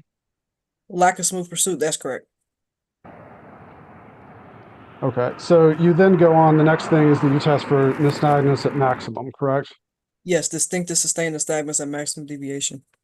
Okay, and that's what you're testing for right here? I believe so. Okay, because you're holding the pin further out to the side than you did on the smooth pursuit. If you play it just a few more seconds, I'll be able to confirm. Yes. Okay, and we cannot see his eye from your video camera or your video angle here, correct? That's correct. All right, and so you're going to go then back to the other eye where you're holding it at maximum for, I guess that'd be his left, your right. Correct. Okay, and just to back up, what does a nystagmus look like when that's being demonstrated? So a nystagmus in the eye is just an involuntary jerking of the eye. Okay, so the pupils would essentially be kind of twitching back and forth. Correct. And so this would be testing his left eye at this point. Correct. Okay, and so that your testimony was that you observed at this time that his eye is twitching back and forth, his left eye? Yes. Okay, and then again, when you go back to test the right eye, it can't be seen on the camera. It appears not. Okay. So now we're going to jump forward to go to the timestamp for the walk and turn. I believe that's 7:30. All right, so what I want you to do. Okay, and you testified that you observed 3 clues on this, is that right? That's correct. Are you see this white line? Mm-hmm. All right, so what I want you to do, position until I tell you to start. You understand that? Until you tell me to Until I tell you to start. start. Yes. Okay. You understand? Yeah. Okay, so what I want you to do when I tell you to start, take a series of 9 heel-to-toe steps, okay? Okay, is that step that he just took, is that considered the first clue? Yes, unable to maintain balance after you give the instructions to hold that instructionary position until I tell you to start, and he acknowledged that he understood. However, he was still unable to maintain that instruction position. Okay, now let's see. Until I tell you to start. Start. Yes. Okay. You understand? Yeah. Okay, so what I want you to do. Okay, so it's essentially right as you're telling him the instruction about the starting that he takes a half step off before he's actually started doing the walk and turn. I'm sorry, what was your question? I said, so essentially the clue that you said when he couldn't maintain, that was this like slight half step off while you're Right. giving the instructions. Okay. Correct. Tell you to start. Take a series. Right. So you don't observe that he fails to stay on the line. That was him failing to stay on the line. No, Stay in the I instruction mean position. during the testing, like once he started taking his steps. That wasn't a clue you observed. Yeah, once he started taking the test, I don't believe he stepped offline. The 9 heel-to-toe. Okay, what are the other clues that you're looking for? You said there were 8 total. Let's see. Unable to maintain balance during the instructional position. Starts too soon for the instructional position. Incorrect number of steps. Wrong turn. Steps offline. Uses arm or raises arms for balance. Missed heel to toe. And there's an 8th one, and I can't remember off the top of my head. Steps, okay? Okay, I'm gonna Yeah, so you're gonna start off like this to turn around and do 9 skip steps forward back, when just he like actually this. starts performing, if I can. Go down and come back. 9, turn, 9 back. Okay? While you're doing this, I want you to look down at your feet so you don't trip. Count out loud and do not stop until you're finished. Okay. You understand that? All right, give me 1 second. All right, you can begin. Count out loud. 1, 2, 3, 4, 5, 6, 7, 8, 9. Turn around now. Yeah, just like I demonstrated. And so, in your opinion, him asking you to turn around, whether he turns around now is an indicator as well? No, him stop walking was the second clue. Okay, it's not that he stopped to, it's that he stopped, not that he stopped to ask you, or not that he asked you anything. The clue is that he stops, and the instructions that he acknowledged that he understood was once you start, do not stop until you're finished. Okay.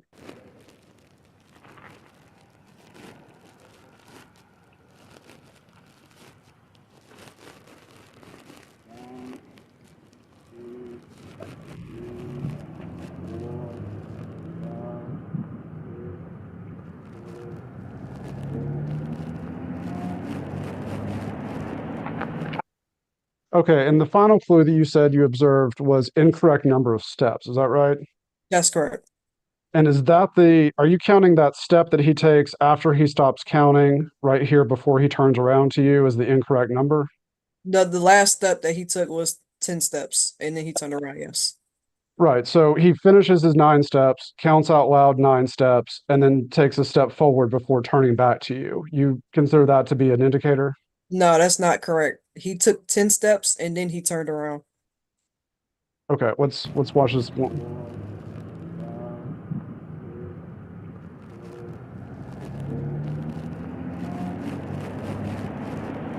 All right. So he counts the 9th step. He then steps forward and turns back to you. You consider that to be a 10th improper step? Yes. Okay. I just wanted to be clear about that there wasn't anywhere else in the test this was the clue that you indicated on your report. Okay. Okay. And then I'm not going to replay the one leg stand, but you indicated one clue on that. That's correct. And that was, I believe he got to 29 seconds, and you said that he used his arms to maintain balance. That's correct. Okay. And you testified that the 3 out of 10 or 3 out of 8 on the walk and turn would indicate to you that he was at or above 0.08. Is that right? Yes, I believe NHTSA advises that 2 out of 8 indicates a 0.08 or above. Okay, so he would actually be above the NHTSA indicators for what would be a 0.08. Correct. Even though when his blood was actually tested, it came back at a 0.03. That's correct. Okay. And you state later in this video that you thought this was a close call, but that it would be better for public safety if he was off the road. Is that right? That's correct. Okay. So you were not particularly confident about this one way or the other, but you thought for the public safety, you should just go ahead and arrest him. No, I was definitely confident in my standardized field sobriety. Okay. You were confident that he was going to be at or above a 0.08? I can't articulate what his estimated BAC was, but I do believe that he was at a limit that impaired him, if that makes sense. Okay. I don't have anything further for the witness. All right, Ms. Hagler? Nothing further no redirect for Officer Ward, Your Honor. Okay.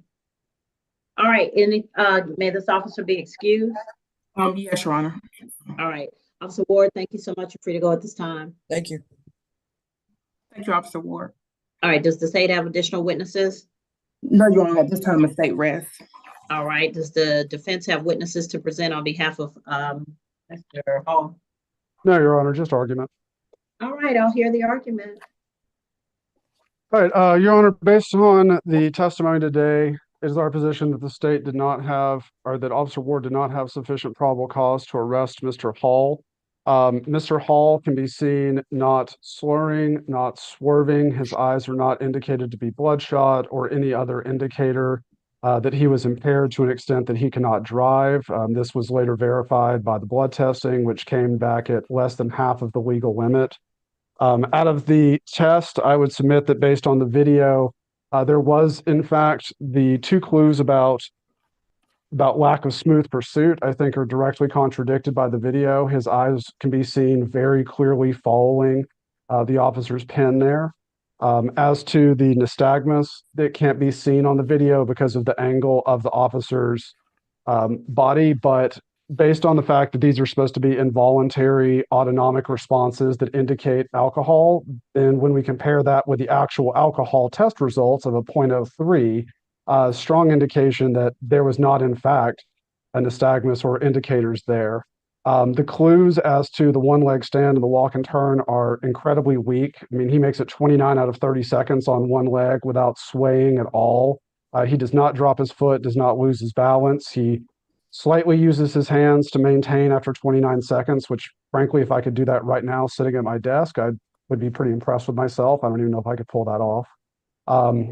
We would strongly contest that third indicator on the walk and turn. He counts clearly 9 steps. He doesn't count an additional step. He takes a step to then turn back to the officer after completing the test. I don't think that should be an indicator. And I think based on the totality of the circumstances here, I didn't play the audio for you, but I mean, the officer even admits that this is close and that she's concerned about, actually, let me go ahead and just play that while I'm. Your Honor, we would object. It wasn't of evidence. We just object to being played now. And the officer has already left.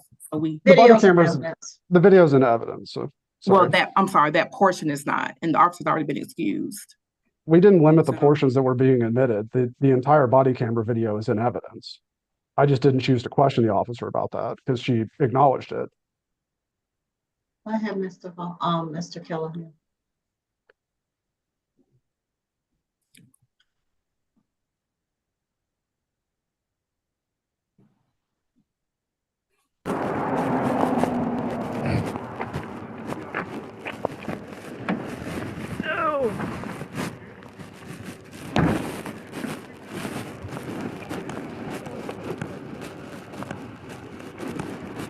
How you look?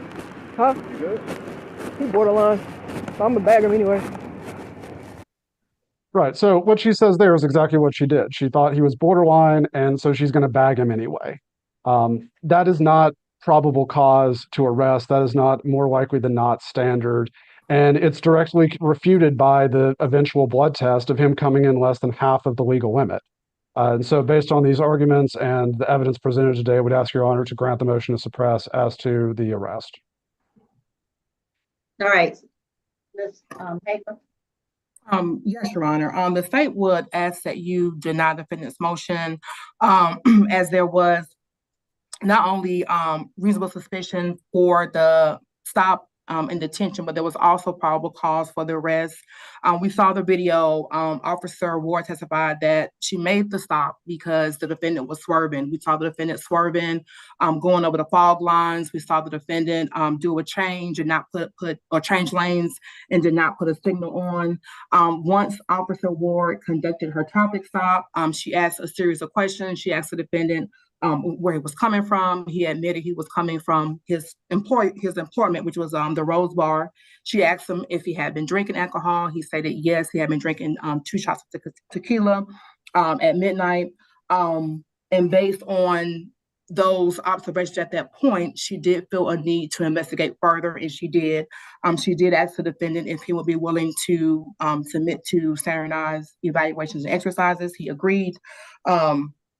She first did the HGN, and per her testimony, she observed the 4 out of 6 clues. She did observe the lack of smooth pursuit in the left and right eyes, as well as the distinct and sustained nystagmus and maximum deviation in both left and right eyes as well. She conducted the walk and turn, in which she did observe 3 of the 8 clues. Pursuant to her testimony, she observed that the defendant was unable to maintain his balance. He stopped walking, and he took the incorrect number of steps that she gave him. And then finally, she conducted the one leg stand, in which she did testify, and we saw in the video as well that the defendant used his arm for balance.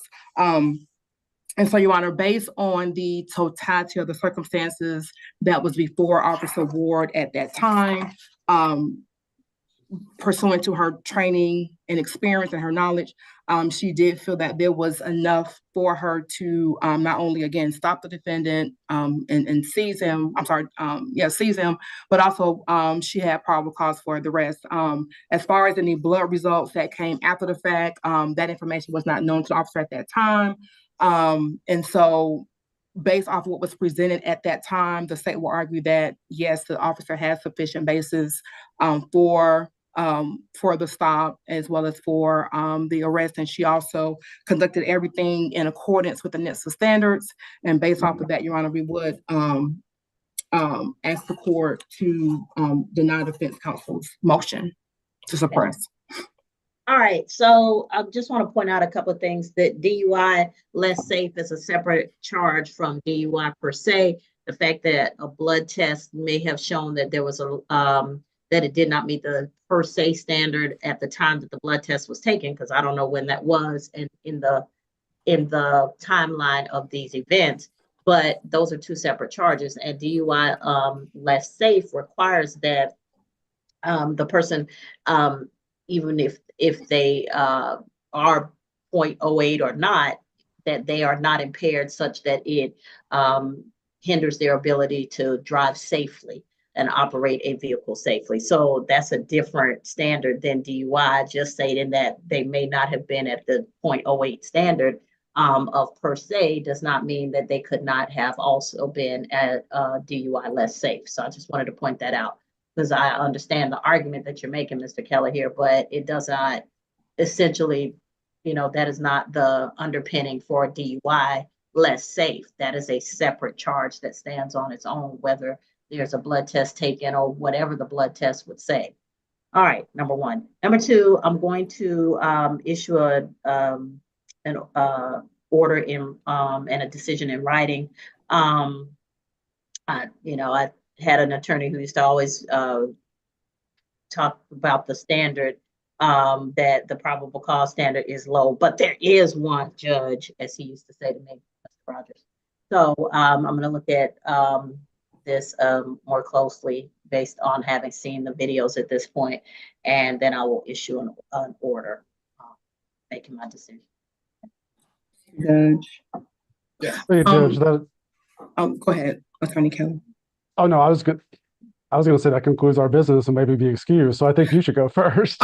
Just really quick, Your Honor, just for the state's, I guess, situational awareness, can we expect a decision in 30 days, 45 days? How soon? Yeah, we're getting better. And we had gotten behind on some things, but now that Ms. Powell is here and she is a dynamo, we've caught up on a lot of stuff, thank goodness. So we'll get you a decision as quickly as we can. Okay, thank you, Judge. I took great notes. All right, let's see what else we got on the calendar. And that does now, I guess, complete our business, so maybe be excused. Yes, Mr. Keller here, you're free to go at this time. All right. Thank you, Your Honor. Have a good day. You too. Okay, ladies and gentlemen, I still have some motions that are out here pending. We took care of Mr. Hall's motion that has been heard. Notes have been taken. Now the accessories, they go around and Mr. Christmas, mute your device for me, please. I'm sorry. So, Mr. Clements, Ms. Hagler, y'all, we're checking back in on the we have a constitutional speeding. Can we have a breakout if you don't mind? Ms. Hagler? Can we have a breakout if you don't mind? Sure. Mr. Clements, we didn't get a chance to talk about this yet. That appears to be the last pending motion, I guess, on this calendar. Yes. And then we can finish up some other stuff. And thank you, ladies and gentlemen, for your patience. I know it seems like it's crazy, but just imagine if most of you are actually at your homes or your jobs. Imagine if you had to be here waiting for me to clear all of these cases. And so I just thank you for your patience. And we will get to you as quickly as we possibly can. All right, I'm going to put the courtroom in breakout room number 3. I'm going to put Ms. Hagler in breakout room number 3, and I will join you all. Judge, when you return, if you did want an announcement on the SSD calendar, that's been cleared. Okay, so everyone who's here on the SSD calendar, including the gentleman who was in the courtroom, correct? Yes, ma'am. All right, so Ms. Powell has your email addresses. She's given you additional time. I will go ahead and sign off on those orders and we'll send those out to you. If I called you into the breakout room, you are free to go at this time, except Ms. Chavez. I think I put you in there improperly, but because you're on another calendar. And as soon as I get out of the breakout room, I will call the next calendar. So don't freak out for me, okay? Okay, thank you. So All of you who have, who were in the breakout room with Ms. Powell, you're free to go at this time. You will receive your modification. Okay? Thank All you. right, thank you. Have a nice day. All right, and thank you for your patience. Okay, now, let me go check on breakout room number 3.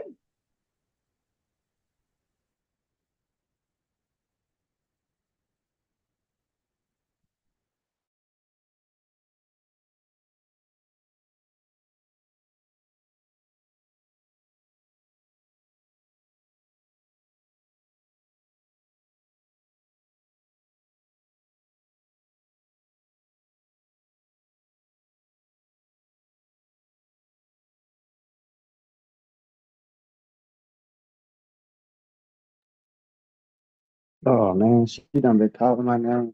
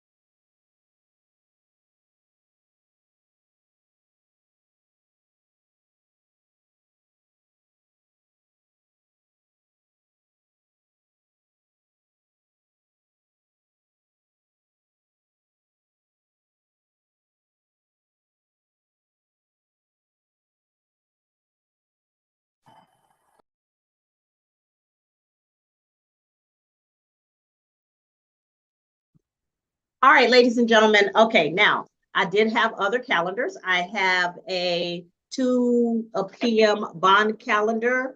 Let me call that really quick. It is the yeah, I'm past that.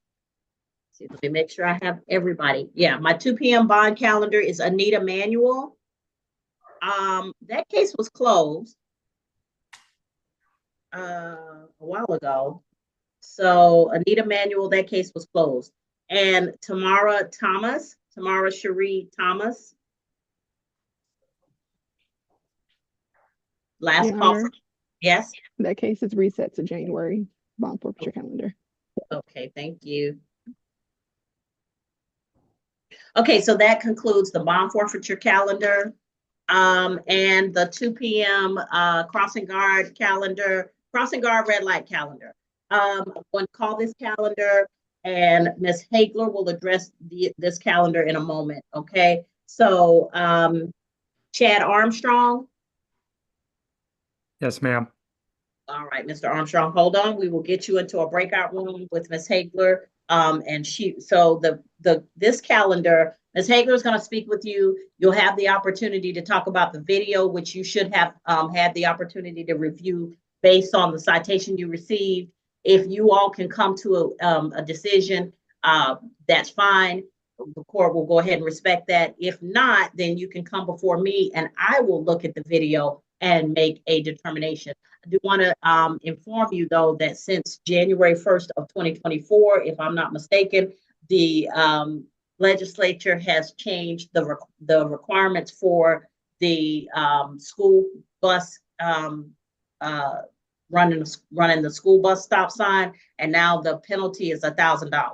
So if y'all aren't clear on that, I just want to make sure you know that that is $1,000 penalty. And it may be something else too. I got to look at that statute, but I do know that, yes. Use the updated red light calendar I emailed you. It's an updated one. I sent it to your email. Okay. I'll put the paper down and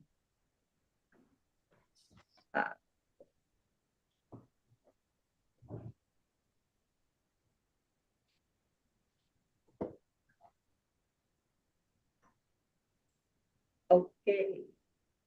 All right, so the updated red light calendar, I'm going to read from that. First name on the calendar is Ansley, Ricky Eugene Ansley. Ricky Eugene Ansley. Last call for Ricky Eugene Ansley. Okay, that appeal will be dismissed. Next, next case is Chad Armstrong. Mr. Armstrong is present and will be in a breakout room. Mr. Armstrong, just hold on a second and give me a moment to go through the calendar. We'll set up the breakout room. Devontae Bennett. Devontae Bennett. I'm here, Your Honor. All right, Mr. Bennett, same announcement. We'll put you in a breakout room in a moment. Okay. All right, Alexandria Blake. Alexandria Blake. All right. I'm here. Okay. Linda Brown.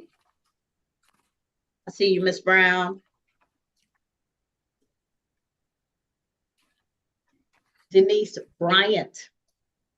Denise Bryant. Last call for Denise Bryant. The second ask to dismiss a petition, Your Honor. All right, I'm checking. Ladies and gentlemen, this is the importance of making sure that you have your first and last name on the screen. I just want to make sure I'm checking, but yeah, I don't see a Denise Bryant. All right, so Ms. Bryant's appeal will be denied. It'll be dismissed on a prosecution. No, I'm sorry, denied. I misspoke. Oh, no, that's okay. Your Honor, my calendar reflects that this case is on for January 13th, a red light calendar for Ms. Bryant. Oh, okay. So Ms. Bryant has been put on January? Yes. Thank you. Thank you, Ms. Dorothy. Hello. Good afternoon. Good afternoon. All right. Michelle Renee Calvert. Present.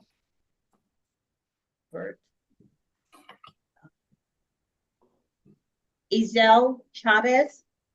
Present. Chavez is here. Cyan Clemens, Present.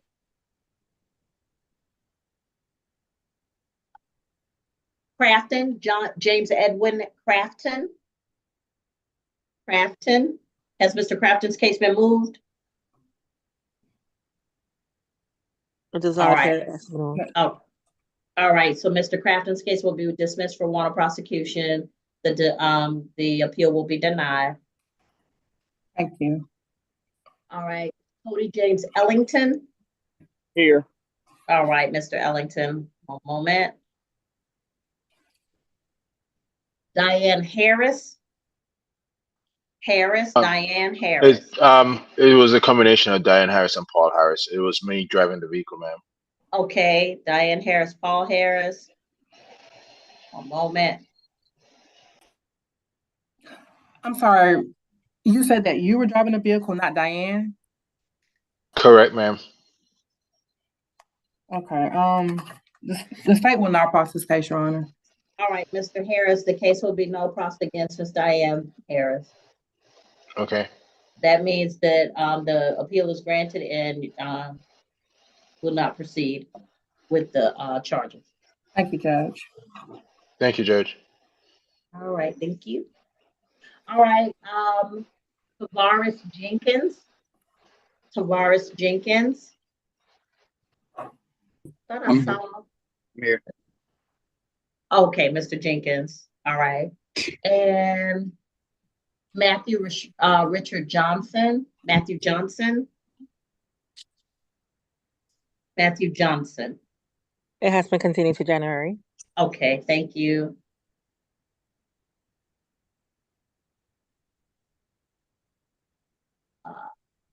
Talayla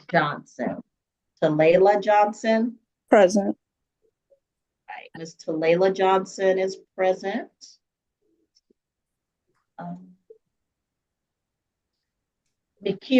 Latasha McCune.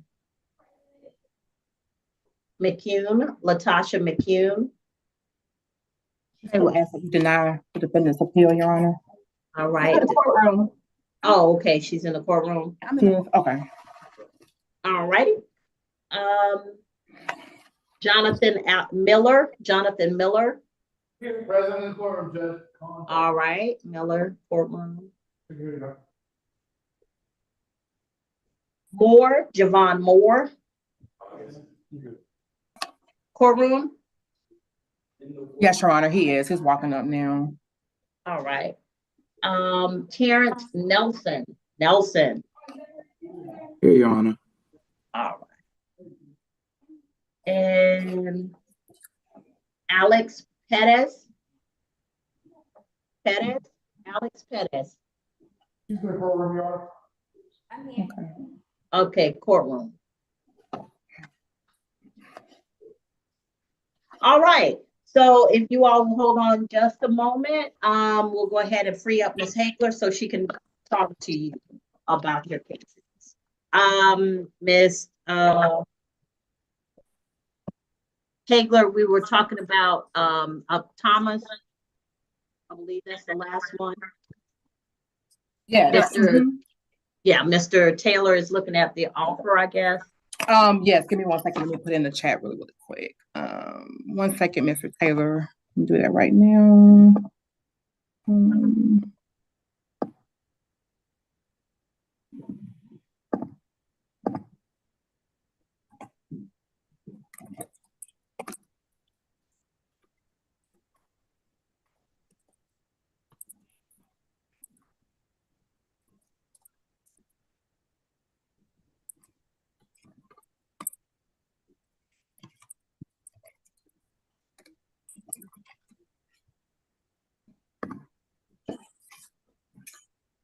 Okay, I just sent you the offer, Mr. Taylor.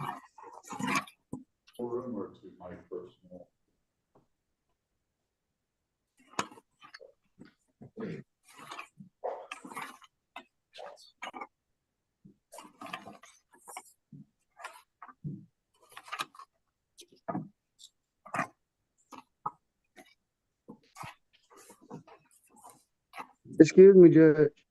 Yes. Should I still be in here?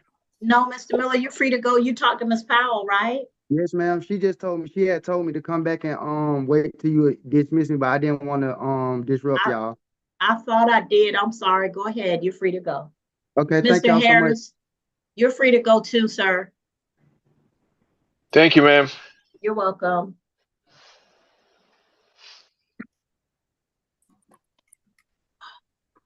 All right. Mr. Taylor will come back and make an announcement. I'll be right back. Your Honor, I'm confused. I've been here for almost 5 hours and I still haven't got my name called. Mr. Thomas, I've been here longer than you. Ooh. But we're working on it. Mr. Taylor is looking at something on your case right now. You're the last person on that calendar. I appreciate your patience, but we're going to get you as soon as Mr. Taylor comes back. That's all I'm waiting for, okay? Okay, thank you. All right, thank you. Mute your device for me.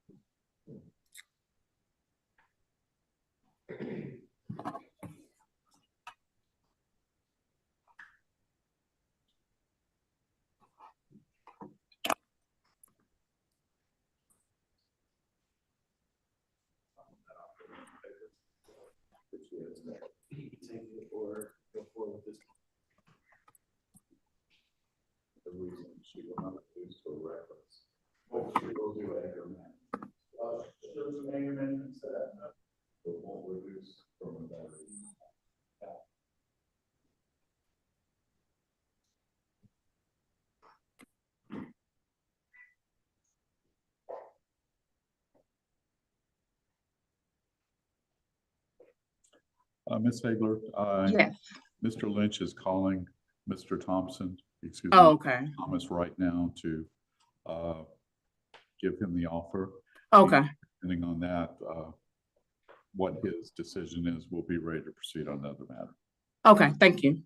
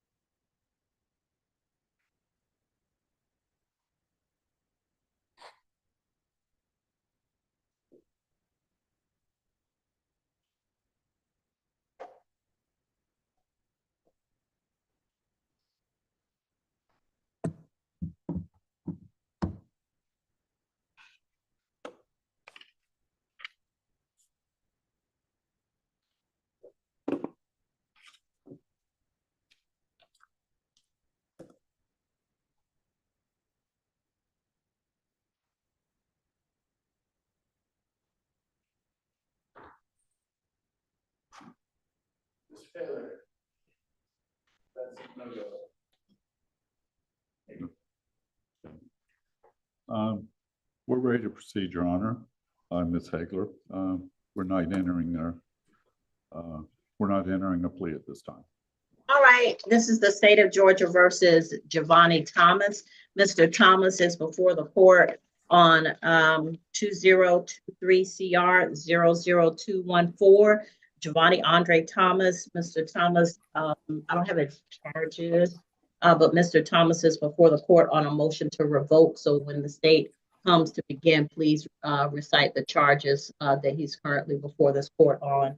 I don't know if my name's being called, but I can't hear anyone. All right, Mr. Thomas, turn your camera on. We're ready to proceed with your hearing. Mr. Thomas? Can't hear anyone. Okay, He's how does he saying know he his can't name is hear. being called? Yeah. All right, We can Mr. hear him. Thomas. Mr. Thomas. We were talking to you a minute ago. Where were you with respect to the Wi-Fi or whatever?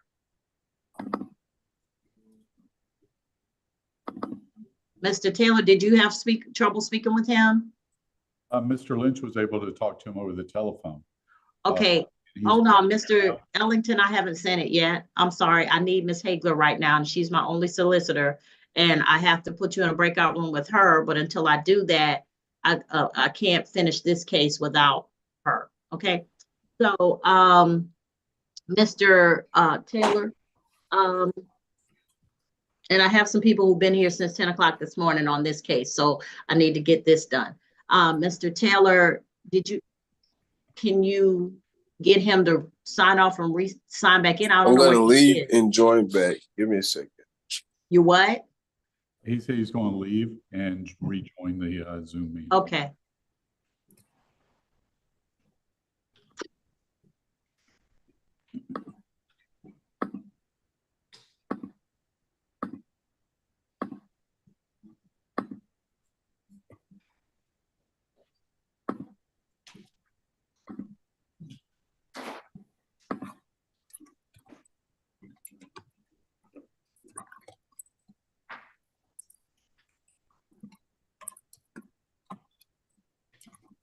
Okay, I'm back. I can hear. All right. So I need to see you. Okay. All right. This is State of Georgia versus Javanni Andre Thomas. Mr. Thomas is represented by Mr. Taz Taylor of the law firm of Lister Holton Dennis. The state is represented by Ms. Hagler, Jameen Hagler with the state of solicitor's office. Ms. Hagler, you may begin at this time. Yeah, sure. At this time, the state like to call Miss Mamie. I'm sorry, Miss what? Mamie. Mami Hara Abdul Samad. Yes. I'm here. I don't see her. Hold on, Your Honor. She's here. All right. Okay. All right. Raise your right hand for me, ma'am.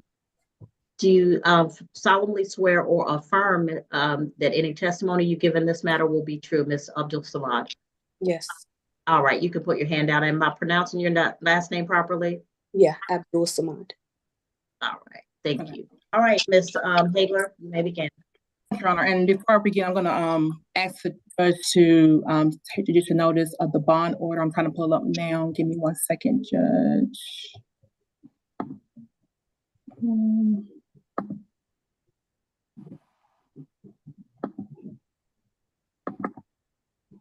Okay.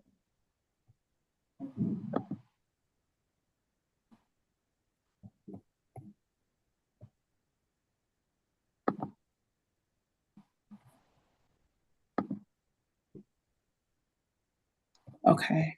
Judge, can you see this? I can. Okay. 1 second, let me actually move this thing. Okay. All right. Okay. And so, Your Honor, as you can see on the screen, this is an order for bond that was signed on July 14th of 2021 by Judge Brad Gardner. And it's telling the defendant to stay away from Ms. Mamie Abdul-Samad. All right. This was filed on July 14, 2021, signed by former Judge, Magistrate Judge Brad Gardner, State of Georgia versus Javanni Thomas in the Magistrate Court of Clayton County, State of Georgia. All right. Any objections to this, Mr. Taylor? No objection, Your Honor. All right. And it will be admitted as Exhibit 1 into the record. All right. Go ahead, Ms. Hager. Thank you, Your Honor. Please state your first and last name for the record. Mamjara Abdul-Samad. And can you please spell your first and last name for the record? First name Mamejarra, and last name Abdulama. Okay. And do you know the defendant, Javanni Thomas? Yes. And how do you know the defendant? He's my ex-boyfriend. Okay. And how long were you all together? Roughly about a year. About a year, okay. At this time, I would like to draw your attention to November the 10th of 2024. On that date, did the defendant make contact with you? Yes. And how did he make contact with you? Via an Instagram page. Okay. Did he use any other forms of communications in contacting you? Just through the Instagram page. Okay. At this time, Your Honor, I'd like to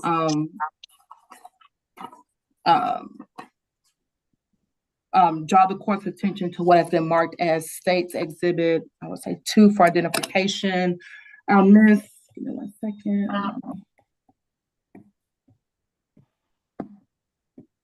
Okay.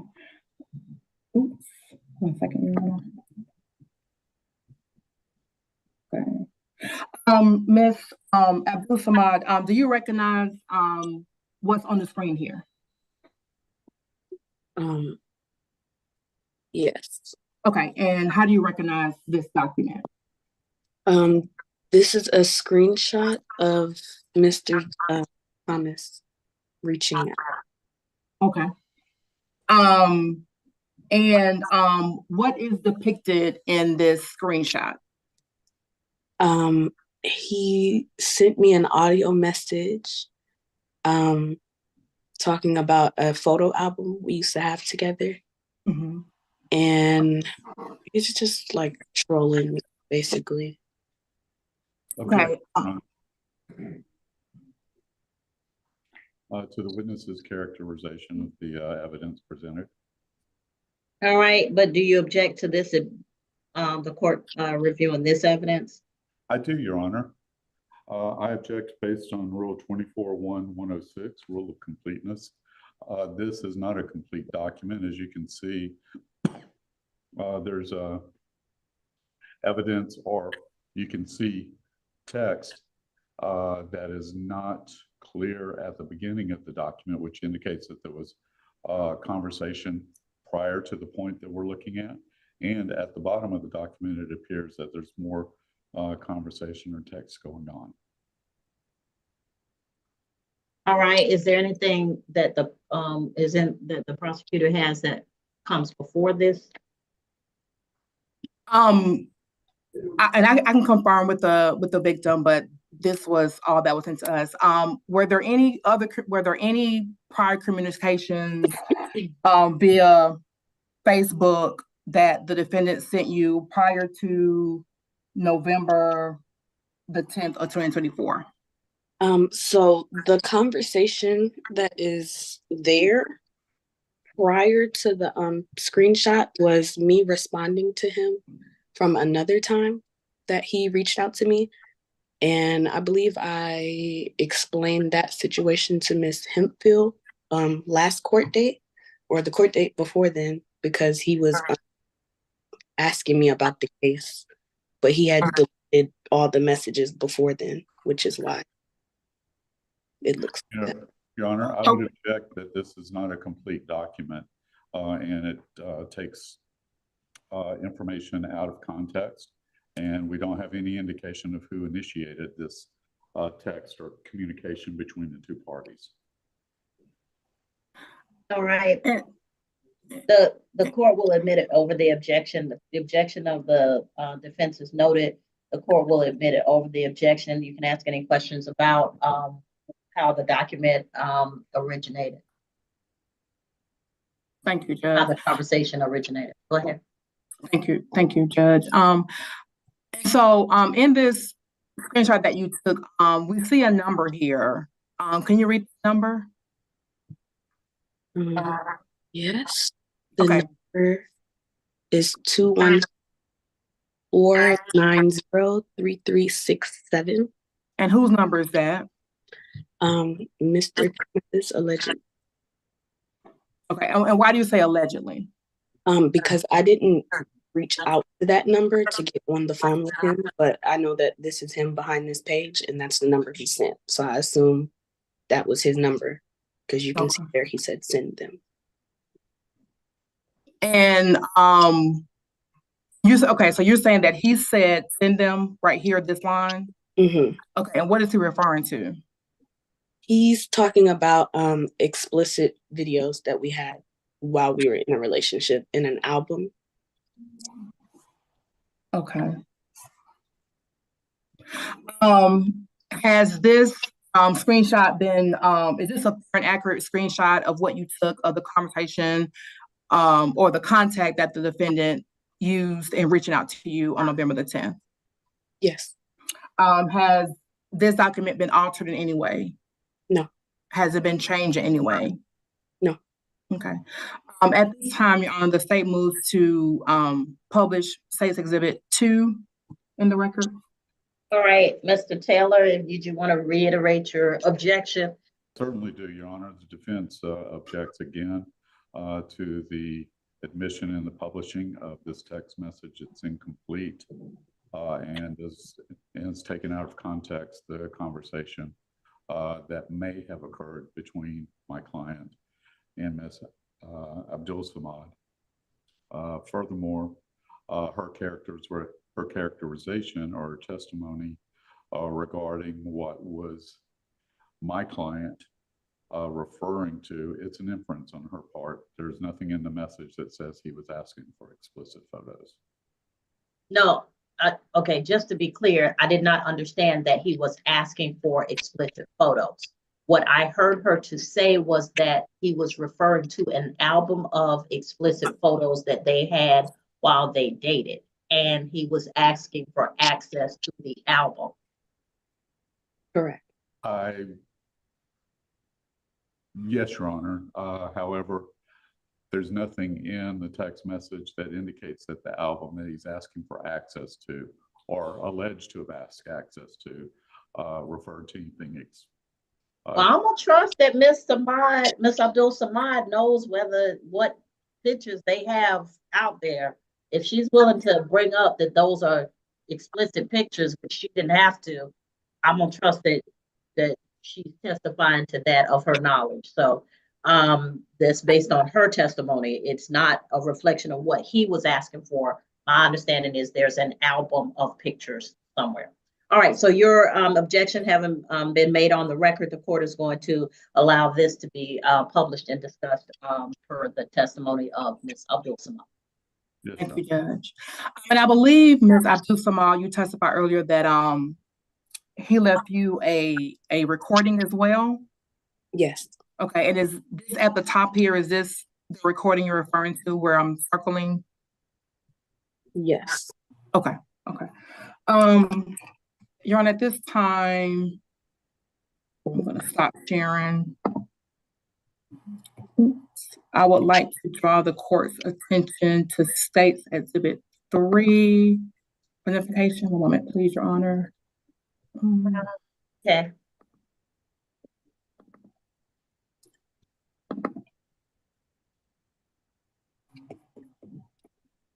Okay. I'm going to try to share it now.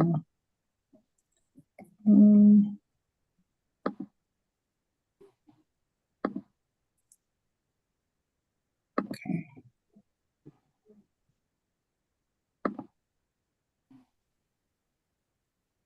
everyone see this? Yes. Okay.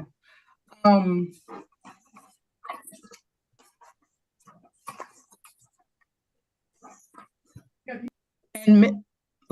Abdul Samad, I'm gonna play up this recording. Give me 1 second, then I'll ask you some more follow-up questions about it. I do want my videos though.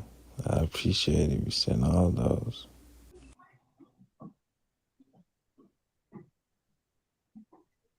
Okay.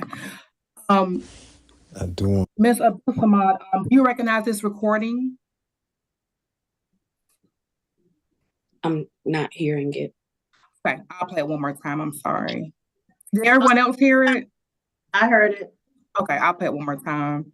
And let me try to make sure the volume is up. Give me 1 second, Judge. Make sure the volume is up loud enough.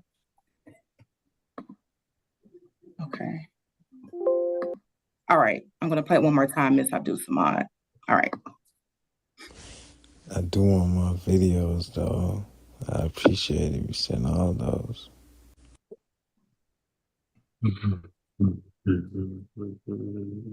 Okay, Ms. Abdul Samad, do you recognize this recording? Were you able to hear that?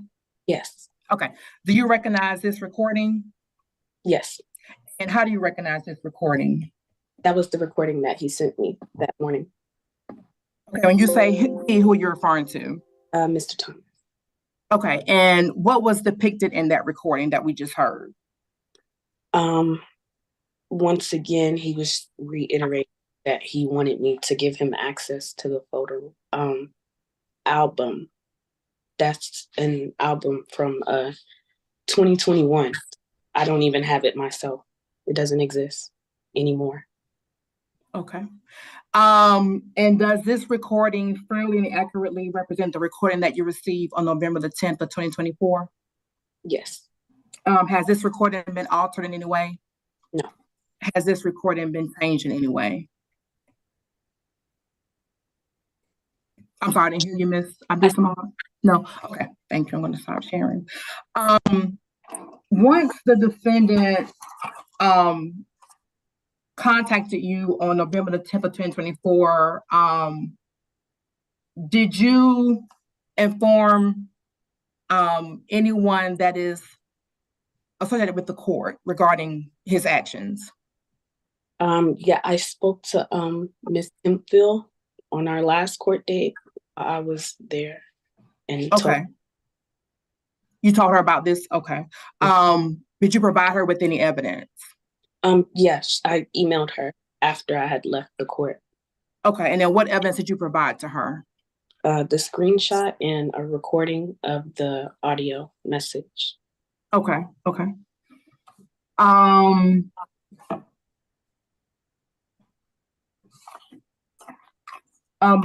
Your Honor, Your Honor, at this time, I would like to publish State's Exhibit 3 into the record. All right, that is the recording. Yes, Your Honor. All right, any objection to the recording, Mr. Taylor? None, except for it being part of the text message, Your Honor, that I previously objected to. All right. It will be admitted. Thank you. And one last question, Ms. Abdul Samad. How did you know that it was the defendant's voice on the other end of that recording? Because I recognize his voice. Okay. Like a year of my time with him. So it's not an unfamiliar voice to me. Okay. Thank you, Your Honor. No further questions. Okay. Mr. Taylor, cross-examination of Ms. Abdul Samad. Yes, Your Honor. Thank you. Ms. Abdul Samad, am I pronouncing your name correctly? Yes. Good. I'll continue to try to do so, but I apologize if I'm making mistakes. So you provided a screenshot of the text message to the victim advocate? Yes. Is that correct? And it's your contention that this message was sent by Mr. Thomas? Yes. Is there anything on this screenshot that indicates that Mr. Thomas is the sender? The voice message. The screenshot. Is there anything on this screenshot that I'm viewing that indicates Mr. Thomas is the sender? Other than the context of us having been together and him being familiar with me. Well, certainly he's familiar with you. I understand that because you had a dating relationship. Right. However, this text message, is Mr. Thomas's name anywhere on there? No. Does anything refer to him by name? No, not by name. Is it possible? It is possible that somebody alleging to be Mr. Thomas could have sent this text message. No. It's not possible. No. And why is that so? Because there's a voice recording of his voice. Yes, I understand it's a recording of his voice, but couldn't that voice recording have been captured and sent within this text message? No. I'm not sure if you're aware of how Instagram works. You have to hold the button down and then it records it in real time and automatically sends. So. In the voice message, did Mr. Thomas refer to himself by name? No. Did he say, hey, this is Javanni. I want to talk to you? No, he did not. Okay. And prior to this voice message, when was the last time you heard Mr. Thomas' voice? Heard his voice? Probably not since we were together. And that would be in 2021? Yes. So 4 years, 3.5 to 4 years approximately. Is that correct? Mm-hmm. I spoke to Mr. Javanni yesterday, and to me, this does not sound like him.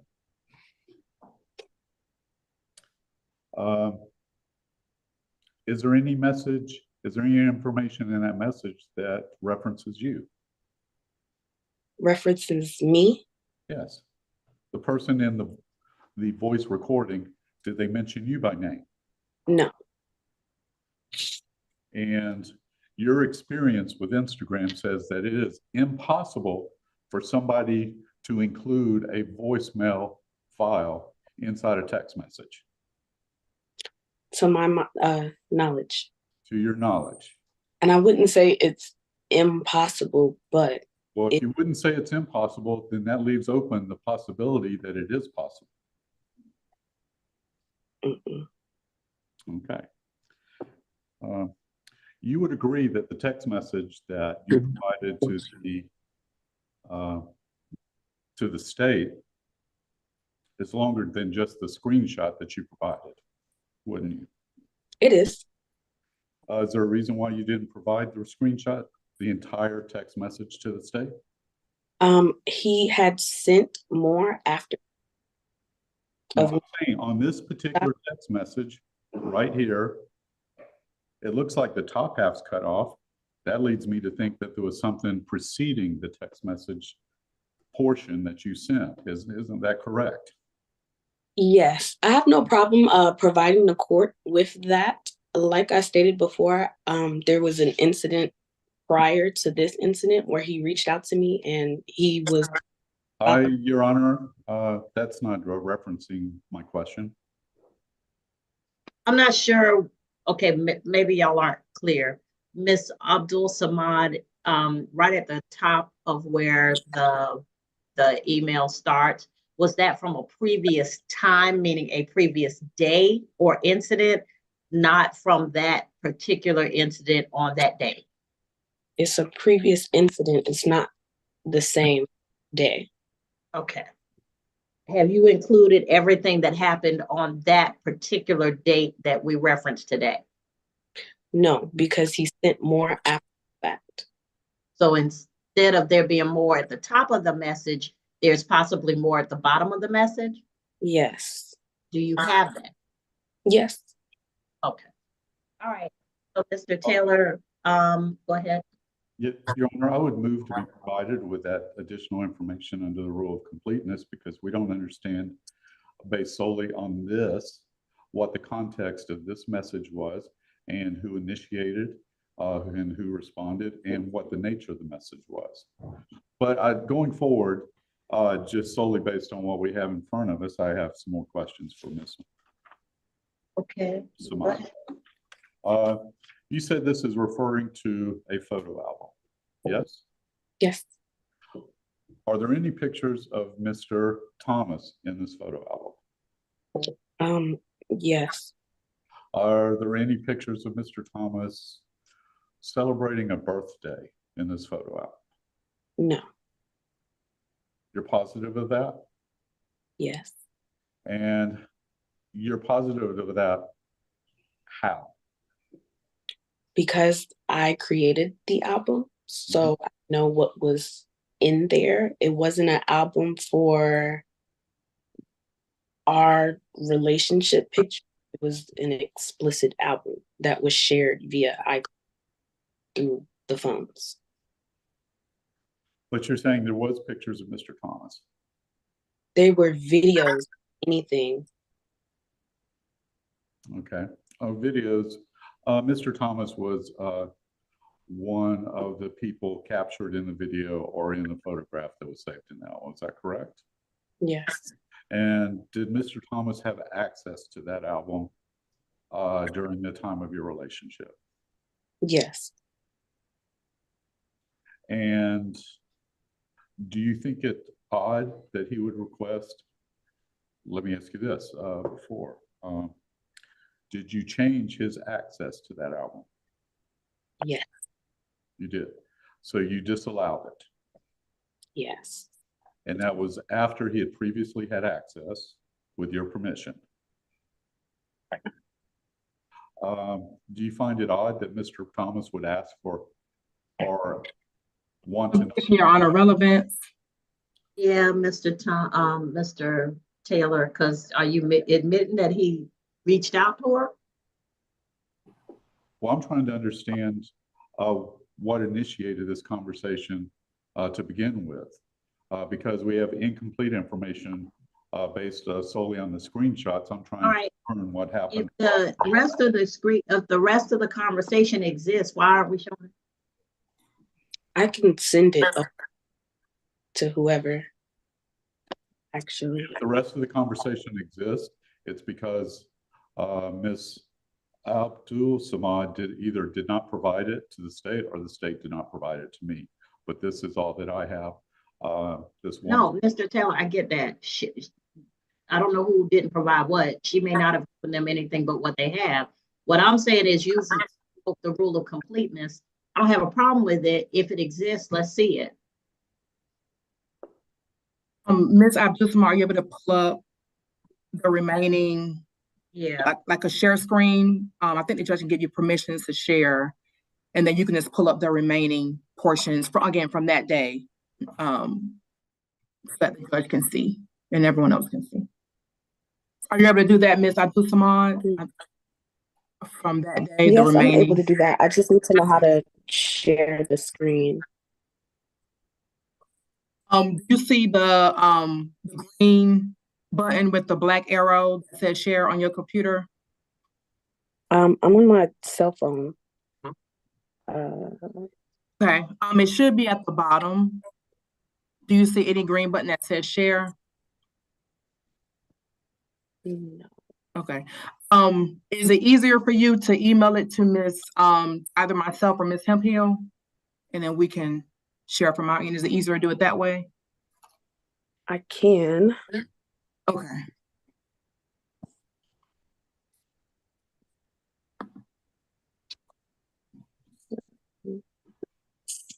Should I email it to Miss Hemphill? That's fine. Miss Hemphill is still on. She can just forward it directly to me. No problem. Give me 1 sec. Okay.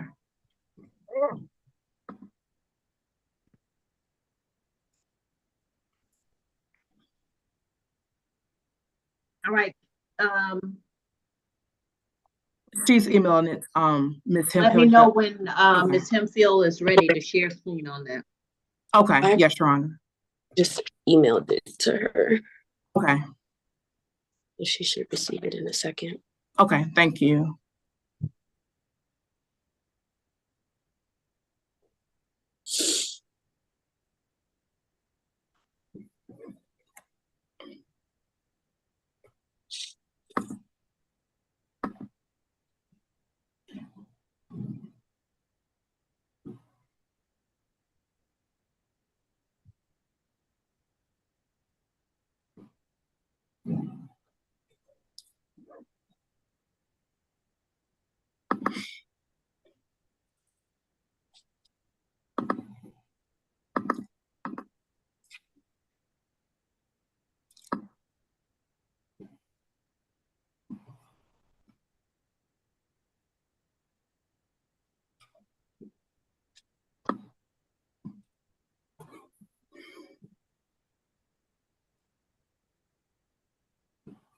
Okay.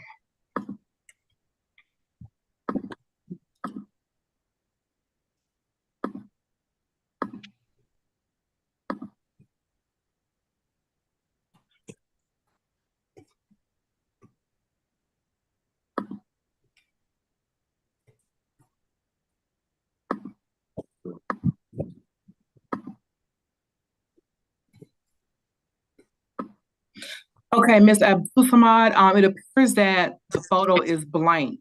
I don't see anything in the photo you sent. It appears to be blank.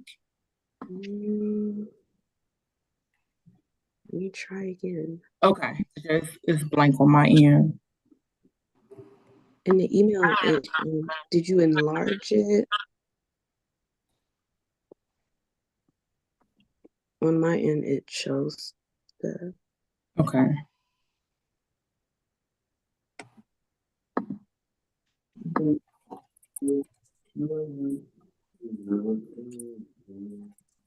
It's like loading the previous messages at the top of the screenshot, but it's not.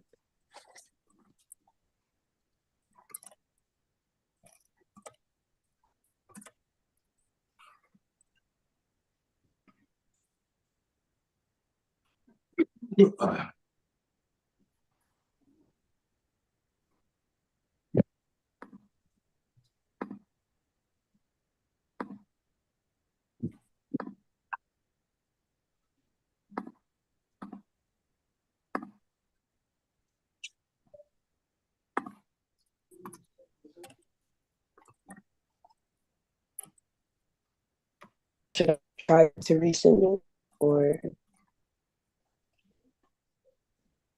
Did you already resend it? Because it's still showing a black square on my end. Okay.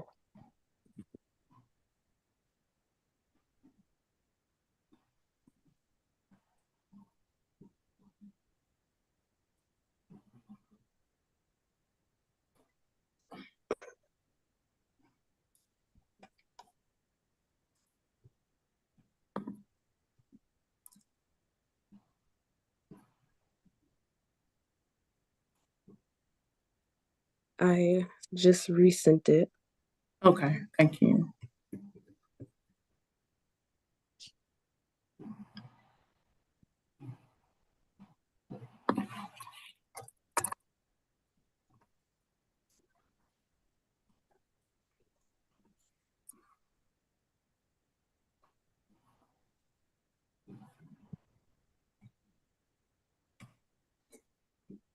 Okay, so we got it. We're about to share it. Thank you.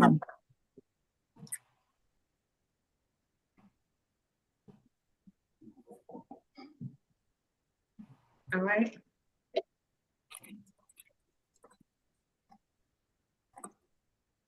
All right, we're ready whenever. I'm ready for screen share whenever you are. Yes, ma'am. We are doing it now. Still loading. Okay, here we go.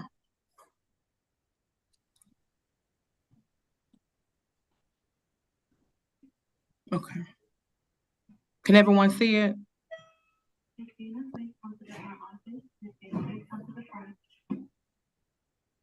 Okay.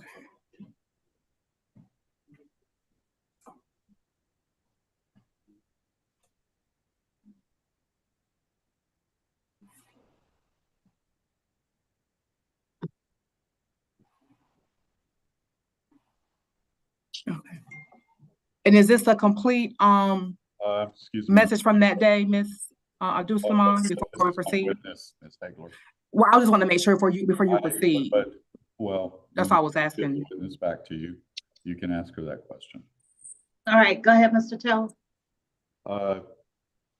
Thank you, Your Honor. So Ms. Abdul-Samad, this concludes all messages between you and Mr. Thomas, is that correct? Yes, from that day. From that day. Well, that's the day we're referring to, and that's the day that the state has alleged that he violated the conditions of his bond. And you're saying that there was nothing prior to the message, this message, and the one that we saw earlier. There were no prior text messages. The prior text messages are responses to me. No, that's not my question. The prior text messages, are you saying there were additional text messages that preceded this on this day? No, not on this day. So on this day, it is possible that Mr. Thomas may have been responding to you.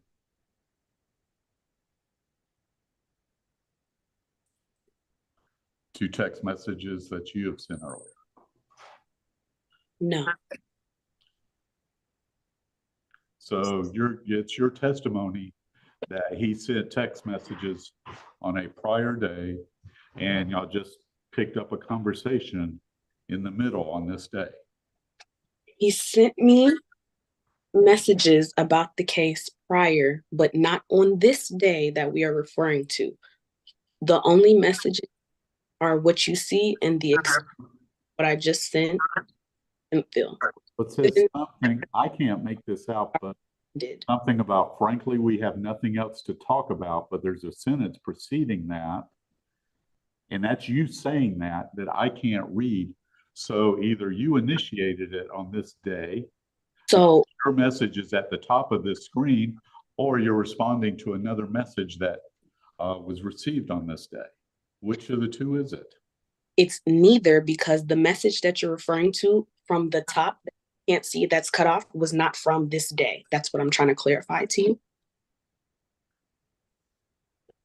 Where you see him ask for the messages, for the album, all that is where he started. I didn't reach out to him before then. And the conversation we were having before with him saying that you, his lawyer, asked him to ask me charges that I never pressed. So that has to do with what we're talking about now. Well, I respectfully disagree with you on that matter, but I'll move along. The nature of these messages on this screen on this day, did you construe any of those as a threat? Did I construe them as a threat? Yes. No. Did you feel intimidated or influenced in any way? No. I'm sorry, say that again. No, not for this day.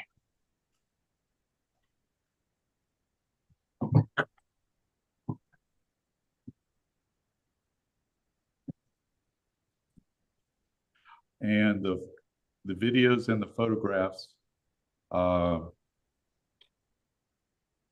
Mr. Thomas may have asked for, was there anything that you felt he was not entitled to? He's not entitled to any of it because we aren't together and the album has been long gone. So he has no reason to reach out to me and ask for them. Would he have known that at the time? Yes. The album was long gone. Yes. And how would he have known that? Because I kicked him out of it and deleted it in 2021.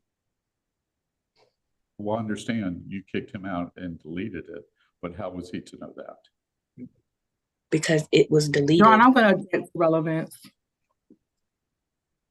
Mr. Tampa?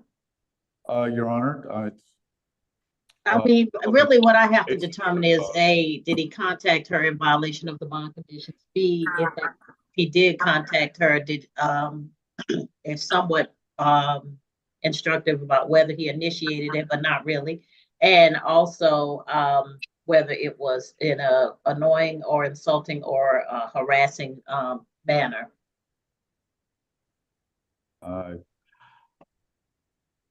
Thank you, Your Honor.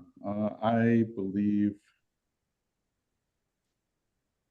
that concludes my questions to the state's witness. Any redirect? Just one brief follow-up. Ms. Abdul Samad, on November the 10th, 2024, when you received the Facebook message, who initiated that initial contact between you and the defendant? Mr. Thomas initiated it, and this isn't Facebook, it's actually Instagram. Okay. Okay, I'm sorry, Instagram. You said Mr. Thomas initiated the Instagram contact? Yes. Okay, thank you. No further questions for Ms. Abdul Samad, Your Honor. All right. Miss, may she be excused, or does she, Miss Abdul Samad, you can stay on if you wish to, but you're excused at this time. You're no longer needed as a witness. Next witness from the state. At this time, Your Honor, the state would like to call Ms. Hemphill to the state. All right. Ms. Hemphill.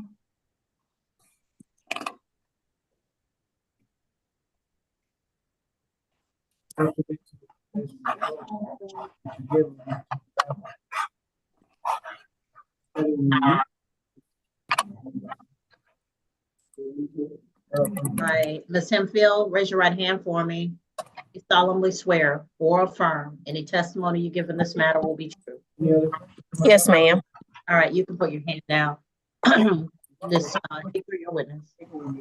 Thank you, Your Honor. Please state your first and last name for the record. Chandra Hemphill. And please spell your first and last name for the record.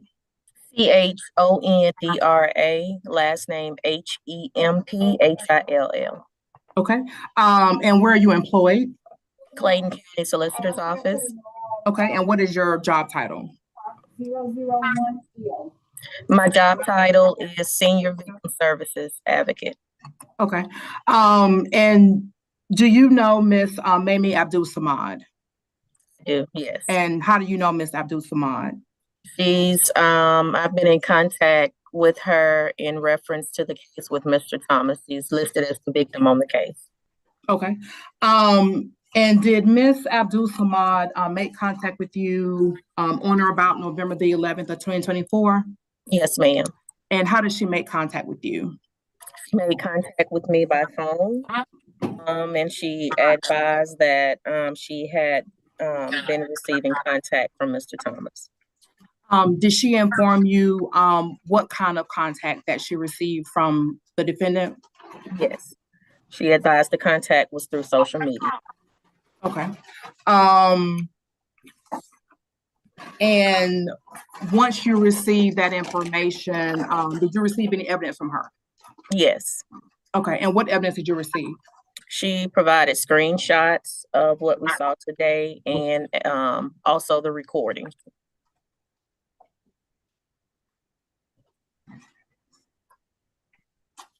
When she provided you with information, what did you do next? I told her that I would follow up with the prosecutor to advise that the case needed to be reviewed for a motion to revoke bond. And did you in fact do that? Yes, ma'am. Okay. Thank you, Your Honor. Questions for Ms. Hemphill. Cross-examination, Mr. Taylor. No, thank you, Your Honor. No questions for Ms. Hemphill. All right, Ms. Hemphill, thank you. You're excused. Yes, ma'am. All right. Any other witnesses from the state? No, Your Honor. The state rests at this time. All right. The state rests. Does the defense have witnesses or testimony to present? Your Honor, I'd like to speak with Mr. Thomas briefly in a breakout room to discuss the possibility of him testifying. We've discussed before, but I want to have that same conversation now that he's heard. All right. Mr. Thomas, I'm going to put you in a breakout room with Mr. Taylor in the courtroom. Mr. Taylor, the courtroom or your the courtroom, since I'm right here at the podium. All right.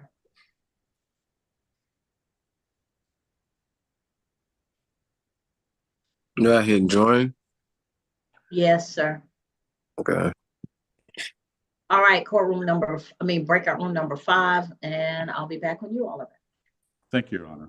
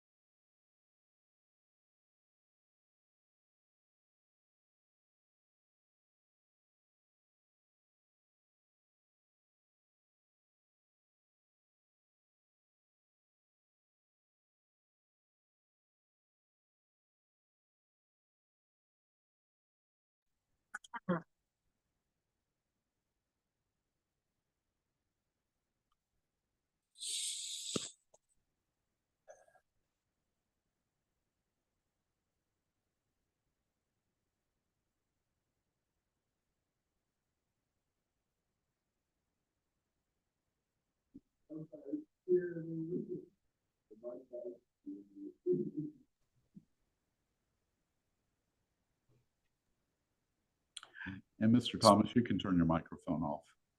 Yeah. Your Honor, I've had an opportunity to speak with Mr. Thomas. The defense is not presenting any witnesses at this time. All right, I'll hear argument.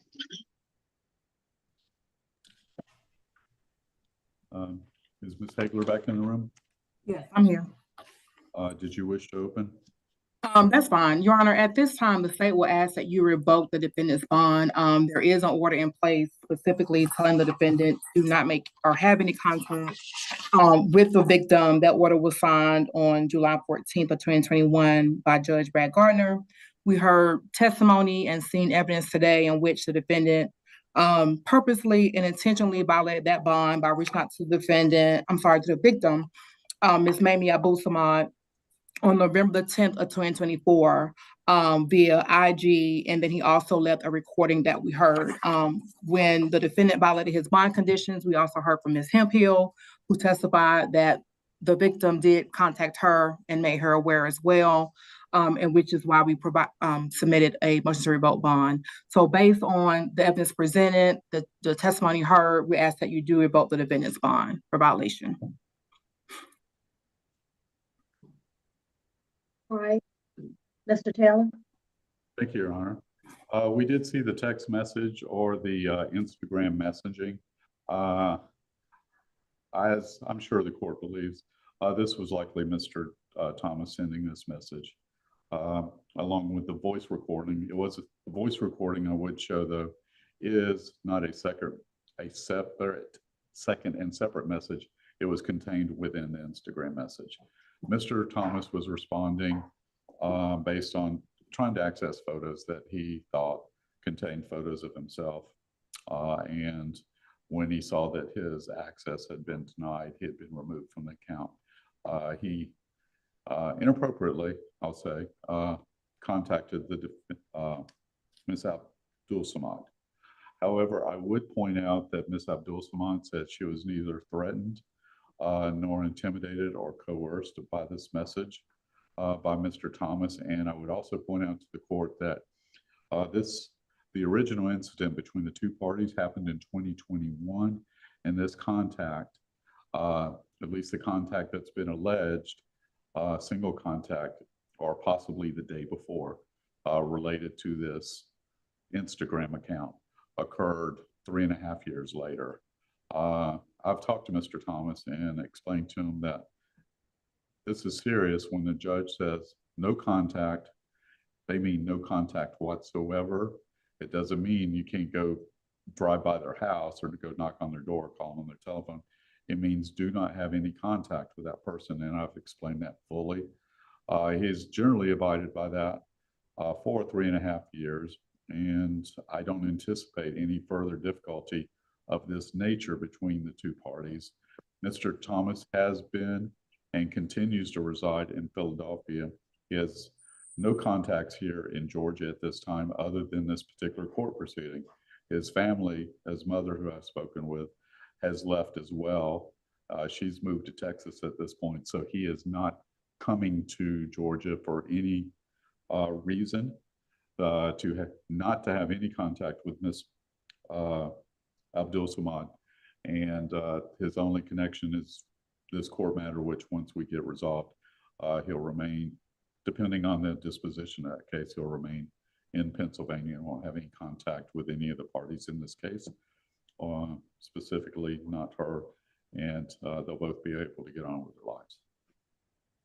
Based on that information, and considering that particularly the purpose of the bond is so that there's no intimidation and no influence and no possible additional interaction that causes violence between the two parties, and they're separated by thousands of miles, I would just ask that the court consider dismissing this motion to revoke bond unless the case proceed along its normal course. Thank you.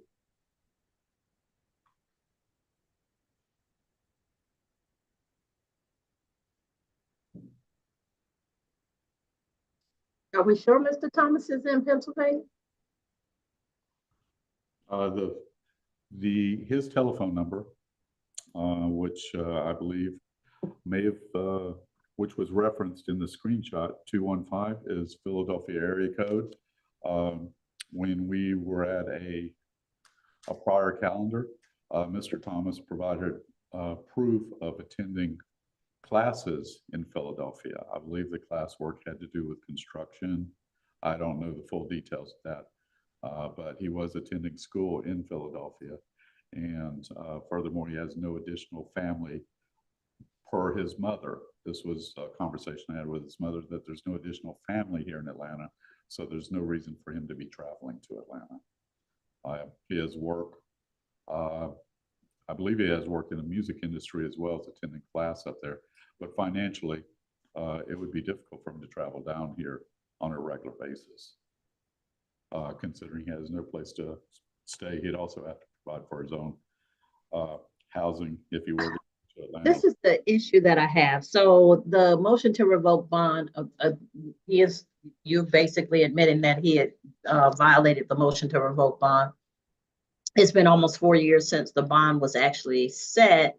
But the issue that I have is that just out of the blue, he decides prior to trial, we're almost at the finish line for this case, and then he just now decides to go contact Miss Abdul Samad because of some pictures, and he would risk all of that just to contact her when he knew, and I say it every time anybody comes to court, I remind them on a not guilty that you can't have any conversations, or you can't contact anybody that you have a bond that is not on your bond. I mean, that is listed on your bond as prohibited contact.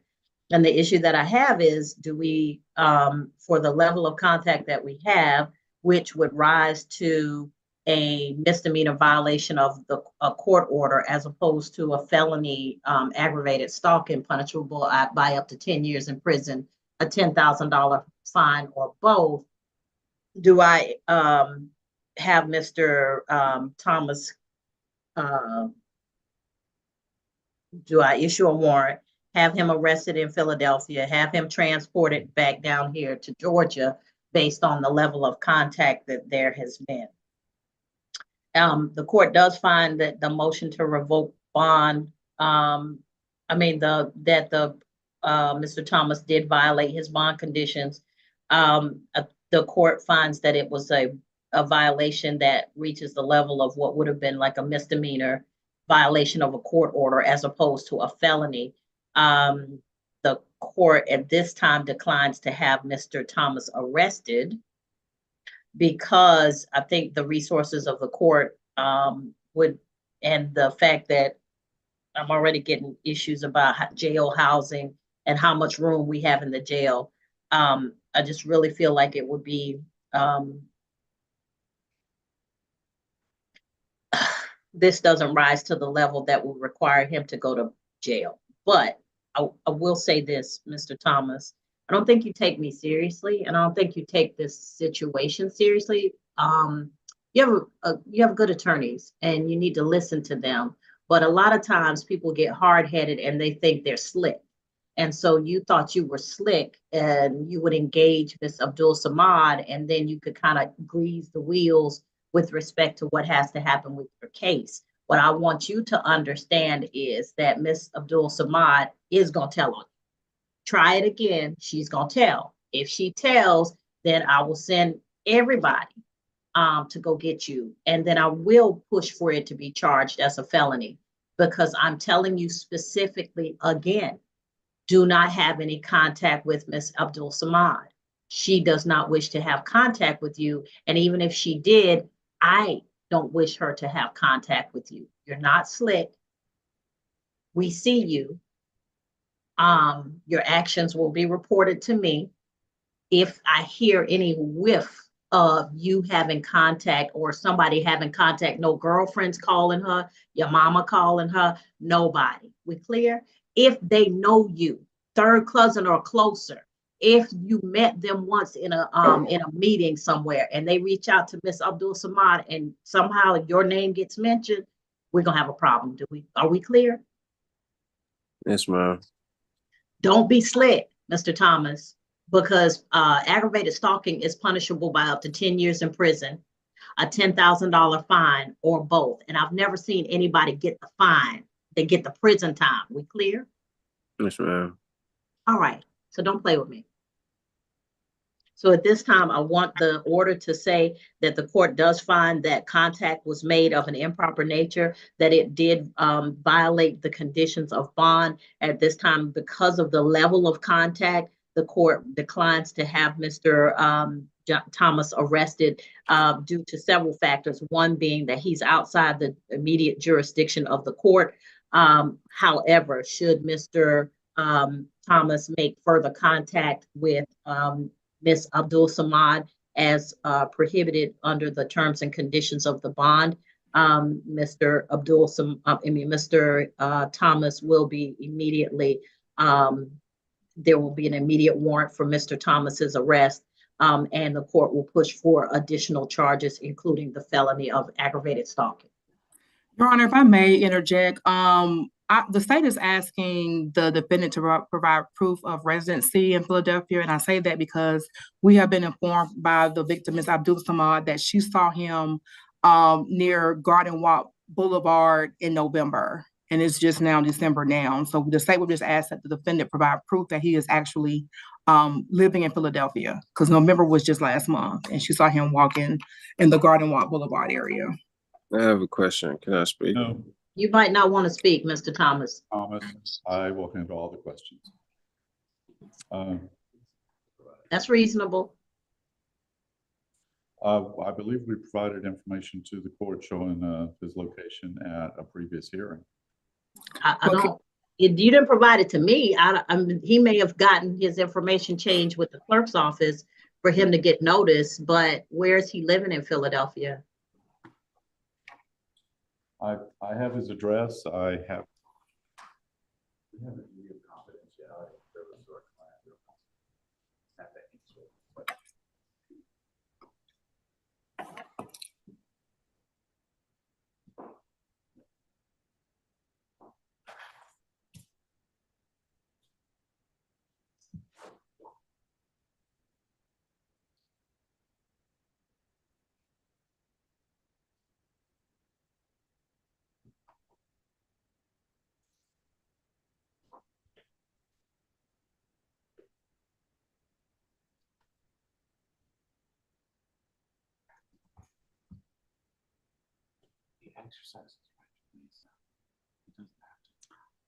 Yes.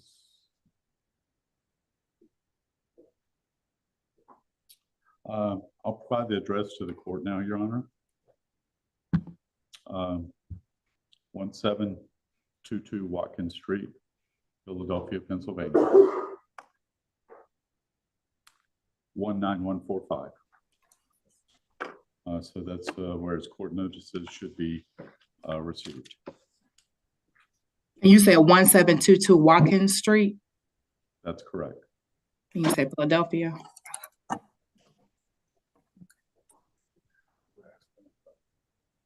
And 19145 is the zip code?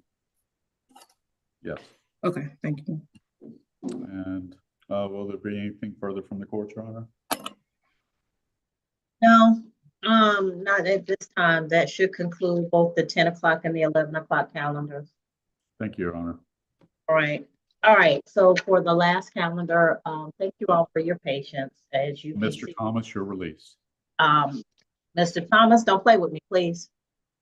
I just want you to know I do take I'm not this the serious. I'm not the one. Okay. Mr. Thomas, don't say anything else. Your Honor, before we conclude, Ms. Arnold has informed me that the defendant is wanted on a bench warrant and that the current address was showing that a Riverdale address.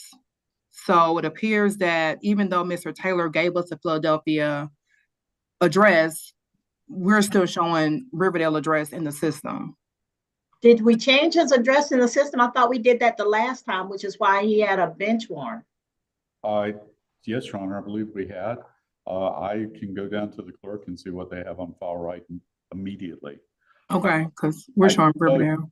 Well, if you wish to see a bench warrant to the Riverdale address, you will be in exercise in futility because he is in Philadelphia. Okay, but we need to make sure that his address is changed for the purposes of him getting notice. And I thought we had a bench warrant issue previously, so if that's the In that bench warrant, my understanding was it was recalled at that time. If he changed his address. So check and see if whatever was necessary happened with the clerk's office, because usually that's been my requirement, is that you change your address with the clerk's office before I release the bench warrant. Yeah, it's still showing that he's wanted on the bench warrant, Your Honor.